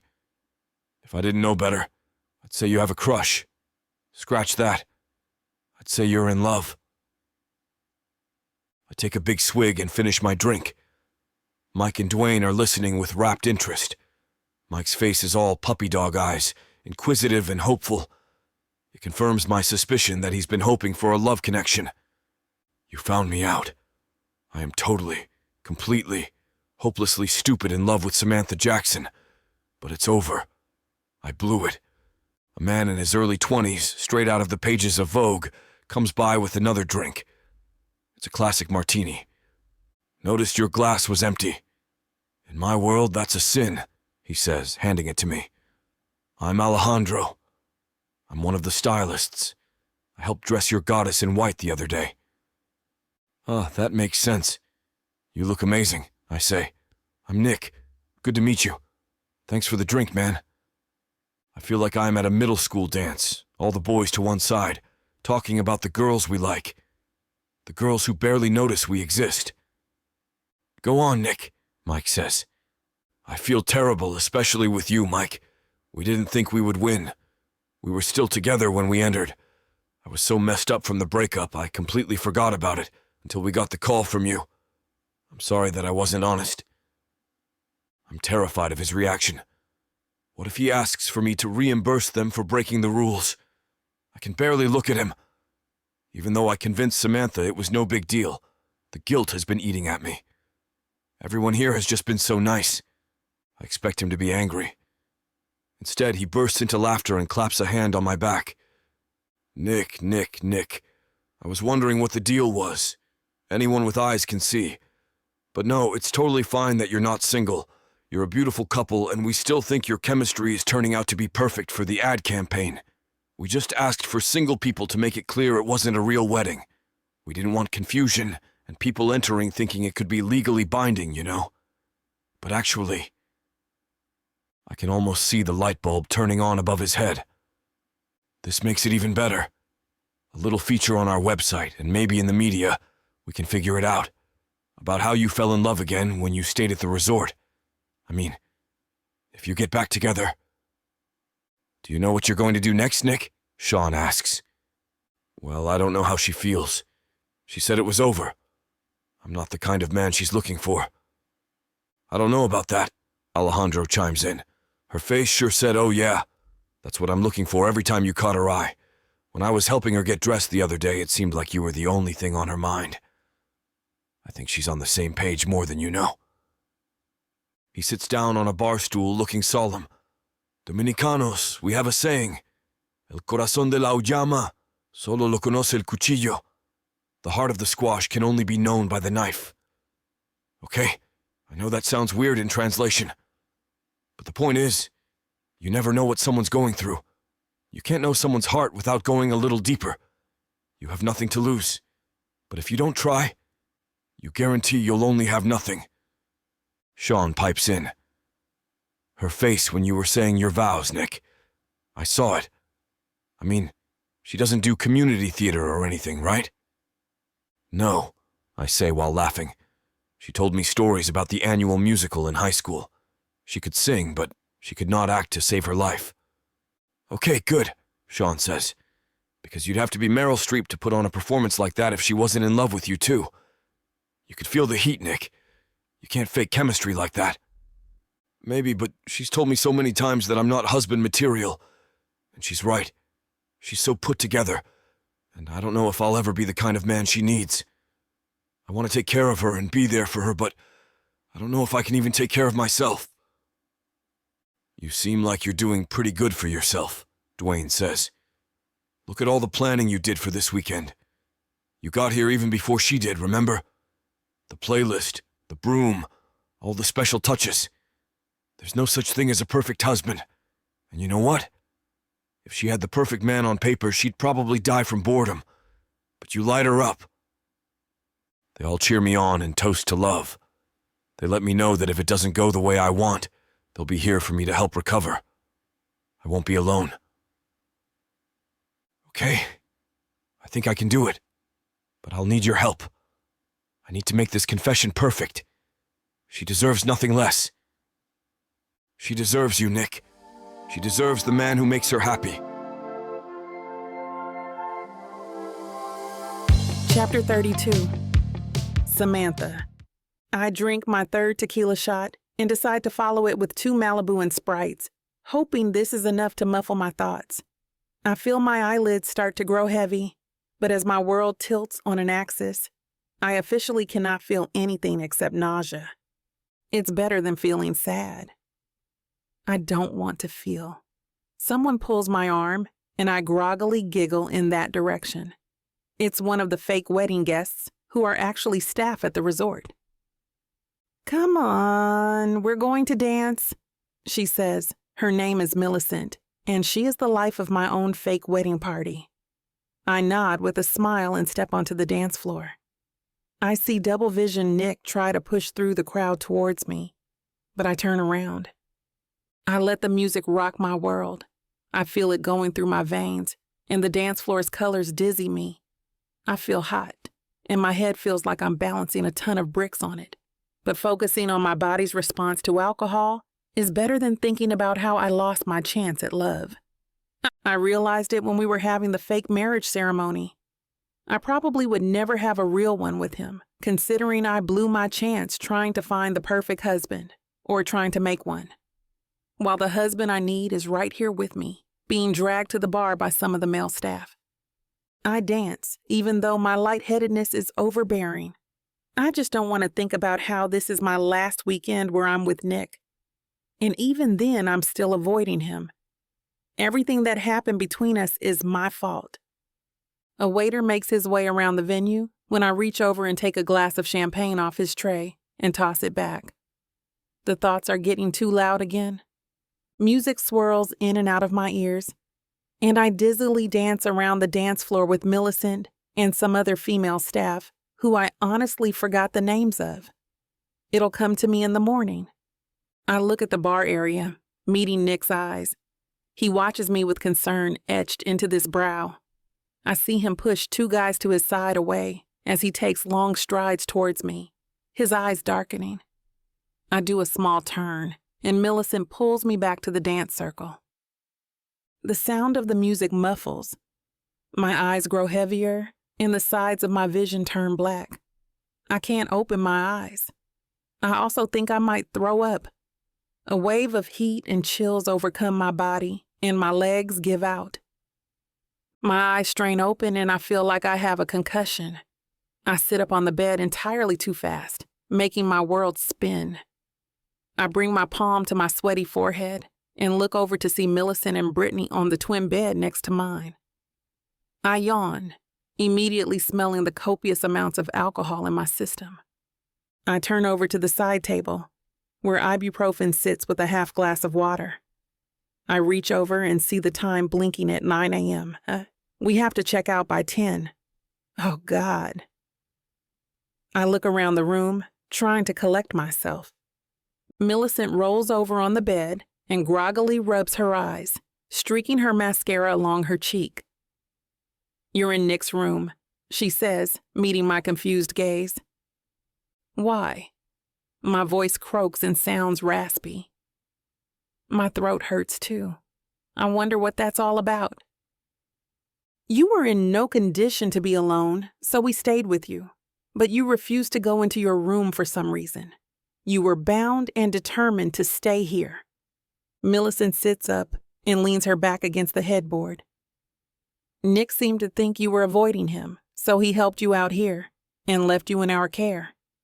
He took your room. It was easier than arguing with a drunk woman." She winks. "Oh."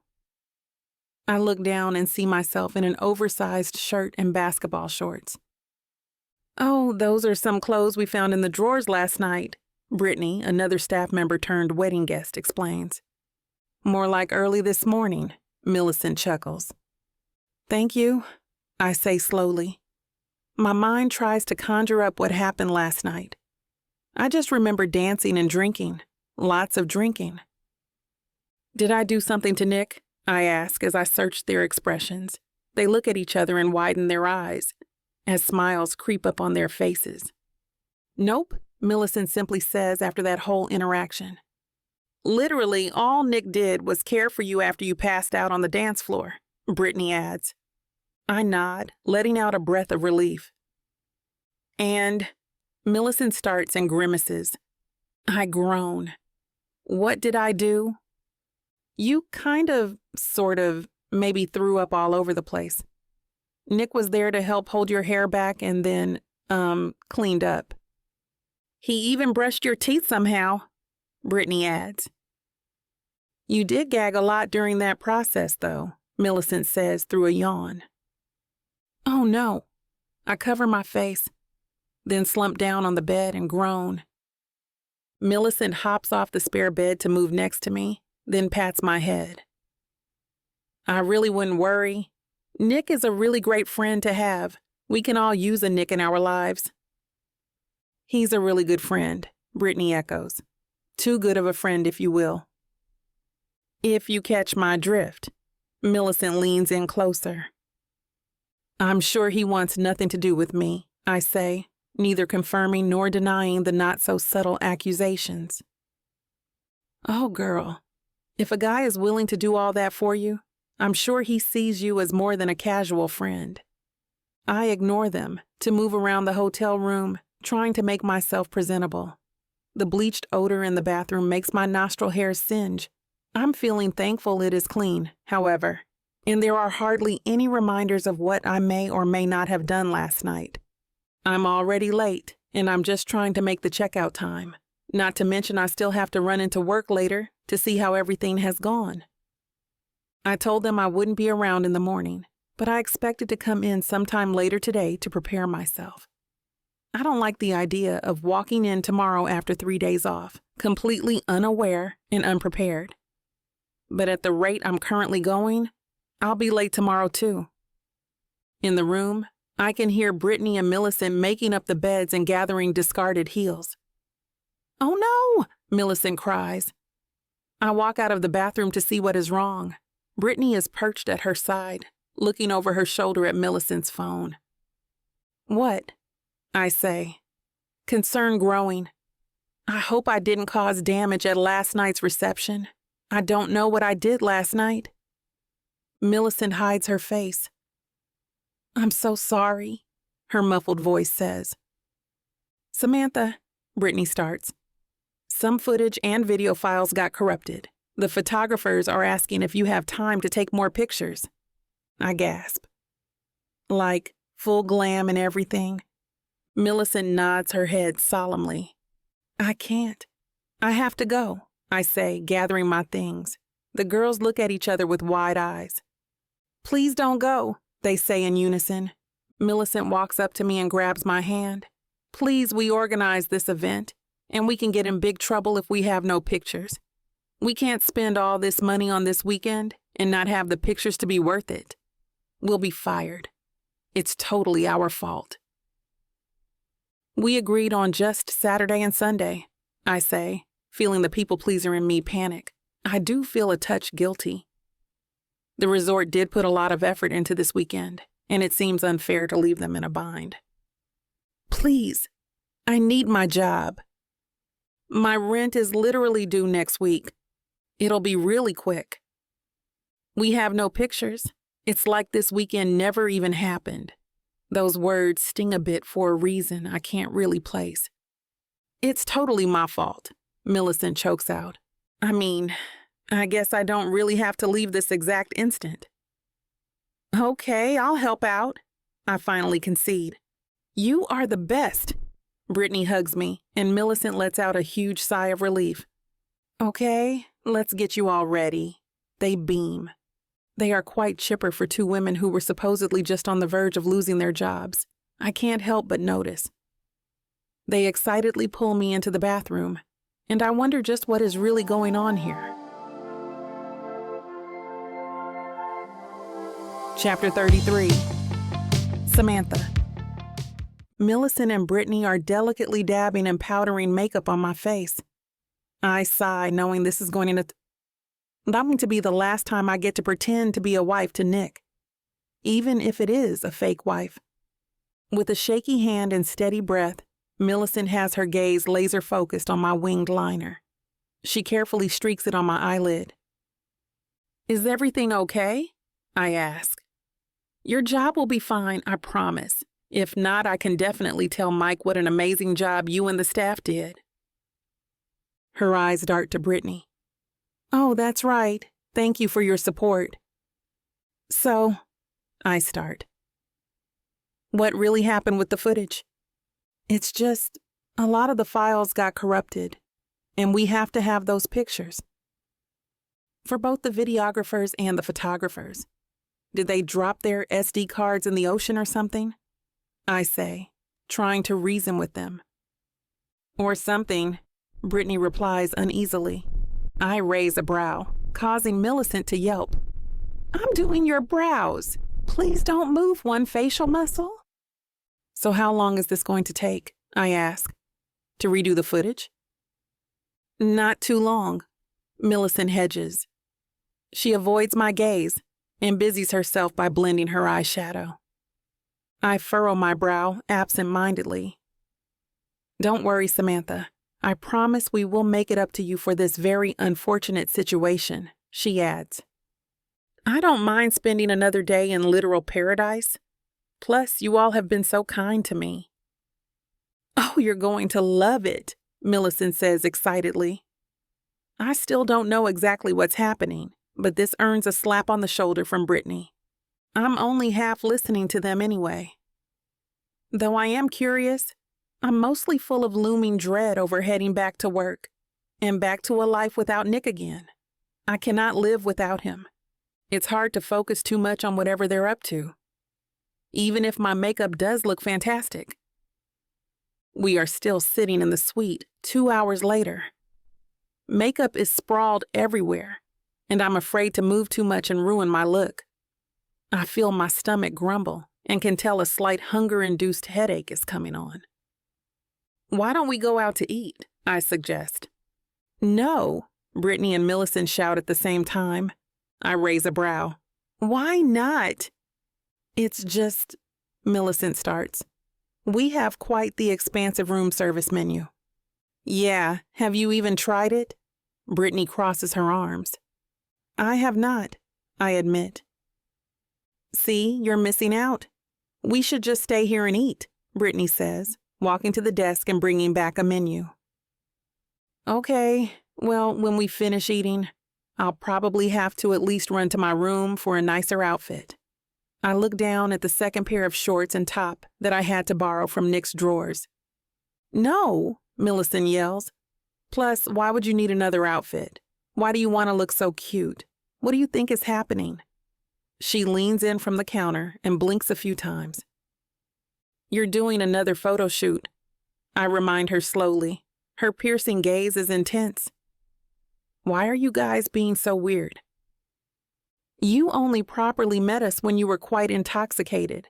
This is just how we are normally." Millicent winks. "Don't worry, we're providing the new outfits," Brittany interjects, shooting a glare at Millicent. I scan the menu and make my selection. When the food comes minutes later, Brittany and Millicent quickly usher the plates in and try to rush me while I eat. "Guys, what's the rush?" I say, mouth full of their fresh Atlantic salmon, which is very well seasoned, might I add. "Nothing. We just don't want to lose light," Millicent says, peeking out of the window as she slightly opens the curtains. I stand to get a better look, but she shuts them closed. I return my attention back to my food and shove another mouthful of rice and salmon into my mouth. Millicent gasps and pulls me up from the bed and rushes me back to the bathroom. "What are you?" I choke out. "Wasn't that so yummy?" Millicent says, handing me a toothbrush. "You're going to want to brush your teeth." "Is there food in my teeth?"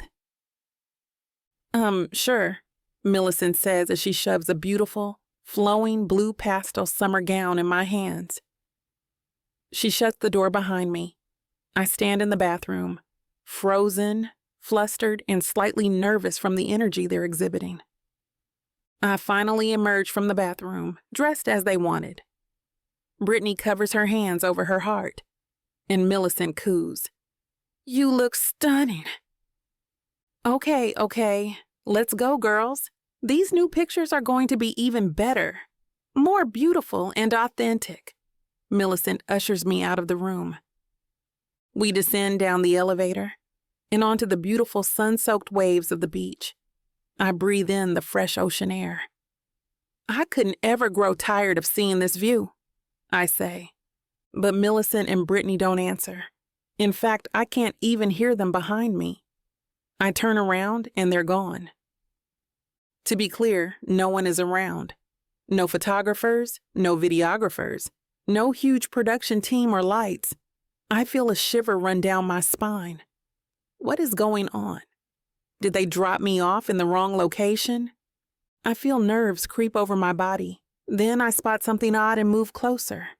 Roses are spread over the sand, candles are dug into the dirt, and a blanket is laid down. My heart lurches. Is this? I examine the surroundings, squinting in the distance, looking for any photographer. At this point, I'd take any person, but no one is around. Maybe I'm early? A strum of the guitar pierces through the silence that was once filled with the echoed sound of waves. It's serenading, and I turn to see Nick walking up to me, guitar in hand.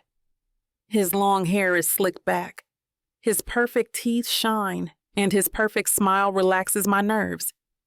His deep voice, familiar and smooth, penetrates my heart. He walks up to me humming along to a song that we both love and deem to be ours. He starts to sing the words, perfectly, softly, and sweetly. I can't believe I'm seeing this right now. My breath catches in my chest and I realize I have forgotten how to breathe. He draws closer to me and places his guitar down. Then he takes my hands in his. I choke out a sob. I feel my chest heaving. I know I am such an ugly crier, but at this moment, I don't care. Samantha, his voice feels like the coziest blanket on a cool day. You can tell me to stop right now, and I will clean all this up. I will leave you be. If you don't want to go through with this, tell me, and I will stop. His voice is careful. I reach up and take his face in my hands, then bring him towards my lips. I melt into his touch, into this kiss. The stress is lifted from my shoulders. I don't care if he's not a perfect man. He is just perfect for me. I can't imagine my life without you, Nick, I say through sobs. His eyes are wide. He seems genuinely surprised. He takes my shoulders. I know you're looking for the perfect husband. I know I'm not perfect by any means, but I want to be the best I can be for you. I see tears accumulate in his eyes. I shake my head, unable to form coherent sentences. Nick, you're exactly who I need. He kisses me deeply and pulls me into his chest. I melt in his chest in his scent, and he pulls away all too soon. With that being said, he lets out a teary chuckle. Please let me be the man you deserve forever. Will you marry me, Samantha? His voice rasps. I nod, bringing my hands to my face. My once crumbling world is suddenly made whole again. He slips the ring onto my finger, dainty, golden woven. I'm sorry about the ring, he admits. I will get you a new one. I just needed to do this now, before it was too late, he explains. I didn't exactly come here planning for this. It's perfect, I say in an emotional voice. I mean it. I will marry you, 1,000 times yes. He laughs, sweeping me up off my feet to kiss me. I hear cheering and clapping from around us, and hidden staff emerges from various spots on the beach. I've never felt so happy before.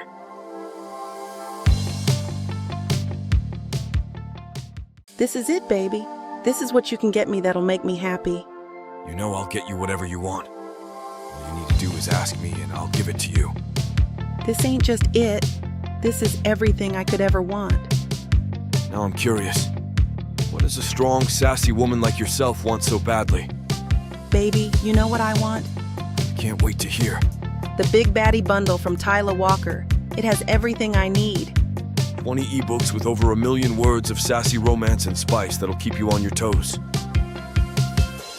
10 audiobooks containing over 60 hours of that seductive voice telling me naughty things all night long. You don't need an audiobook for that, baby. Right here. You may be fine and all, but no one tells it like the way Miss Tyla does. And I need her in my life. The Big Baddie Bundle is everything you need. You can get it for 80% off. Go to TylaWalker.com to browse the bundles that earn you the best deals. It's time you treat yourself.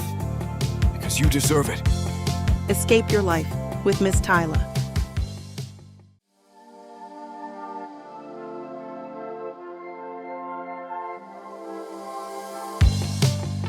Chapter 34. Nick. I hate to put a stop to a good time, but it looks like we've hit YouTube's limit for spiciness. YouTube's got some rules we have to play by if we want to keep giving you these stories for free. And trust me, this scene isn't something you want to miss.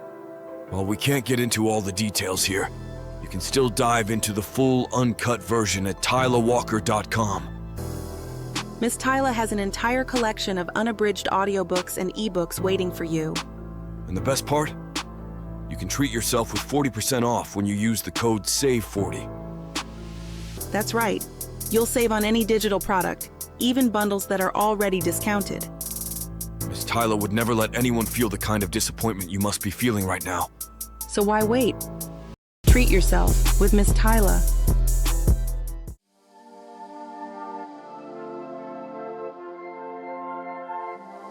Chapter 35.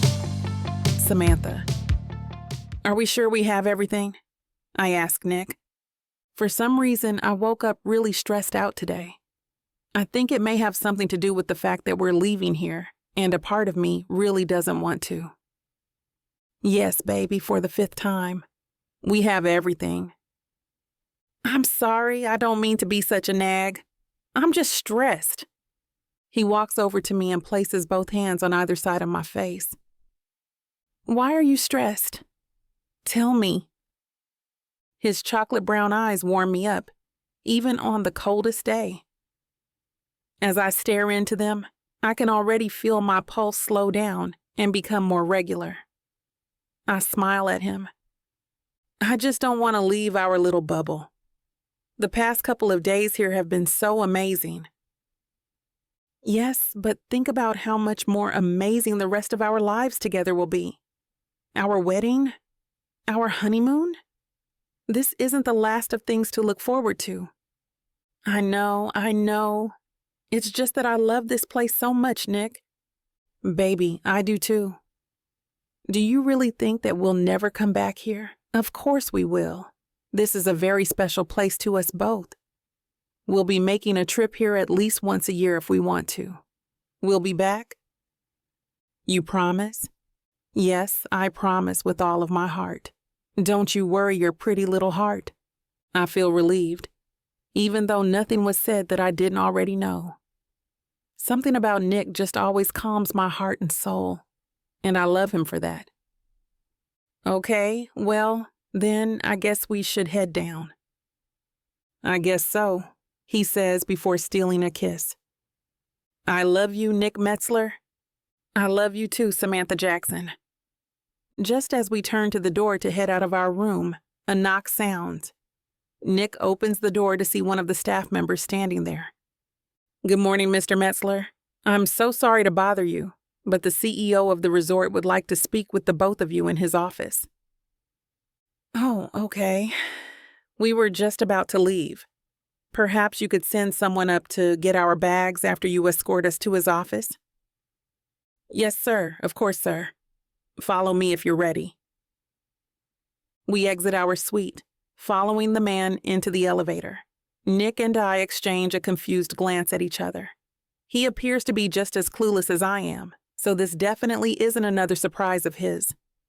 Soon we reach the CEO's office. The man ushers us in, but doesn't come in with us. The CEO is behind his desk waiting for us. "Ah, welcome, welcome. I'm Joe Corson," he introduces. "It's so good to see our two lovebirds. How are you doing on this fine morning?" "We're doing amazing, thank you. But what is this about?" Yes. So sorry to keep you waiting. I actually have a proposal for you two." "Another one?" I joke, referring to Nick's proposal from just a couple days ago. The three of us laugh, and Mr. Corson continues on. "How would the two of you like it if the resort were to host your wedding? The resort will cover every cost. You two will pay absolutely nothing. We have fallen so in love with your thrilling story, and we couldn't imagine not being a part of your wedding." Nick and I look at each other, then back to Mr. Corson. Our jaws drop, both of us completely shocked. Wow. Wow. This is just so unexpected. This is so generous. Why would you do such a thing? Nick asks. Well, I do ask just one thing in return. That is for you two to be featured in our magazine, the month directly after your wedding. That's it? I ask. Well, there would be interviews so that the writers can have a piece or two about you and your story. Then lots and lots of photos before and after the wedding. But yes, that is all. We will not accept any money from you for the wedding. Just simply agree to be featured in our magazine. Nick looks at me, and I can tell he wants to know what I think. I nod, and he turns back to Mr. Corson. Absolutely. Of course, we would love to do this. This is a once-in-a-lifetime opportunity. Who would say no to such a thing? That's exactly what I was hoping you would say. It will be our honor to do this. I already can't wait for the day. Thank you so much. And please thank all of your staff on our behalf. I know this wouldn't be possible if it weren't for them, I tell him. Well, actually, you can thank them yourself. We took the liberty to fix you both one last meal. Everyone is waiting to say their goodbyes in the Eagle's Nest dining hall. Oh my goodness. That's so nice of you. I was just telling Nick upstairs that I wasn't feeling ready to leave here just yet. Well then, I guess it's a good thing we're having our wedding here, isn't it, baby? Nick says, nuzzling a kiss into my cheek. You read my mind, I giggle. Nick and I join hands as we follow Mr. Corson to the dining hall, where all the staff we've gotten so acquainted with throughout our stay are waiting for us. Congratulations, everyone shouts as we walk in. Oh my God, thank you. Thank you, everyone, I address them. We wanted to thank each and every one of you in this room for your hospitality during our stay here. It has been so amazing, and we couldn't be any luckier. I hope to see all of you in attendance at our wedding. Nick speaks into the microphone someone hands him, and it almost looks like he has tears in his eyes. Yes, we would love to have you all there. I take the microphone from Nick. You are all so special to us, and I know that none of this could happen without all of you. Now why don't we get this party started? Nick booms. Everyone cheers, and waiters begin handing out glasses of champagne. Nick and I clink glasses. Before taking our first sips, he pulls me into his side. As I look up at him, I can't help but get emotional. How did I get so lucky in so many aspects of my life? I feel like a princess, getting treatment fit for a royal in this place, with the most amazing and gorgeous man at my side. I've never, ever been happier. I love you so much, Nick says, once again reading my mind. I smile up at him. I love you more, I croon. Our lips meet for a soft kiss before we return to our conversations with all the people around us. Everyone is so nice and so happy to have the opportunity to celebrate with us. We spend the rest of the afternoon eating the most amazing appetizers and food and enjoying the company of these people who have really begun to feel like friends over the past few days. I get chills down my spine just thinking about what will be happening the next time we set foot on this property. We will be getting married. Soon after that, we will have our honeymoon, where nothing in the world will touch us. And finally, we will begin our lives together, which is perhaps the most exciting thing of all. I can't wait to see what our future together holds. Who knows what will happen? Chapter 36. Nick, what a difference a month makes. Samantha's been following all the little superstitions. I keep making fun of her, and she pretends like she hates it. But she's gotten better at poking fun at herself. And I've gotten better about being serious. Okay, sometimes we're in separate rooms because of superstition. Bad luck. I can't see her in her wedding dress before the ceremony. Bad luck. I don't mind at all because I'm the luckiest man in the world. I get to marry her. Still, that doesn't stop me from giving her a little bit of a hard time. But I already saw you in a wedding dress, I say during the bonfire after the rehearsal dinner out on the beach. And it brought us good luck. Without that, would we even be here right now? Yeah, but not the dress. It's not the same, she says, putting her head on my shoulder. As for whether we'd be here, I think eventually we'd figure out we're the only ones for each other, but it probably would have taken much longer. She takes a marshmallow out of the fire and brings the skewer to my mouth. I bite at it and get marshmallow goo all over my face. She kisses me deeply and then licks off some of the marshmallow. She throws her head back, laughing. Only Samantha could have pulled off planning a wedding within the span of a month. To be fair, we've had the help of the hotel staff and its military precision. And Mike, of course, to take care of all the little details. And I do mean all the details.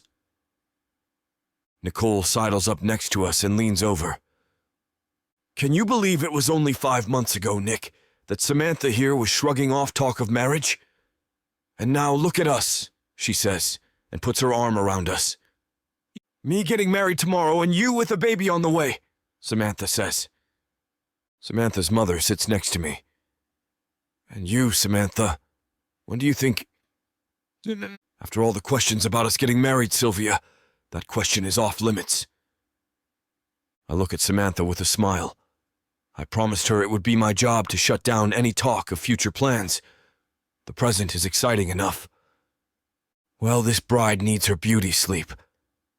Samantha kisses me goodnight. I'll see you in the morning, my queen. Just make sure to bundle up those feet, I say. She rolls her eyes and laughs. It feels so reminiscent of the last time I was here.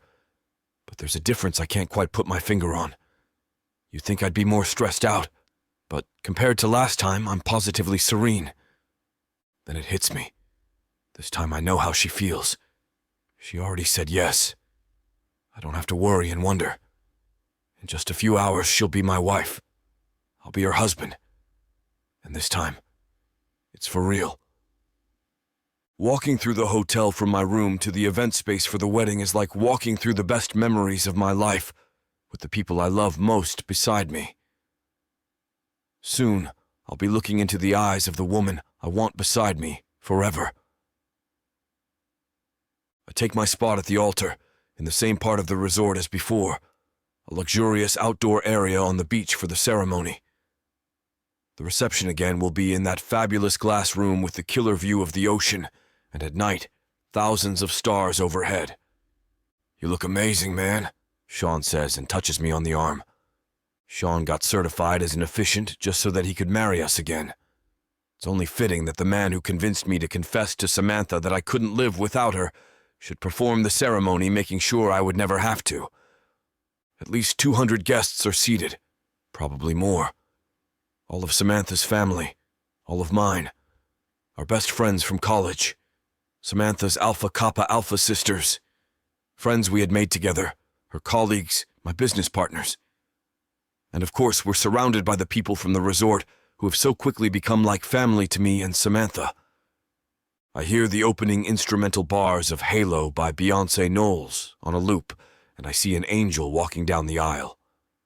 White rose petals line the floor, and a thin haze of water vapor rises from the floor, just covering her feet, like she's walking on a cloud. I'm in heaven.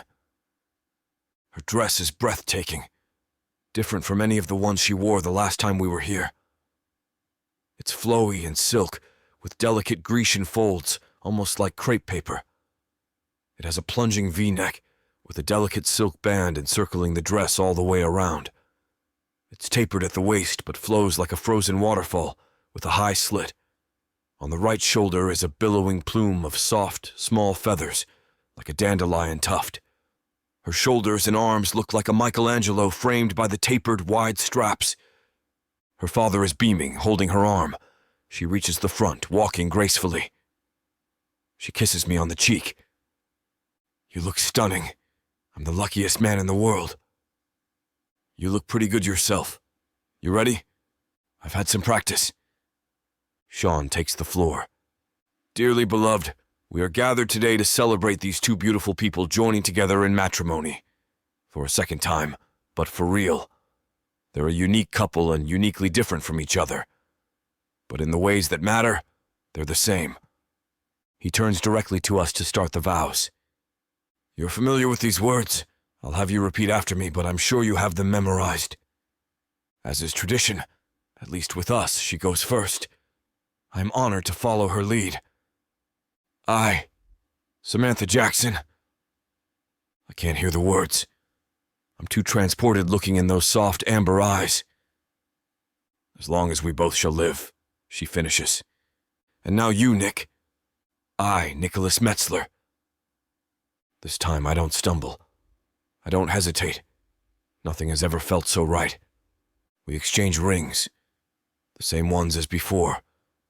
A reminder that we are constantly changing, and that we can reinvent ourselves for the better for as long as we keep trying. With this ring, I thee wed, both of us say, taking turns. Do you, Samantha Jackson, take Nicholas Metzler to be your lawfully wedded husband? I do, again. Laughter fills the room. And do you, Nicholas Metzler, take Samantha Jackson to be your lawfully wedded wife? I do. As many times as I have to. Today and forever I do. You may now kiss your bride and jump the broom. Last time I was afraid it would be the last time. Now it was my first kiss with my wife in my arms. She kisses me with a passion that I've never seen from her in front of other people. There's a fire in this kiss. Sparks go off in my body. Her skin feels electric against mine. I lift her off the ground and spin her around, then kiss her aloft in the air. I always want to hold her up, to support her, to recognize that she belongs above me. We jump the broom, hand in hand, crossing a new threshold. I want her traditions to be mine. I adore her family, and they have treated me like a son and brother and cousin from the start. We dance all night under the stars. We catch up with old friends and make new ones. We watch our two families become one. We're drawn to each other like magnets. The few times we lose sight of each other, the other magically appears. I know we have the rest of our lives, but after almost losing her, I don't want to be without her more than I have to, especially on a day I've been waiting for since the moment I met her. Our friends and family make toasts both heartfelt and hilarious. Some focus on Samantha's tough exterior cracking. Others talk about how lucky I am to have a woman who inspires me to be better, but loves me even when I'm not perfect. We make our speech together. It feels like I've been married to her for ages, not hours. Thank you for sharing this day with us, Samantha begins. As most of you know, our story for getting here is unconventional. But for a love that's one of a kind, it's only fitting that we followed our own path. Not very many people have the good fortune to marry the love of their lives even once, I say. But I get to marry mine twice. As you know, we won a contest to have a fake wedding here, pretending to be single. Then, in a nightmare, we were single. It was agony. When we arrived here, we realized right away we couldn't live without each other. Thank God I get to spend every day by her side. Samantha closes. Anyone who knows me knows I like to be prepared. That's an understatement, one of her cousins yells. Yup, I admit it, she says. I'm kind of a control freak, especially when it comes to relationships. It feels like fate that I got to know what it felt like in a way that no one else gets to. I'm so lucky to find a man who will always support that part of me, even when it can get excessive. She turns from the audience to face me, tenderly taking my hand. Nick, you're my calm in the storm. You helped me see that some of the best things in life can't be planned for, and I've never been happier. Chapter 37. Samantha. We spend a week at the hotel, staying the rest of the time in our special honeymoon villa. It feels like a family reunion with the staff, and some of our wedding guests stay a few days at the resort as well. There isn't a place in the hotel where we don't have memories. Even the silly fights we had make us reminisce.